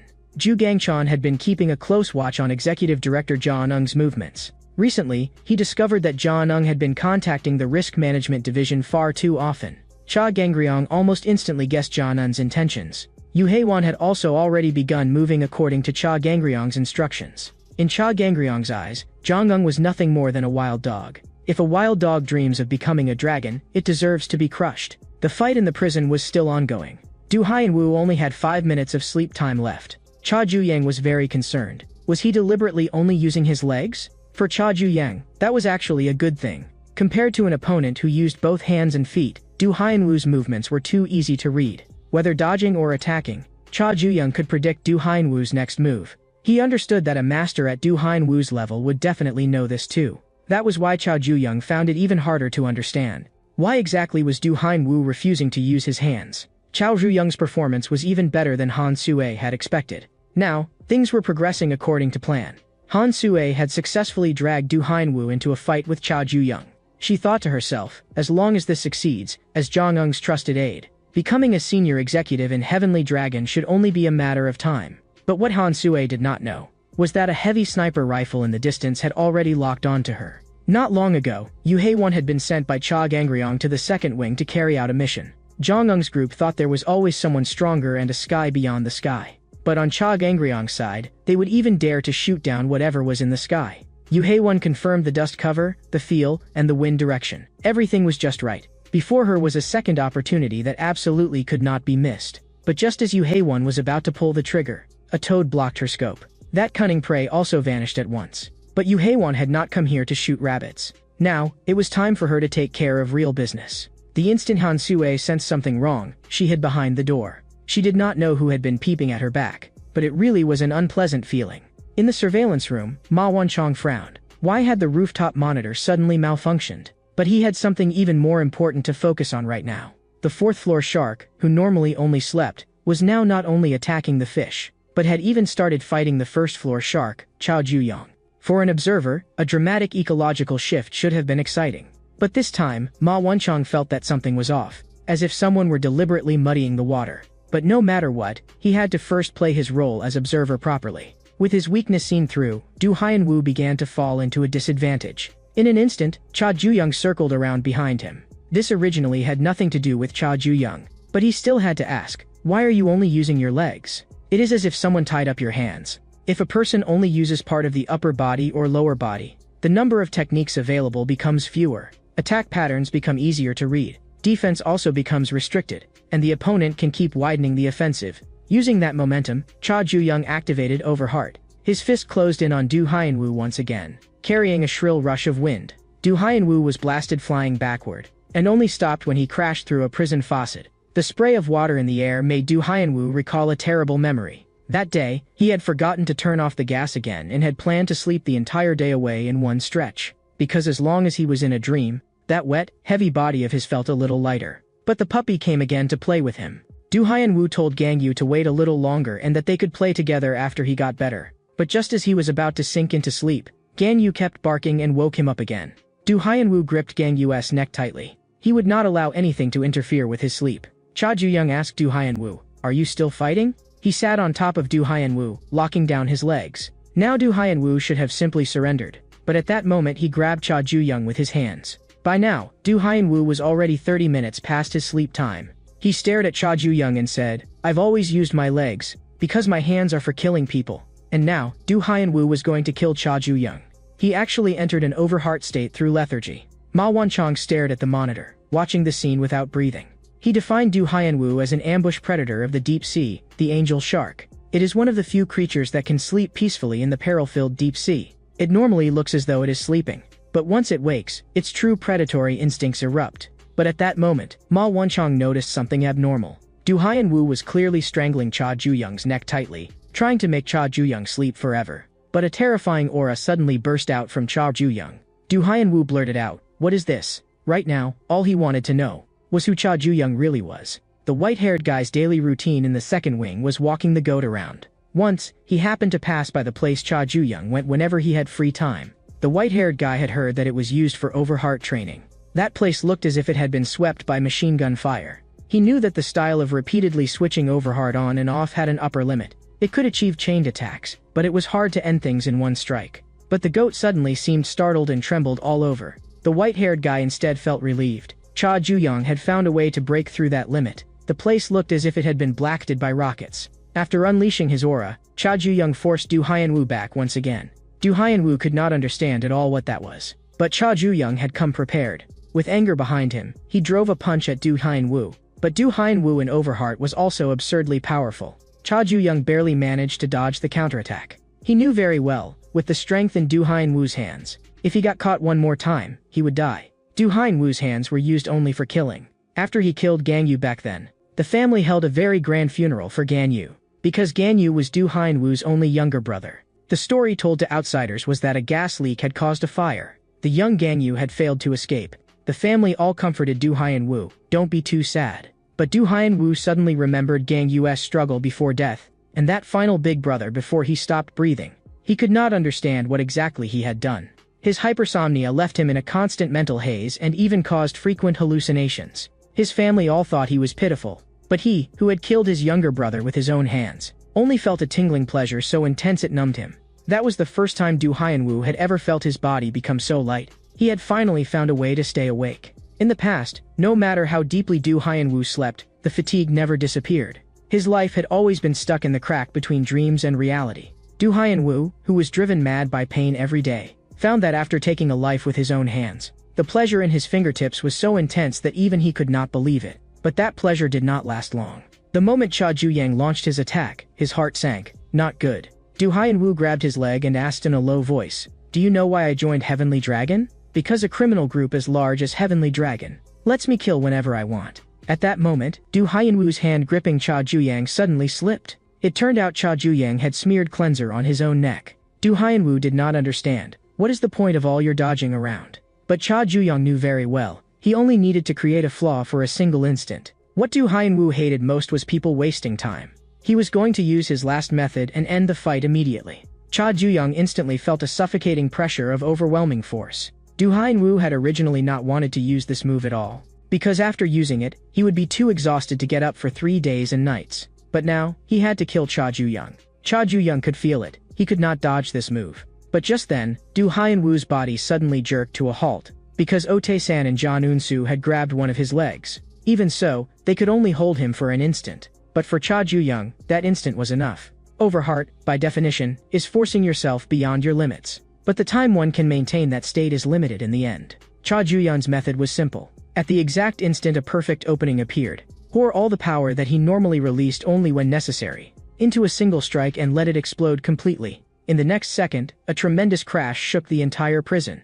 After unleashing that full power blow, Cha Ju-young was gasping uncontrollably. At that moment, Du Hyenwoo had completely lost consciousness. John Eun-soo apologized to the boss, saying it was all his fault for dragging things out like this. Cha Ju-young smiled faintly. Let's go, let's head back together. At the same time, inside the warden's office, Ma Wonchong was exercising his authority as warden over Han Sue. He lifted Han Sue's thigh, the one marked with a tattoo. At a glance, Ma Wonchong recognized it as the symbol of Heavenly Dragon, the criminal group that had risen from a small gang to a top-tier corporate empire through meticulous organization and violence. Now they operated legal businesses on the surface, but behind the scenes they still committed every kind of illegal act. Heavenly Dragon was, in name and reality, the largest gang in Korea. And in truth, Ma Wonchong had known from the very beginning that Han Sue belonged to the underworld. He had left her untouched only because, as an administrative manager, she truly handled things cleanly and efficiently. Whether Han Sue was a gangster, the president, or even an alien, Ma Wonchong did not care. The only thing he cared about was his aquarium, namely Juvenile Prison's second wing. But this time, Han Sue's contact with the fourth-floor shark had already disturbed the aquarium's ecology. So Ma Wonchong could no longer pretend not to see it. He warned Han Sue, if she dared interfere with the ecology of his aquarium again, what happened then would be impossible for anyone to predict. Ma Wonchong wanted Han Sue to be like a beautiful coral, quietly decorating one corner of the aquarium and nothing more. Not long afterward, as usual, the inmates of the second wing convened their prisoner human rights improvement meeting. Each of the 5 floors sent one representative to attend on behalf of the fish. The representative from the first floor, where Cha Ju-young was Otae-san. What the representatives discussed were all daily trivialities. For example, the toilet on the 3rd floor was clogged, so someone from the 2nd floor who understood plumbing needed to deal with it. And there was also the faucet that had been broken during Cha Ju-young's fight with Du Hyenwoo a few days earlier. But the most important topic of this meeting was the conflict among the sharks. Ordinary fish like them had to predict the upcoming situation in the second wing and make plans in advance. The dual opponents for the first-floor shark, Cha Ju-young, had dwindled without notice until only the 5th floor remained. There was pitifully little information about the shark on the 5th floor, but everyone knew one thing. He was stronger than the 4th-floor shark. This time, the shark battle only destroyed a faucet and a wall. But no one dared guarantee they would be this lucky in the next, even more violent fight. So this time, the representatives from each floor had to propose measures against the possibility of large-scale casualties. Meanwhile, back in the room, Cha Ju-young thanked Jong Eun-soo, who was cutting his hair for him. What he was thanking him for was not just the haircut, but also that one instant in the battle against the 4th floor, that Otae-san and John Eun-soo had fought desperately to win for him. Without them, the move Cha Ju-young came up with would never have landed. Cha Ju-young did not know what Du Hyenwoo had been trying to do in that final instant. But his instincts told him, if he had taken that blow, he would have died. If Du Hyenwoo's final strike had landed on Cha Ju-young, the one smashed into the wall would have been Cha Ju-young. In the room, Cha Ju-young praised John Eun-soo for having a real talent for fighting. Starting tomorrow, he would train John Eun-soo personally. It would be hard, so tonight he should get a good rest first. Just then, Otae-san brought back explosive information he had heard at the meeting. He asked Boss Ju-young, have you ever heard the name Azure WYRM? At the same time, Heavenly Dragon Operations Captain Ju Gangchong arrived at a children's cafe in Gangnam District. Not long ago, he had still been meditating at a temple. But then an order suddenly came down from above, recover an item. The location was that children's cafe in Gangnam District. The only thing he was told was, the item to be recovered was red. But the moment Ju Gangchong arrived on site, he sensed something was off. Because it seemed that some other gang was also here looking for that red thing. Ju Gangchong simply showed himself, ready to have a talk with them. He could tell from their accents that they sounded like they were from Busan. If a Busan gang had come all the way to Seoul to look for something, someone had to be directing them from behind. The other side told Ju Gangchong to get lost within 3 seconds. Before the words had even finished, that man pulled a knife and launched a sneak attack at Ju Gangchong. In the next second, a spray of blood burst from the artery in his neck. The others all froze when they saw it. Zhu Gangchan decided, anyone who got in the way of his mission would be spared no one. Not long ago, a certain Heavenly Dragon member went to Busan. He approached the Glory faction, once a force that had dominated Busan. But the Glory faction of today had already fallen into a small gang surviving on loan sharking. Gang leader Park Youngwang frowned. Why would a Seoul gang specifically come all the way to a small place like Busan? Matters from Seoul should be handled by Seoul people themselves. The Heavenly Dragon member said, this matter was better suited to people who had nothing to do with Seoul. He had also prepared enough money to cover the trouble. When Park Youngwang saw that thick stack of cash, he froze for half a second. Because he understood, local thugs like them were not worth that price. So this is life money, then. The Heavenly Dragon member said flatly, the mission was only to retrieve an item. It was just that dangerous people might appear during the job. That was why the price was so high. If Park Youngwang wanted to take the money, he had to stake his life on it. And at that moment, he recognized it too. Zhu Gangchan was the dangerous person in the file. The Glory faction people still wanted to keep fighting, but Zhu Gangchan killed them as easily as chickens. One of them still held a knife and tried to sneak up from behind. Zhu Gangchan said coldly, brandishing a knife can scare people. But if you really want to kill someone, you stab. The man who got stabbed grabbed Zhu Gangchan on the spot. Another Glory faction member immediately followed up with a slash. But Zhu Gangchan vanished in an instant. He casually gave a compliment. That attack from behind was not bad. But if you're that slow, it's useless. The last man still tried to attack from behind. But in the next second, his body was cut into countless pieces. Now the only one left in the Glory faction was that useless boss. Park Youngwang hid inside the slide, trembling like a leaf. Zhu Gangchan walked toward him step by step with a dark expression. In the next second, however, his body suddenly halted, because one Glory faction member had been hiding under the toy balls from the very beginning.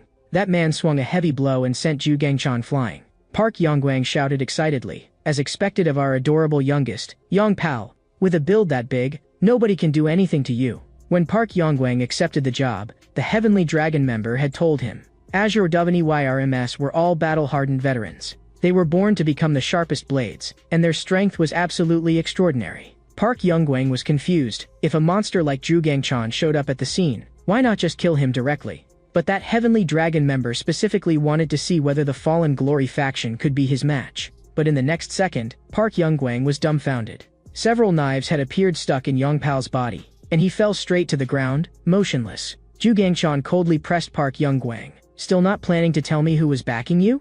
But at that moment, Park Youngwang burst out laughing. The whole territory of Busan belonged to him. Even if Park Youngwang died, he still needed to save face. So he had brought all of Glory faction's men to Seoul. Zhu Gangchan estimated roughly that there were about 40 of them. Park Youngwang became arrogant again. But Zhu Gangchan still had a mission to complete and had no time to play with them. He actually loosened his hand and dropped the knife he was holding.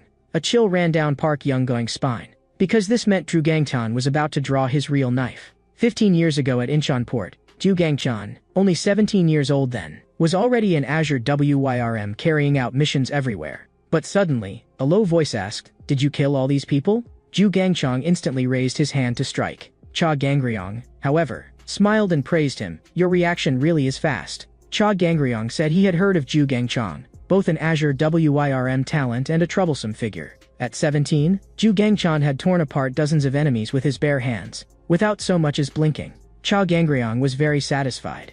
Zhu Gangchan told Cha Gangryong to get lost if he was only going to spout nonsense. Cha Gangryong warned him, if you cannot control your temper, then even the sharpest blade will be broken. Cha Gangryong wanted Zhu Gangchan to enter his scabbard, and let him swing the blade on Zhu Gangchan's behalf. Now it was time for Zhu Gangchan to draw his real blade. Hearing that, Park Youngwang could not help laughing again. After all, the Glory faction was no pushover either. 15 years ago, the Glory faction was the underground emperor of Busan. Anyone who dared provoke them was sunk to the bottom of the sea to feed the fish. Back then, the ferocious reputation of Busan Glory had even shaken the waters before the Pacific. But no matter how hard Park Youngwang tried, he could not understand it. How could they, who had once been so glorious, be wiped out like this today? Zhu Gangchan taking down more than 40 knife-wielding men barehanded. How could that not be absurd? Zhu Gangchan pressed again. Who exactly sent you? Park Youngwang hurriedly said that he also did not know who the other party was. He had only taken money to do the job. To save his life, he was willing to hand over all the money. But Zhu Gangchan had never intended to kill Park Youngwang in the first place, because cleanup time had arrived. Heavenly Dragon Scene Cleanup Team 3 also arrived at that moment to handle the aftermath. Team 3 leader Gu Pengil loved the smell of blood far too much. Those neatly severed arms looked like works of art in his eyes. Zhu Gangchan had not expected the cleanup team to arrive so quickly. Gu Ponggil instead found it strange. Why are you different from before? Why have you become so quiet? Park Youngguang was a survivor Zhu Gangchan had intentionally left alive, because there were still suspicious points in this matter, and he had to be handed over to the Risk Management Division for interrogation. The ground was covered with severed limbs. Gu Ponggil even invited Zhu Gangchan out for grilled meat after work, but Zhu Gangchan still had things to do, so Gu Ponggil could only sigh. Has even your taste changed? Just then, Gu Ponggil seemed to remember something. He said meaningfully to Zhu Gangchan, things around Cha Gangryong haven't been easy lately. As a friend, Gu Ponggil warned Zhu Gangchan to be careful. In this circle, the moment you relax even a little, you get eaten clean. This kind of thing happens all the time. Not long afterward, Zhu Gangchan sped down the highway in his car. Only then did he discover that the recovered item had been hidden inside a red doll. Zhu Gangchan could not help asking, what exactly is inside? But even the person who had issued the mission did not know what was inside the doll. He had only passed the task on to Zhu Gangchan according to orders. The Heavenly Dragon member who had commissioned the Glory faction reported to his superior. They had been completely wiped out by Zhu Gangchan. Jianeng only let out a laughing wow. Because that idiot Zhu Gangchan had bitten hard on the bait he had thrown out. The abandoned building where Jianeng was right now was the place where Heavenly Dragon had first started. He and Cha Gangryong had fought and survived together here ever since they were rookies. They understood each other best. No one could replace either of them. Now Jianeng only wanted to personally send off that dear old friend. And the time would be tonight. Jianeng had already prepared a coffin and funeral portrait for Cha Gangryong.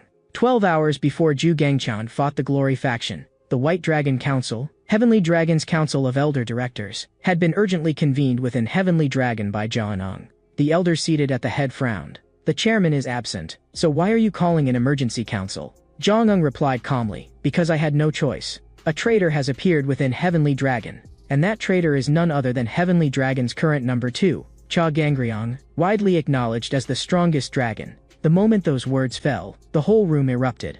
The man at the head coldly told him to produce evidence before speaking further. Jianeng remained unhurried and continued. Cha Gangryong's private villa, Chanhua Pavilion, is home to a group of unidentified people, and every one of them is trained like someone raised in a special forces system. Simply put, Cha Gangryong has been secretly raising his own army right under Heavenly Dragon's nose. The elders murmured among themselves, most of them believing that this alone was not enough to label him a traitor. Jianeng naturally knew that, so he continued. Not long ago, someone was arrested by the Risk Management Division on suspicion of embezzling Heavenly Dragon funds. We tracked his transfer records to overseas accounts, and eventually found that the money had flowed into a Swiss bank, and the account holder has been confirmed to be Cha Gangryong.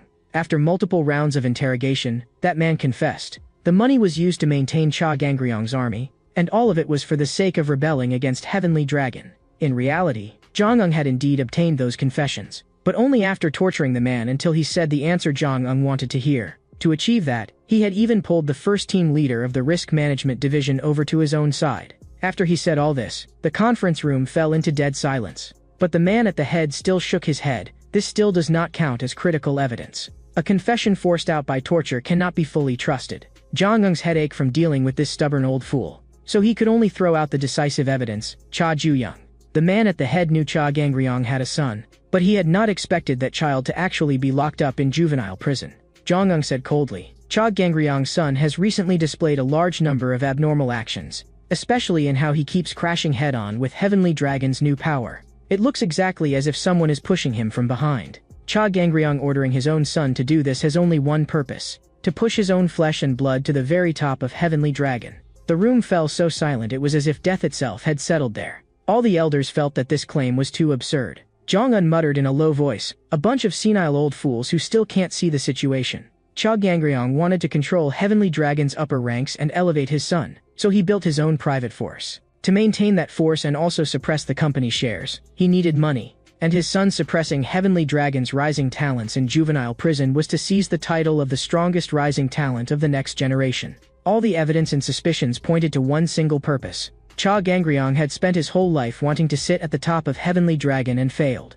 So he wanted his son to sit in that place instead. This evidence was already enough to make the elders begin to doubt. Jianeng knew his goal had been achieved. Not long after, he walked out of the conference room in complete composure. At that time, Zhu Gangchan was on his way to the designated location to recover the item. Back to the present, The more Zhu Gangshan thought about it after completing the mission, the more wrong it felt. A Busan gang unrelated to Heavenly Dragon had not only been directed to seize a Heavenly Dragon item, they had even received the same instructions he had. That was far too much of a coincidence. Zhu Gangshan took the USB drive out of the doll. He had to confirm what this thing actually was. After the computer loaded briefly, what popped up was nothing but a meaningless stock advertisement. Zhu Gangshan understood instantly. This was a trap. Then, remembering Gu Pengil's meaningful remark, he fully understood. This mission had only been a pretext, meant to lure him away from Changhua Pavilion. Zhu Gangshan immediately turned the car around and sped straight toward Changhua Pavilion. At the same time, inside Changhua Pavilion, Cha Gangryung's private villa. Cha Gangryung entered that place again. Whenever he could not sleep and did not want to drink, he came here. But this time, the atmosphere was different. Cha Gangryung was extremely irritated by these pests in his way. He wondered, was Zhang behind this? After all, if someone wanted to catch him, they would at least have to prepare to this extent. But Cha Gangryung only said coldly, "Shoot. If you can really hit me." The professional assassins who had come to kill him had not expected that they had already been seen through. They were respectively, the monkey who sees no evil, blind and unable to see, the monkey who hears no evil, deaf and unable to hear, and the monkey who speaks no evil, mute and unable to speak. Specializing in assassinating national-level figures, they were known in the assassin world as the three no-evil monkeys. In the next second, a poison needle shot toward Cha Gangryung. Cha Gangryung dodged it easily and sneered, "Same old tricks as ever." The figures of the three no-evil monkeys immediately disappeared into the woods. The monkey who hears no evil pulled up a silver wire and mocked. How can a classic trick be called outdated? Cha Gangryung yanked hard, trying to snap the silver wire wrapped around him. But that was exactly the trap of the monkey who hears no evil. Cha Gangryung flashed aside instantly, avoiding the giant log crashing in from the other end of the wire. The monkey who hears no evil seized the chance and closed in behind him with a dagger. Cha Gangryung grabbed him with one hand. But the other two monkeys also stabbed at him with their blades at the same time. At the same time, Zhu Gangshan, who was hurrying back to Changhua Pavilion, was stopped. Ryu Jinhyuk, captain of Heavenly Dragon's Ceremonial Security Team 2, said coldly, "You were speeding." The moment Zhu Gangshan saw him, he understood. Zhang had made his move. Ryu Jinhyuk said, "Cha Gangryung and his close aides have already been branded traitors. Top assassins have also accepted a commission and are currently hunting Cha Gangryung. By this hour, the operation should be nearly finished." Zhu Gangshan's protection had already failed long ago. But he asked in return, "Do you really think Cha Gangryung needs that kind of protection?" What Zhu Gangshan had to do was never protection, but stopping Cha Gangryung once he entered his inertial state, stopping the slaughter he was about to unleash. Ryu Jinhyuk said coldly, the captain of Ceremonial Security Team 3, failing to perform his duty. "Then let me teach you what protection really means." The two figures vanished from where they stood at the same time. This was the direct clash between Cha Gangryung's trusted man and Zhang trusted man. Inside Changhua Pavilion, Cha Gangryung had already taken down three monkeys. He was just about to exert force and crush the filthy monkey in his hand, when his body suddenly sank and he dropped to one knee. The monkey who sees no evil mocked, "Is it because your body is too big? The poison is only taking effect now?" It turned out the poison needle had been coated with atropine to cause blindness. The silver wire had been smeared with quinine to cause deafness. And the short blade carried curare to paralyze the vocal cord muscles. That way, Cha Gangryung would enter a state of blindness, deafness, and even the inability to roar. In the end, he would slowly die amid the fear and loneliness of his senses disappearing one by one. That was the true meaning behind the name Three No Evil Monkeys. A dense volley of poison needles shot at Cha Gangryung again, and silver wire immediately wrapped around his body as well. Tonight, after killing a top figure of the underworld, the three no evil monkeys would step onto the summit of the criminal world. But Cha Gangryung charged straight at them. The three no evil monkeys were shocked. The poison should already have spread through your whole body. But for Cha Gangryung to have climbed to this height, he had already undergone anti-poison training countless times. Along the way, he had seen too many enemies who used poison. This little bit from the three no evil monkeys did not even feel as potent to him as hard liquor. Cha Gangryung's heavy punch came down. A rain of blood exploded on the spot. One of the three no evil monkeys had his head blown apart by a single punch. Cha Gangryung did not agree with their talk of dying alone. Because death is lonely to begin with, whether you have friends or not. 25 years ago, Cha Gangryung and Zhang had still been close friends fighting side by side. After every mission, they would sit together and drink soju. At the time, Zhang was determined to climb to the top of Heavenly Dragon and enjoy glory and wealth. And Cha Gangryung fought his way upward, only to confirm that he was still alive. Zhang felt that being ahead alone was too boring. He decided to climb together with his only friend, Cha Gangryung.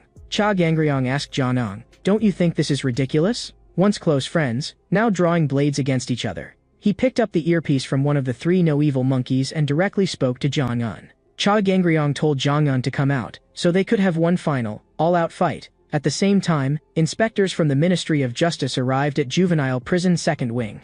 They wanted to randomly select inmates for interviews, and because of that, Cha Guyang was called out again. The moment the other person saw him, she praised him. That murderous look in your eyes is exactly like her father's. Chao Juyang immediately demanded, Who are you? Yu Heiwan, Chao Gangryong's close aide and heavenly dragon headhunter, smiled and said, Call me big sister, and I'll tell you. In the warden's office, Ma Wanchong found it strange. Why had these busy civil servants come running to this small prison that was operating normally again? The other side smiled apologetically. It was only a routine inmate human rights survey, but the higher-ups had suddenly moved up the report deadline. Ma Wanchong was even more puzzled. If it was only a formal report, why suddenly change the deadline? Han Sue, hidden in the shadows, also felt that this reason made no sense. In fact, Yu Heiwan had gone to great effort to sneak in here under Cha Gangryong's orders. Even entering and leaving this place was regulated at a national security level. She had seized leverage over high-ranking Ministry of Justice officials and used threats and incentives before she could force her way in under the excuse of a human rights survey. To guard against unexpected situations, she had even climbed the back hill to inspect the structure of the entire prison. The more Yu Heiwan looked at Cha Juyang, the more he resembled Cha Gangryong. But she could not understand. Cha Juyang actually felt no gratitude, and for the sake of a dead girl, he wanted to kill the only biological father he had in this world. In the next second, Yu Heiwan's neck was gripped tightly by one hand. Cha Jiyang warned her coldly, If you don't want your mouth ripped apart, don't talk nonsense.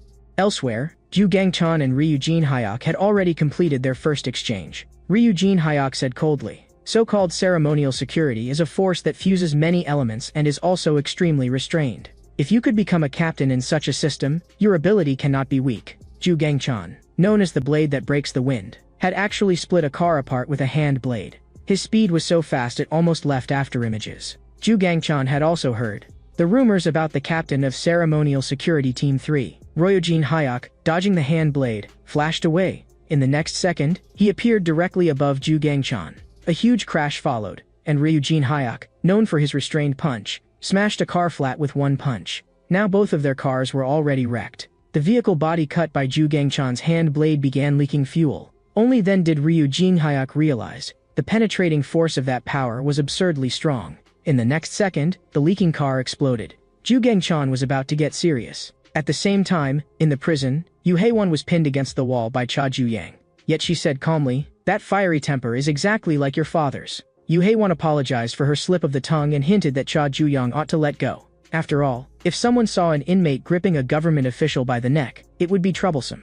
But Cha Juyang did not care at all. Because if he exposed Yu Heiwan's identity as a Heavenly Dragon member, it would only become even more troublesome. In the end, the two still sat down to talk. Yu Heiwan began. There is almost no information on the 5th floor shark, so he cannot be controlled at all. What Cha Juyang will face next will also be countless Azure WYRMS. In Cha Gangryong's eyes, Cha Juyang had only just escaped the lizard stage and barely transformed into a snake form. He was still far from evolving into an Azure WYRM. Cha Gangryong had once said, Everyone evolves differently. He wanted Yu Heiwan to give this to Cha Juyang. This was something Cha Gangryong had never taught his son. The method for evolving into an Azure WYRM. Cha Juyang stared at the slip of paper in his hand in confusion. At that moment, the interview room door was suddenly pushed open. Ma Wanchong questioned, A perfunctory interview like this should have ended long ago. So why isn't it over yet? Another guard explained, The Ministry of Justice staff member already finished the interview and left just now. Ma Wanchong's brows tightened even further. He asked himself quietly, Am I being too sensitive?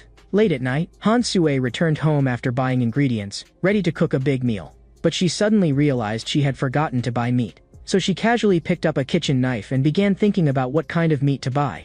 If she made curry, maybe sour meat would be most suitable. Yu Heiwan, who had snuck in quietly, praised her, Your powers of observation are pretty sharp. Han Sue smiled. There's an extra sweet smell in my house. How could I not notice? Yu Heiwan seized the chance to go for the knife, but failed. Han Sue coldly questioned her. Secretly breaking into a woman's home when she lives alone. Are you some kind of pervert? Yu Heiwan, knocked down, only became even more excited when she heard the word pervert. Han Sue immediately raised the knife to finish her off, but the blade missed. It turned out Yu Heiwan had used her bra to strangle Han Sue's neck. Yu Haewon asked in return. You call me a pervert? But the filthy things you do in prison. Who is the real pervert here? Han Sue came to her senses and immediately cut the bra in two with one slash. Now it was Yu Haewon's turn to execute the vulgar blonde prison guard. Han Sue had long heard of the famous Yu Haewon, close aide to Cha Gangryong. At that moment, Yu Haewon raised a gun, ready to teach her a proper lesson. Han Sue was so startled that she immediately shrank into a corner. She had never expected Yu Haewon to actually have a gun. But Yu Haewon pulled something out from the barrel and told her to stop hiding. Han Sue was speechless. Why are you stuffing needles into a gun? In the next second, Yu Haewon's dance barrage of attacks closed in on Han Sue. Her needles were actually faster than bullets. Han Sue smiled and said, being this rough on a cute junior. Senior, you're way too scary. Yu Haewon of course had no intention of letting such a cute junior off. The battle on the other front was already in complete ruins. Ju Gangshan and Ryu Jinhyak were still unable to determine a winner for the moment. The key to this duel was whether Ju Gangshan's blade, or Ryu Jinhyak's fist, would break first. Their hand blade and fist slammed together violently once more. A tearing pain shot through Ju Gangshan's palm. Ryu Jinhyak frowned. The blade, has it already cracked? Ju Gangshan was blasted away by his punch. Ryu Jinhyak knew very well, no matter how sharp a blade is, it cannot withstand repeated heavy blows. Sooner or later it will break. But Ju Gangshan laughed at that moment, because he also understood, no matter how hard a rock is, if a blade cuts it countless times, it will also shatter. The battle on the other side was still continuing as well, and both Han Sue and Yu Haewon moved with absurd speed. In the blink of an eye, their weapons had already crossed several rounds. A huge slash was cut across Yu Haewon's top. Han Sue's stockings were also torn to shreds. Just as Yu Haewon was about to finish Han Sue suddenly pulled out a baton. After all, she was a prison guard, and if she wanted to subdue criminals, she had to have some preparation on hand. Yu Haewon sensed that Han Sue's aura had changed instantly. The baton came crashing down again. Han Sue warned her senior coldly not to act rashly, because from this point on, the truly hot part was about to begin. At the same time, on another battlefield, Ju Gangshan was hanging from the edge of the bridge, swaying on the verge of falling. He could not believe it. That entire combo had clearly landed just now. So how could Ryu Jinhyak be completely unscathed? Ryu Jinhyak quickly gave him the answer. It turned out Ryu Jinhyak had already put on body armor. That was not despicable. It was basic ceremonial security training. No matter how much you struggle, it is useless. Tonight, Cha Gangryong's faction will be written into the loser's ledger, and then disappear completely. 25 years ago, Cha Gangryong and Jeonnung had still been close friends fighting side by side. After they used violence to force a nightclub into paying usurious interest, the blood-soaked Jeonnung sneered. That nightclub boss talked tough as hell, but in the end he abandoned his men and ran by himself. Cha Gangryong asked Jeonnung, did you forget what the seniors said the day we joined Heavenly Dragon? In this world, even friends who fight shoulder to shoulder must always be ready to be betrayed. Jeonnung burst into laughter, provoked by Cha Gangryong's rejection. He was going to show Cha Gangryong what a real bastard looked like. Inside Chanhwa Pavilion, his men apologized to Cha Gangryong. The assassins had actually broken in that easily. It was their failure. But Cha Gangryong did not care at all. His personal direct unit was already on standby. With a single order from Cha Gangryong, they would mobilize all of Chanhwa Pavilion's forces and kill their way to Jeonnung's side. But Cha Gangryong was confident. He alone was enough. 9 hours earlier, Cha Ju-young lay on his bed, staring at the note in his hand. In the end, he still opened it and read what was inside. The others in the room were putting makeup on the black goat. Everyone looked completely cheerful and harmonious. Cha Du-young understood. Recently, it was probably because the sharks had all gone to the hospital, so the prison atmosphere was more lively than before. But Cha Du-young kept feeling that something was off. It was too quiet. So quiet that it made people uneasy. Just then, the chairman of the Human Rights Improvement meeting also walked into the room. Ote-san immediately introduced his identity to Cha Ju-young. The chairman had heard that Cha Ju-young was going to confront the fifth-floor shark head-on, so he came to tell Cha Ju-young a secret about the fifth-floor shark. In the entire prison, only the chairman knew this. A few years ago, when he had just entered the second wing, he was assigned to the fifth floor. At that time, he heard that there was a group of uncontrollable inmates on the fifth floor called sharks. He had been scared to death back then. But after a month passed, he found that maybe he had been scared for nothing. Because after all that time, he had not even seen a single hair of the fifth-floor shark. One day, unable to suppress his curiosity, the chairman secretly went to look at the shark's room. He had thought a monster like that would be doing physical training or killing drills. But what he saw was the shark quietly sitting at a desk playing chess. No matter whether it was mealtime, a surprise prison inspection, or a typhoon day, the fifth-floor shark never left the room and only played chess. He had another even stranger trait. Those evenly matched and astonishingly numerous chess pieces were all being played by him alone, against himself. The chairman became curious, so he secretly asked a guard. The guard told him the shark's opponent was not himself, but a certain inmate who had once played chess with him in the past. That person had swept all kinds of chess tournaments and was a genius. But every single match, the one who won was the fifth-floor shark. This repeated game, day after day, was reenacted under the fifth-floor shark's orders. Until one day, he suddenly realized something. The chess genius was clearly very strong, so why had he never won? Every game was back and forth and evenly matched, but in the final few moves, the shark always won. As if the chess genius were deliberately losing. After being seen through, the chess genius immediately apologized to the shark. The fifth-floor shark ordered him, from now on, give it everything you've got. After that, the two sides launched into fierce attack and defense. But in the end, the one who won was still the fifth-floor shark. The chess genius praised him, you really are strong. But the shark praised him in return, impressive indeed. Even in a situation like that, you still had room to hold back. Then the shark told a story about chess. In history, there was once a tyrant who told a traitorous minister, if you beat me at chess, I will spare your life. But in order to curry favor with the tyrant, that minister deliberately lost. And because that minister had deceived his ruler, he never got another chance to play chess again. That was everything the chairman knew about the fifth-floor shark. And the reason he was willing to say it was because Ote-san had secretly slipped him a bottle of chocolate milk in exchange. When Cha Ju-young heard the word ruler, he fell into thought. The scene shifted, and at this moment only two sharks remained in the aquarium. First floor Cha Ju-young, and fifth floor Chu-young gang. Ma Wanchong decided to completely empty the aquarium tonight. For that reason, he specially went to see Kwon Chong-suk, the warden of Juvenile Prison First Wing. Ma Wanchong asked Kwon Chong-suk, at midnight tonight, turn all the speakers in the first wing to maximum volume. You must make sure the entire prison can hear the music. He could not explain the reason yet. By tomorrow morning, Kwon Chong-suk would naturally understand. Then the guards of the second wing all mobilized. They received orders, before nightfall, move all flammable and explosive materials to the safe zone. Ma Wanchong had once watched an aquarium documentary. In the film, among 5 sharks in the same tank, 3 had died mysteriously one after another. The aquarium temporarily removed all the other fish to repair equipment and check the health of the remaining sharks. So in the enormous tank, only 2 sharks remained. Not long after, an unbelievable sight occurred in that tank. Ma Wanchong was very curious. If the sharks were replaced with humans, what would happen? Late at night, all the inmates had gone to sleep. But suddenly, a piercing fire alarm exploded through the prison. All the inmates immediately rushed out of their rooms and ran outside. But before Cha Ju-young could run out, his door was somehow locked shut. When Cha Ju-young kicked open the locked iron door, all the other inmates had already run off without a trace. At the end of the corridor, a fireproof wall rose up and completely blocked Cha Ju-young's path. Cha Ju-young immediately realized this was wrong.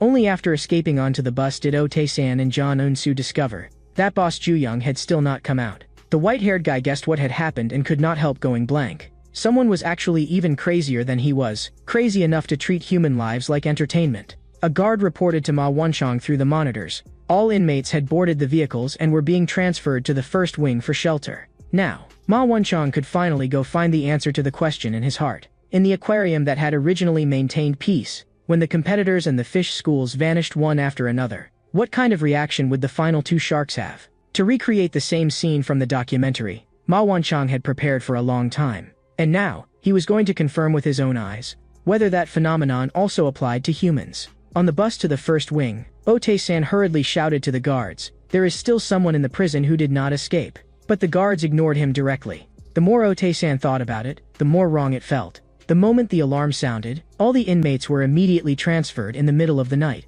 and they said it was a fire, but there was not even a trace of smoke. There were too many suspicious points. Blocked in the corridor, Cha Ju-young saw clearly. It was a specially made fireproof wall, absurdly hard. Even the windows had been sealed by fireproof walls. Cha Du-young realized someone was deliberately cutting the prison completely off from the outside world. And he could roughly guess who would do something like that. Meanwhile, Han Sue had to hurry back to the prison.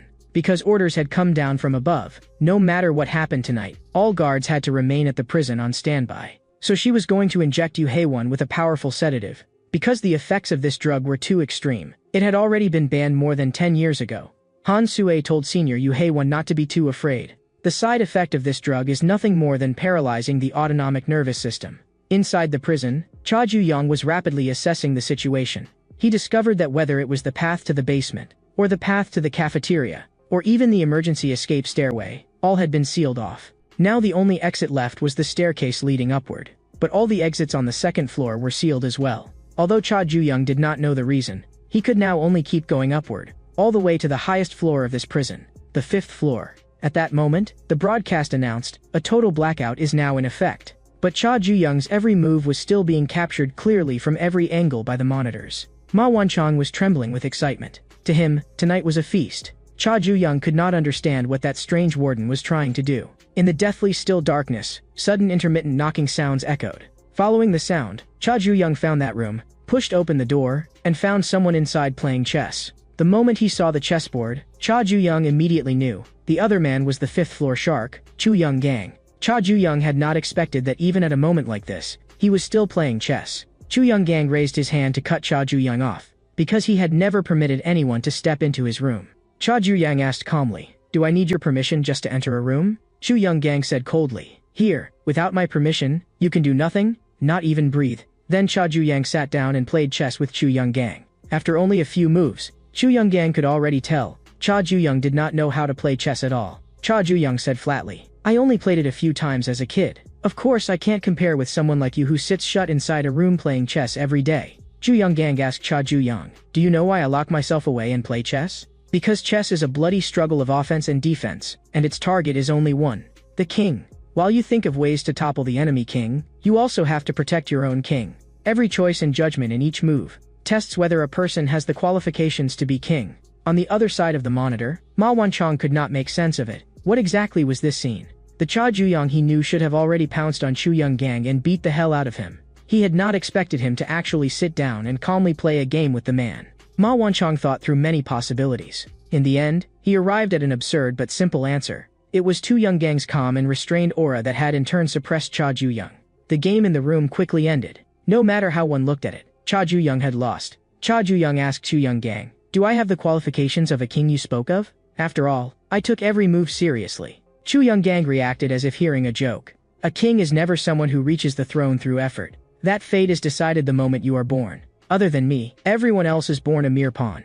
No matter how hard you struggle, at most you can become a rook or a knight. You can never become a general. Chu Young-gang said this was for Cha Ju-young's own good. If a person deludes himself into thinking he can reach a place beyond the height meant for him, that is a curse. One wrong step, and he will fall and be shattered to pieces. Cha Ju-young thanked Chu Young-gang for his advice. With his fingertip, he flicked his own king piece upward, and the king piece cut through the air and slammed straight into the other king piece. The two pieces brushed past Chu Young-gang's hair. In the next second, Chu Young-gang's king piece was smashed to pieces. "Since you said chess is a game of toppling the enemy king," then Cha Ju-young asked, "how does it feel to be shattered to pieces?" Elsewhere, Chao Gangryong had also arrived at the old site where Heavenly Dragon first began, where the coffin and memorial portrait Jiang Wang had prepared for him were placed. Chao Gangryong found a childish.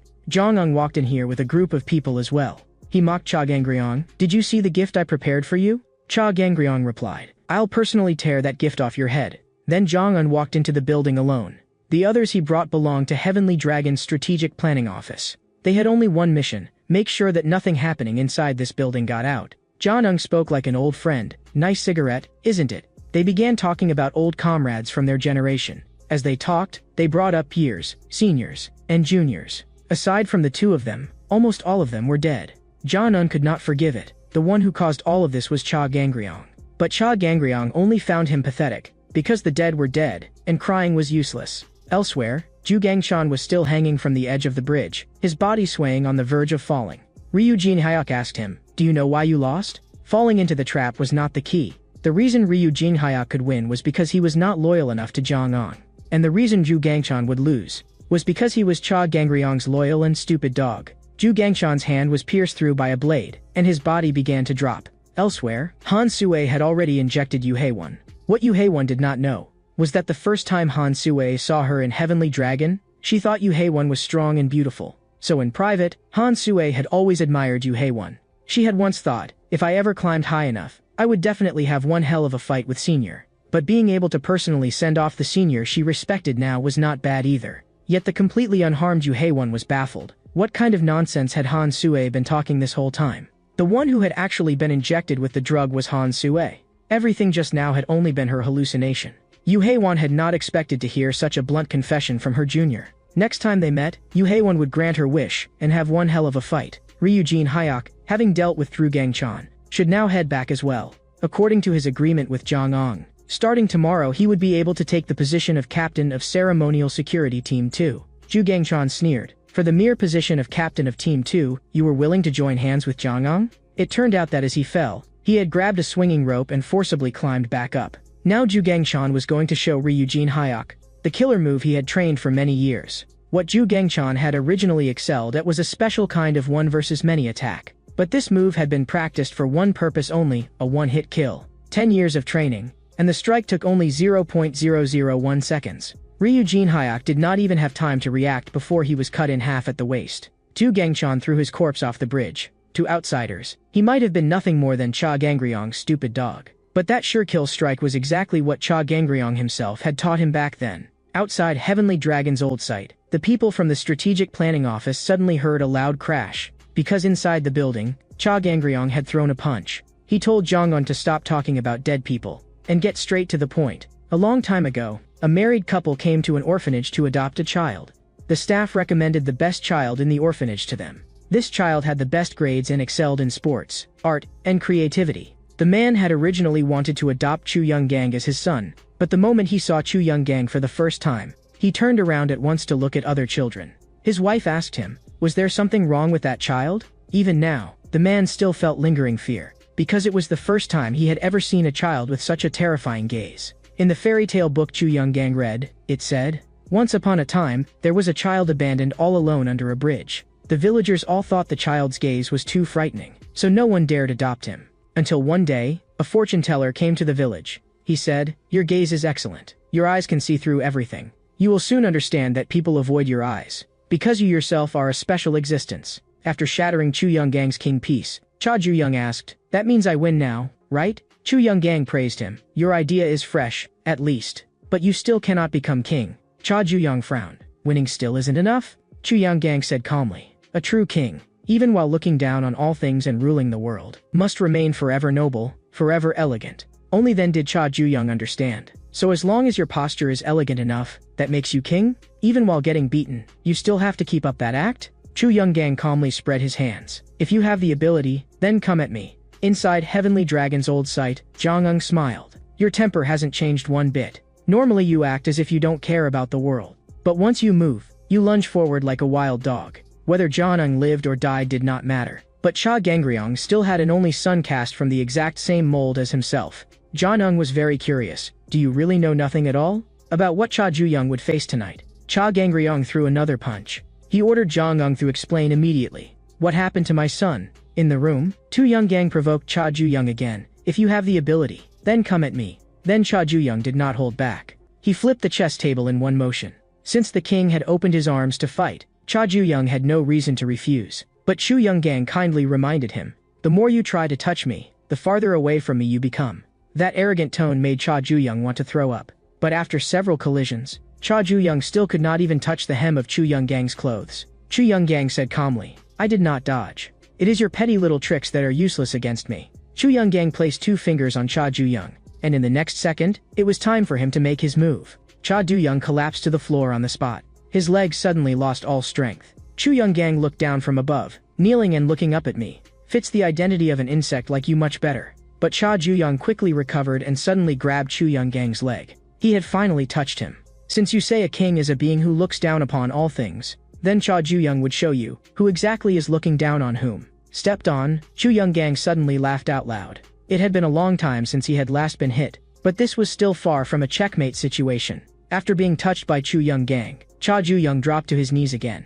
He could not understand it. Why had his legs gone weak again? Chu Young-gang admitted, Cha Ju-young was no ordinary man. Because even when Cha Ju-young looked directly into his eyes, there was not the slightest trace of awe. But that was not especially remarkable either. In the past, Guang Haiyan, commander of Heavenly Dragon's Azure WYRMS, had once gone to Changsu Technical High School, only to see a bunch of delinquents catching ants. That was an order given by a transfer student. Chu Young-gang ordered the delinquents, catch every ant in the neighborhood and bring them all back. And they had really gone to absurd lengths to catch every ant. Chu Young-gang had even praised them. But the delinquents could not understand at all. Why suddenly catch ants? because catching ants itself had no meaning at all. Chu Young-gang was merely fulfilling the duty of a king by giving his subjects something to do. Then he ordered the delinquents again, catch every dragonfly in the neighborhood and bring them all back. Guang Haiyan thought this duty of a king was laughable to the extreme. He could not understand why those big louts obeyed such bullshit orders. Chu Young-gang was very displeased that someone was looking down at him from above. As commander of the Azure WYRMS, Guang Haiyan had long since read Chu Young-gang's file. He asked Chu Young-gang, "Aren't you curious about how far your kind of special can actually go?" But just as Cha Ju-young threw a punch, Chu Young-gang had somehow already gone around behind him. He rewarded Cha Ju-young once again. At the moment of contact, Cha Ju-young's body suddenly sank. Cha Ju-young tried many times in succession to counterattack, but he still could not touch Chu Young-gang. Chu Young-gang reminded him that dragging out an exploratory fight for too long was not a good thing. Cha Ju-young was blown away by one strike and sent flying straight out of the room. Chu Young-gang took back what he had said about Cha Ju-young being ordinary, because this was the first time someone had managed to interest him, and even make him walk out of his room of his own accord. But Cha Ju-young had already vanished from where he was. He had no interest in Chu Young-gang's evaluation. Chu Young-gang's body staggered from the sneak attack. Just as Cha Ju-young was about to press the advantage, Chu Young-gang avoided him once again. He rewarded Cha Ju-young again. With both legs losing strength, Cha Ju-young collapsed to his knees uncontrollably. Chu Young-gang said coldly, "When I look at a person, their breathing rhythm, heartbeat, the direction they turn their head, when they open and close their eyes, and the timing of their punches and landings, I can see through and remember all of these tiny movements and habits. Just like a chess record. I already know how you will move next before you do."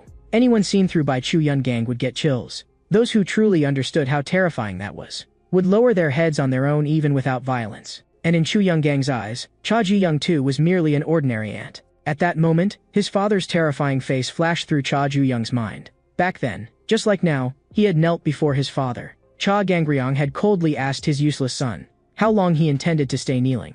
Cha Ju-young suddenly snapped back to himself and counterattacked at once. But Chu Young-gang once again predicted his movements perfectly. But Cha Ju-young had already seen through it. This so-called prediction was nothing more than recording the movements you had already made and then projecting the next step. Then from now on, Cha Ju-young would only use techniques Chu Young-gang had never seen. Once again, he stepped into Overheart through his anger. Chu Young-gang was blasted away by a tremendous force. At that moment, the advantage tipped toward Cha Ju-young. Cha Ju-young immediately prepared to end the fight. A human in Overheart can unleash power that borders on the unreal. Cha Ju-young's Overheart had already completed 2 evolutions so far. The first was learning to switch. By flexibly turning Overheart on and off, he defeated Moon Sang-woo. The second was learning to release. When facing the stronger Du Haiyan-woo, he compressed all the power of Overheart into one strike, and detonated it in an instant, only barely winning. But this move required pouring all remaining power into it. And because of that it came with a price. It had to land in a single hit. And at this moment, in order to avoid danger, Cha Ju-young had already used up half of his Overheart. So this attack against Chu Young-gang had to land. At that moment, Chu Young-gang's eyes suddenly widened. He actually dodged Cha Ju-young's attack again. In an extremely short time, Chu Young-gang judged that Cha Ju-young's Overheart was a one-time explosive release of his remaining power. Because Cha Ju-young had used Overheart before launching the move, Chu Young-gang's deduction succeeded. Fortunately, Cha Ju-young stopped himself in time and did not fully throw the strike. Chu Young-gang said arrogantly, "As long as I've seen a move once, I can break it. Because what a king sees is not only what is in front of him, but deeper and farther dangers. A king who cannot predict is no different from a chess piece that others can move around at will." Cha Ju-young understood now. No matter how he used Overheart, Chu Young-gang would dismantle it. At that moment, Cha Ju-young suddenly felt a violent palpitation in his chest. Chu Young-gang instead seemed puzzled. "You don't even know this? If Overheart's release is forcibly pulled back before the move is thrown, the power will backfire and explode inside the body. That final shock will crash straight into the heart." The reason Chu Young-gang knew was because he had met someone like Cha Ju-young before, someone who had used the same move. Cha Ju-young did not understand. "You're my enemy, so why are you telling me this?"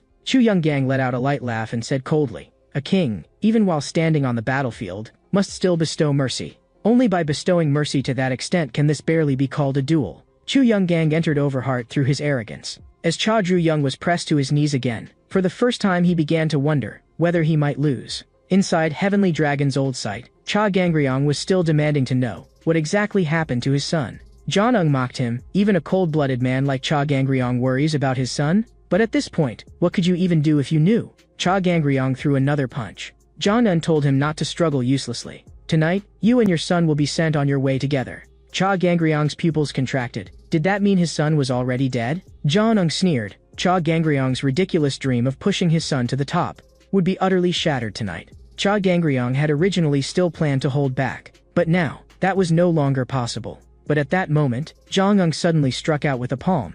He mocked Cha Gangryong for being too hasty and exposing an opening. Although Cha Gangryong was injured, Jeonnung, who specialized in drawn-out battles, had also paid no small price for that strike. Staring at Cha Gangryong, Jeonnung gave the answer. Your son's opponent is Azure Wyrm, Chu Young-gang.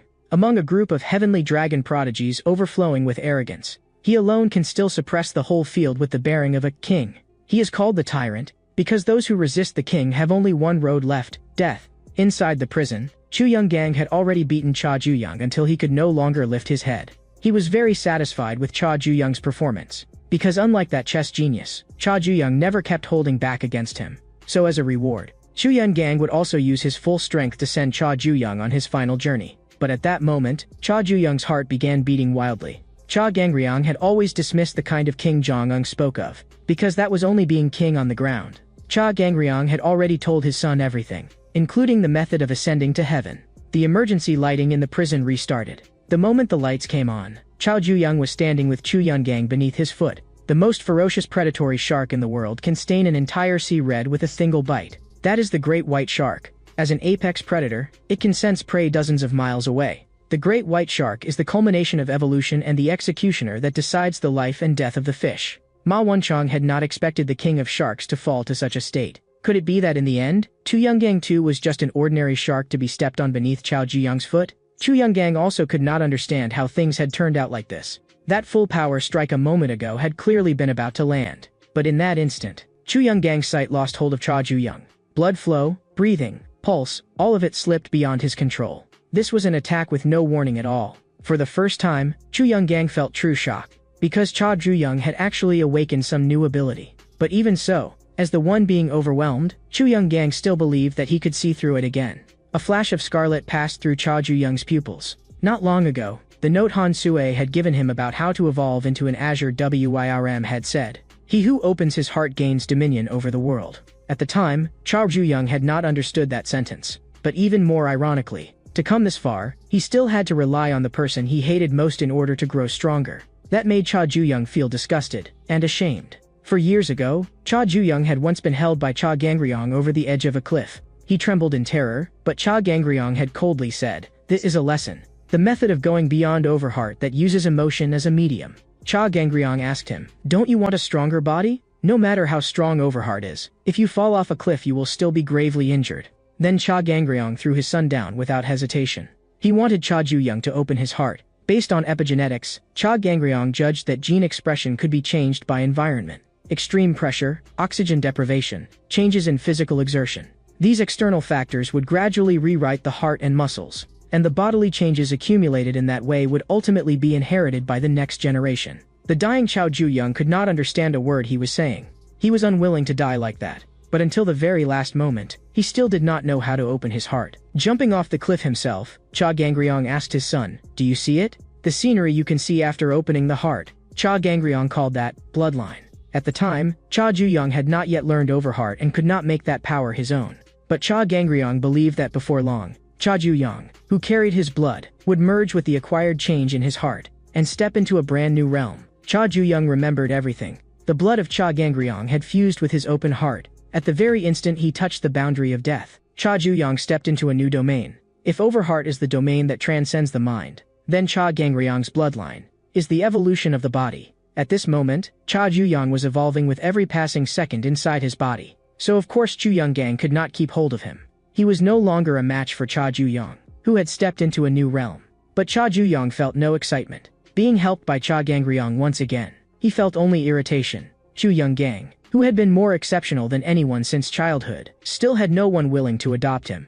He loathed that self of his that was different from others. But not long afterward, Chu Young-gang came to understand from a fairy tale. It was not that people were unwilling to become his parents, but that they were unworthy. They did not hate Chu Young-gang's eyes. Rather, after realizing how special he was, they instinctively submitted to him. Chu Young-gang believed that this was not coincidence. Even if someone denied it, The position he had reached through his own strength was proof everyone was beneath his feet. The orphan in the fairy tale who had been ignored by everyone became king in the end. Because a true king does not inherit the throne through royal blood, but is chosen by heaven. One chosen by heaven needs no bloodline to prove it. Chu Young-gang frowned. Cha Ju-young's source of power is Cha Gangryong? Then you can never become a true king. Chu Young-gang once again entered Overheart through arrogance, and toward Cha Gangryong's power. Cha Ju-young felt nothing but revulsion. Chu Young-gang fell silent. At this point, all he felt when he looked at Cha Ju-young was disgust. Ma Wanchong had not expected the great white shark to stand up again.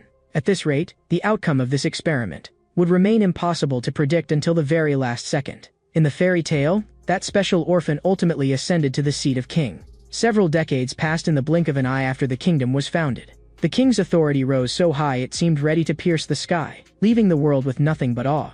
The surrounding nations all bowed in submission. Even ministers did not dare speak to him. The king's glorious life was praised over and over by everyone. Not even the queen and his heirs dared look directly into his eyes. If even his family was like that, then what were the common people in his eyes? Azure WYRM Commander Guang Haiyan had not expected those arrogant Azure WYRMs to bow before Chu Young-gang. And Chu Young-gang's daily routine was repeatedly reading that fairy tale about the special king. He also firmly believed that the reason he had come this far was all because of fate. Guang Haiyan had come to speak to Chu Young-gang. Every person who enters Azure WYRM hones a unique skill based on their own Overheart. The fastest learn it in 3 months, while the slowest may take years to understand it. This is the killing technique that belongs to Azure WYRM. But there was one thing Guang Haiyan had wanted to ask just now. Was this giant crater made by you, Chu Young-gang? He had actually broken the record and mastered his killing technique in only 1 month. Cha Ju-young's Cha Gangryong-style bloodline inheritance was also a killing technique. Now, every punch he threw came with a roar. As Chu Young-gang was about to be hit head-on by the fist, he raised 2 fingers again. An Azure WYRM-style ultimate technique. Cha Ju-young felt as though his body were being torn apart. His strength was instantly drained, and he dropped to his knees again. Chu Young-gang said arrogantly, "It is useless no matter how many times you repeat it. The outcome will not change. Your fate is fixed. You can only kneel before me." But Cha Ju-young borrowed the Cha Gangryong-style bloodline again and threw another punch. Chu Young-gang could not understand why this was happening. Someone hit by his ultimate technique should have lost the ability to fight. Chu Young-gang thrust out 2 fingers again. The tearing pain forced Cha Ju-young to kneel uncontrollably. But he forced himself back to his feet, and then smashed a punch straight at Chu Young-gang. Chu Young-gang could feel that the quality of every one of Cha Ju-young's punches was absurdly high. If he made even one wrong step, Chu Young-gang would lose. A huge oppressive force exploded from Cha Ju-young. This was the fiercest match Chu Young-gang had ever experienced in any battle. At that moment, the broadcast ordered all inmates to stay away from the walls. Thin streams of black smoke began seeping out from beneath the fireproof walls, and in the next second, the prison exploded. Only then did Cha Ju-young realize that the fire alarm earlier had not been fake. The prison really was on fire. That scene instantly dragged Chu Young-gang back to the ending of the fairy tale. On one day, after the tyranny had continued for long enough, the royal palace was engulfed in towering flames. The king, who had ruled the world all his life, was powerless even amid a fire that devoured everything. A general roared at the soldiers. The tyrant who made the people suffer must be dragged from his throne and beheaded before all. At that moment, the king remembered the fortune-teller's warning. Arrogance will make even birds in the sky and monkeys in the trees fall. Even if you are king, if you cannot cast aside arrogance, you too will ultimately fall. Chu Young-gang was deeply dissatisfied with this ending. He was certain that he would never fall. The 2 men's fists collided head-on once again. Chu Young-gang was clearly at a disadvantage in terms of strength. He warned Cha Ju-young not to get carried away. But Chu Young-gang also had to admit, Cha Ju-young was strong. So he would grant Cha Ju-young a special ending. The king before whom neither the Azure WYRMs nor anyone in the juvenile prison dared look down, would personally send Cha Ju-young to his grave. But Cha Ju-young told Chu Young-gang to stop. Whether Chu Young-gang wanted to admit it or not, if they kept fighting, the one to die first would definitely be him. Chu Young-gang had only held on this long through sheer will. His body had already collapsed. Cha Ju-young was also close to his limit. Cha Ju-young did not understand the king and fate that Chu Young-gang kept talking about. This was nothing more than a game, and the winner was Cha Ju-young. The sky was gradually turning pale. Cha Gangryong could not understand what exactly had turned Jianeng into this. Jianeng shot back. First figure out who the one that truly changed is. Back then, Cha Gangryong only wanted to survive and forced himself through each day. But now he would stop at nothing for the number 1 position. Cha Gangryong said in a low voice, "I have never changed. I have always been forcing myself through. It has been like that ever since 20 years ago." At that time, Heavenly Dragon was still just a small gang that had only recently risen. As newcomers, Cha Gangryong and Jong Un carried out missions, and wiped out one famous gang after another. There were 4 others in their cohort as well, and the 6 of them went through life and death together like brothers bound by fate. But back then they were not mature enough and always pushed themselves into desperate situations. Whenever that happened, Heavenly Dragon Elder Moon Janghyuk would clean up their mess. He was the true big brother among those 6. In the old Hongju prison of Chungcheongdo, the most thugs in all of Korea had gathered, and the entire prison was like a battlefield. And the man who brought that war to an end was Lee Chung-yeep, the legendary boss of Chungcheongdo and also a real estate tycoon. Even the warden did not dare act against him lightly. Lee Chung-yeep's only pleasure was using the excuse of choosing an heir to sift out the strongest fist. The war inside the prison had no rules and no limits, and the one who ultimately stood last in that war was Moon Janghyuk. If you became Lee Chung-yeep's son, your life could take off. This was something the other inmates dreamed of. Lee Chung-yeep also naturally told Moon Janghyuk to call him father from then on. But Moon Janghyuk had no need for that kind of thing. He swung his fists desperately, only for the underlings who trusted him. But now Moon Janghyuk knelt down and surrendered to the enemy, because with his arm injured, he could no longer even hold a knife steady. In order to save the underlings who were about to be buried alive, what Moon Janghyuk relied on now was not his fists, but his mind. He dealt with the enemy only to buy time so his men could escape. After they got out, everyone was already too exhausted to stand properly. Back then they were too immature, and could barely survive only because their big brother held them up. Cha Gangryong believed that one day everyone would become strong enough that big brother would no longer have to worry. After all, their lives had all been bought back with that one arm of his. That was why they regarded Moon Janghyuk as someone like a parent. At the time, Cha Gangryong firmly believed that as long as they endured, one day everyone would truly smile. But Cha Gangryong had no idea what exactly was waiting for them ahead. Moon Janghyuk, the strongest fist who had won a tactical victory, instead chose to abandon that powerful gang in Chungcheongdo and follow the newly established Heavenly Dragon in Seoul. It was only because the first time Moon Janghyuk saw the leader of Heavenly Dragon, it felt as if he had seen a true dragon. He was certain that sooner or later, Heavenly Dragon would swallow up territory across the whole country. Before that happened, all Moon Janghyuk wanted was to protect this group of younger brothers first. And the facts unfolded just as Moon Janghyuk had expected. For within just 1 year, Heavenly Dragon had expanded into one of the top gangs in Seoul. But Jong-un began to grow uneasy, because he felt he was still standing in the same place. Jong-un had not thrown everything away to come to Seoul just to become some ordinary thug. What he wanted was the summit of power. After one mission ended, Jong-un's expression was still heavy. Moon Janghyuk asked him, "Has something been bothering you lately?" What Jong-un really wanted was simply recognition from the gang. During this time, he, Cha Gangryong, and the others had wiped out quite a few gangs, yet they still had no presence within Heavenly Dragon. Jong-un did not know what he had to do in order to be acknowledged. At that moment, Moon Janghyuk lifted one paw of a kitten and gently pressed it onto Jong-un's hand. Like this, you have been recognized. Because this kitten was the cat king of the area. Moon Janghyuk seriously made Jong-un trust his own instincts. He had said before that Heavenly Dragon would become a gang that shook Korea, and that had already come true. Moon Janghyuk also believed that in the future, Jong-un and Cha Gangryong would become the gang's twin cores. After hearing Big Brother's words, Jong-un decided to stay patient for the time being. But the anxiety made him long for a chance to prove himself. And on this very day, that chance really came. The Heavenly Dragon leader, who never showed himself, actually appeared. Everyone greeted the boss in perfect unison. The Heavenly Dragon boss, merely by walking, pressed down on people so hard they could barely breathe. This was the true dragon that Moon Janghyuk would rather abandon a gang to follow. Jong-un knew his chance had come. He gathered his courage and dropped to his knees on the spot to greet him, declaring his loyalty in the firmest tone. No one had expected Jong-un to be so decisive. The Heavenly Dragon boss said in a low voice, "I didn't expect there to be someone with such presence. What is your name? You carry an overbearing air about you." Cha Gangryong, standing perfectly straight, formed a sharp contrast with the kneeling Jong-un. That contrast made Jong-un feel awful. Late that night, he stared blankly at the ceiling. Just then, someone woke Cha Gangryong and Jong-un, saying the boss wanted to see them. The boss's secretary, Jubei Hyuk, conveyed the mission: hunt down Moon Janghyuk. Whoever completed the mission would receive special promotion and become one of the boss's trusted aides. Cha Gangryong could not understand. Moon Janghyuk had sacrificed so much for the gang, so why were they, his two blood brothers, being told to do it? Jubei Hyuk said plainly, "In all of Heavenly Dragon, the only two who interest the boss are you. He is testing just how far you are willing to go for him." Jong-un, who longed to climb higher, felt all kinds of emotions twisting together inside him. In the end, he made his choice. Not long afterward, Moon Hyuk was sleeping deeply in his room, when a dark figure suddenly lunged at him. But what was stuffed into Moon Hyuk's arms was only a backpack.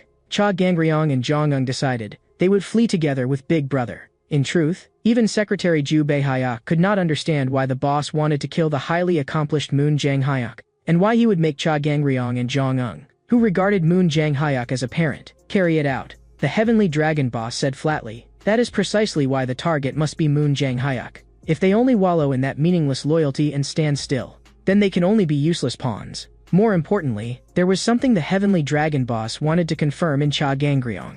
The three fugitives quickly arrived at the train station. After hearing the whole story, Moon Hyuk could hardly believe it. He thought there must be some misunderstanding and wanted to go back to talk to the boss. But Cha Gangryong knew it was useless. The first time he saw the boss, he instinctively felt that man was not someone who could be reasoned with at all. Rather than saying he was human, it would be more accurate to say he was like a walking disaster. The only person who could sense that might have been Cha Gangryong.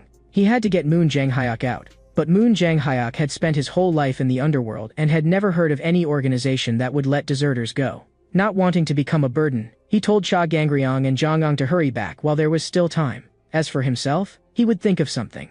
But in the end, things still became exactly what Moon Hyuk least wanted to see. Jong-un did not regret leaving with Big Brother, but he had no idea how he was supposed to live from now on. Everything they had built in Heavenly Dragon would be reset to zero, and they could only scrape by as fugitives. Jong-un suddenly realized what he had fled from was not just Heavenly Dragon, but also his dream. Cha Gangryong saw all of this clearly. He comforted Jong-un. If they truly had nowhere left to go, they could get on an ocean-going fishing boat and leave Korea. Jong-un looked utterly speechless when he heard that. He told the socially clueless Cha Gangryong to shut up and go to sleep. After that, Cha Gangryong fell into darkness. The Heavenly Dragon boss's oppressively powerful voice echoed by his ear. The boss asked him, "You felt it too back then, didn't you?" The Heavenly Dragon boss and Cha Gangryong were the same kind of person, and what they wanted was the same as well. Cha Gangryong jolted awake, gasping as if he were about to cough up his lungs. Moon Hyuk reminded him the train had arrived. He asked Cha Gangryong why he looked so awful, whether he had had a nightmare, and whether they should take the chance to go back now. But Cha Gangryong knew very well, they had already come too far and could not turn back. At dusk, Jongying stood by the sea, singing and drinking like a wailing madman. It was time to let out all the frustration he had swallowed in Heavenly Dragon. Moon Hyuk bought fireworks from not far away. It had been a long time since they had relaxed like this. As long as he could go together with Big Brother, Jong-un was willing no matter whether it was America or Italy. But at that moment, Moon Hyuk told them something. He stabbed his knife into the bodies of Cha Gangryong and Jong-un. So it turned out they were not the only ones who had received the boss's orders. The boss had also promised Moon Hyuk that as long as he killed his two direct juniors, he would become one of the boss's trusted aides. Jong-un could not believe things had become like this. Could it be that the injury in your hand, Big Brother, was all fake? Moon Hyuk thanked them for caring so much about him. But in essence, he too was a complete thug through and through. Gritting his teeth, Cha Gangryong pulled the knife out from his back. Jong-un still refused to believe Big Brother was this kind of person. Moon Hyuk laughed loudly. "You have no idea what I did to take Hongju prison, and then kill my way to Seoul just to enter Heavenly Dragon."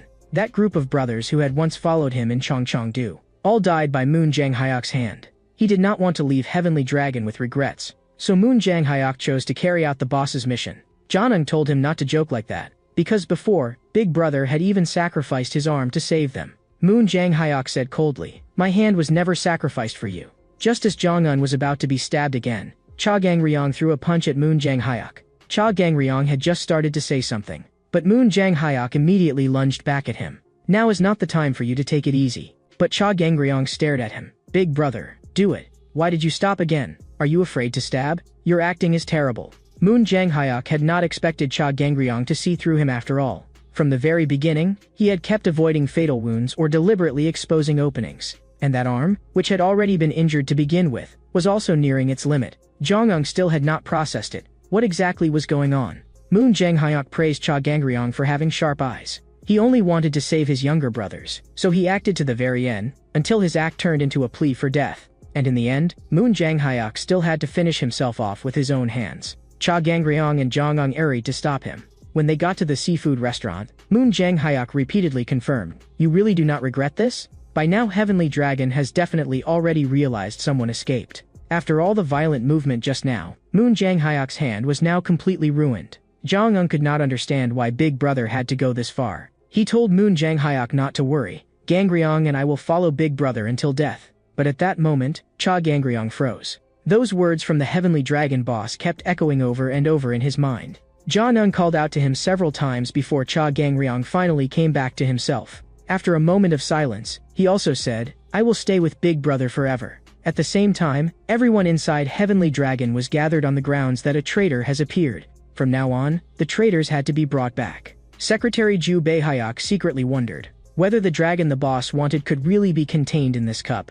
The next day, Jong-un went to find his orphanage contemporary, Gwangsu. They planned to use Gwangsu's boat to smuggle themselves out of Korea. Gwangsu prepared 500,000 rubles and fake passports, and said that once they arrived, they only had to show the documents and give his name. But Moon Janghyuk sensed that something was wrong, because Cha Gangryong's expression was abnormally grim. The day the Heavenly Dragon boss revealed himself, he could tell at a glance that Cha Gangryong was no ordinary person. Cha Gangryong gave off the feeling that he was looking down on everything. The Heavenly Dragon boss was very curious. Did he have ambition? Whatever was surging in those eyes was simply mesmerizing. After a moment of silence, Cha Gangryong said flatly, I'm just trying to make a living. The Heavenly Dragon boss said in a low voice, It seems you still haven't realized what it is you truly want. By the sea, Moon Janghyuk asked Cha Gangryong, Are you worried about the future? As your big brother, I've become a burden to you, and I'm sorry. Moon Janghyuk promised, no matter how many years it takes, he would definitely bring Cha Gangryong and Jong-un back to Korea, and then buy a building in the busiest downtown area of Seoul. Jong-un burst out laughing. What kind of underworld dream is buying real estate? When Cha Gangryong heard the word dream, his gaze darkened slightly. Moon Janghyuk smiled. A man always has a dream in his heart that he cannot speak of. Gangryong, if there is something you want too, then keep chasing it together. At that moment, the fishing boat struck a reef. Jong-un complained that Gwangsu was a terrible pilot, but Gwangsu told them to run, because the shore was full of Heavenly Dragon men. Last night, Heavenly Dragon had threatened Gwangsu with his wife and child. He truly had no other choice. Cha Gangryong and the other two could only flee toward the shore, but the Heavenly Dragon men had already been waiting there. To capture just 3 people, they had actually mobilized a large number of Heavenly Dragon members. Cha Gangryong slammed an elbow into a huge rock, and the boulder that tumbled down instantly smashed back a whole group. Cha Gangryong was already monstrously strong to begin with, but in the next second, a steel bar came crashing down from above his head. At that distance, if it hit, Cha Gangryong would die without a doubt. Jong-un had not expected those madmen to really dare swing a steel bar at someone. But Cha Gangryong was completely unharmed, because Moon Janghyuk had blocked the steel bar with his body. Cha Gangryong grabbed the steel bar with one hand, and, with a violent burst of force, flung even the crane attached to it away. The badly wounded Moon Janghyuk was already nearing his limit. Even if Cha Gangryong and Jong-un could still hold on, sooner or later they would be worn down to death. Just then, Moon Janghyuk's other 4 underlings appeared on the sea in a boat. They too regarded Moon Janghyuk as a true parent. Jong-un was the first to jump aboard. He turned back and shouted for Cha Gangryong and Big Brother to get on quickly, and Moon Janghyuk also urged Cha Gangryong to leave first. But at that moment, Cha Gangryong fell silent. The Heavenly Dragon boss's words echoed over and over in his mind. Jong-un could not understand why he was still standing there. Moon Janghyuk also shouted to him, Gangryong, go. This time too, just like before, trust Big Brother. And the words Moon Janghyuk had said not long ago also replayed in Cha Gangryong's mind. If there is something you want, then keep chasing it. As long as you do not let go, you will definitely be able to achieve it. Secretary Ju Baehyuk watched the scene with a grave expression.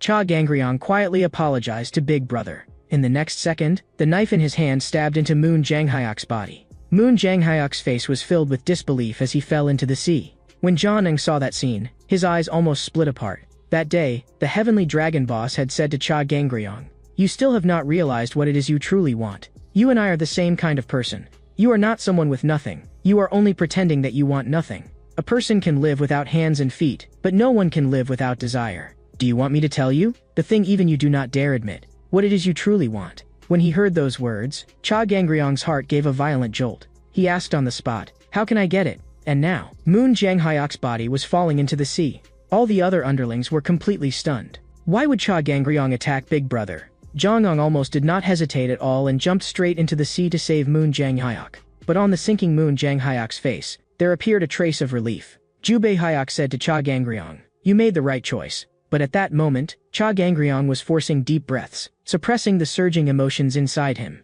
Even Jubei Hayek was made tense by that pressure. But he still handed the bomb detonator to Cha Gangryong. That day, Cha Gangryong had asked the boss, "How do I get the thing I want?" The answer the boss gave was, "Climb to the summit of Heavenly Dragon. If you want to sit in that position, then you must stop at nothing. From this moment on, you have only one goal. Become the #1 man in Heavenly Dragon. Stand there, and you will be able to take everything." Moon Janghyuk was still pulled back onto the boat by Jong An. He coughed up a few mouthfuls of water and finally woke up. Perhaps Moon Janghyuk did not understand the troubles that had burdened Cha Gangryong over the years. But now it seemed, Gangryong had finally made his choice. The Cha Gangryong of the past had no desires and no dreams, and only drifted forward like a wave being pushed along.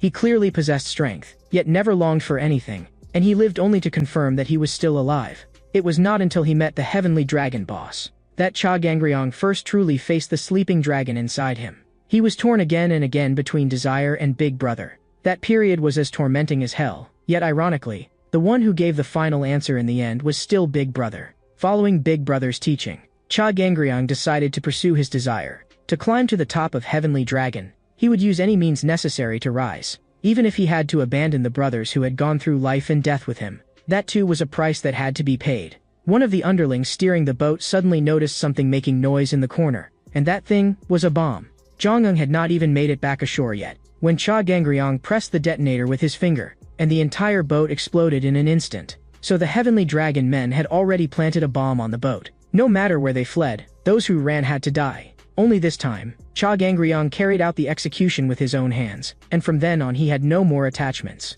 Jong-un, who survived by sheer luck, was struck dumb on the spot. His best brother and the Big Brother who had been like a parent to him had all perished in the flames. Even 25 years later, that fire was still burning in Jong-un's heart. But more unforgettable than the fire was Cha Gangryong's face, that face of a traitor. The reason Jong-un desperately climbed to become the third seed of Heavenly Dragon was to kill Cha Gangryong with his own hands. And after that, he would also kill the Heavenly Dragon boss and seize everything. Staring at Jong-un, Cha Gangryong still did not understand even now that making that decision back then had been just as difficult for him. In truth, Jong-un had set his sights on the top of Heavenly Dragon even earlier than Cha Gangryong.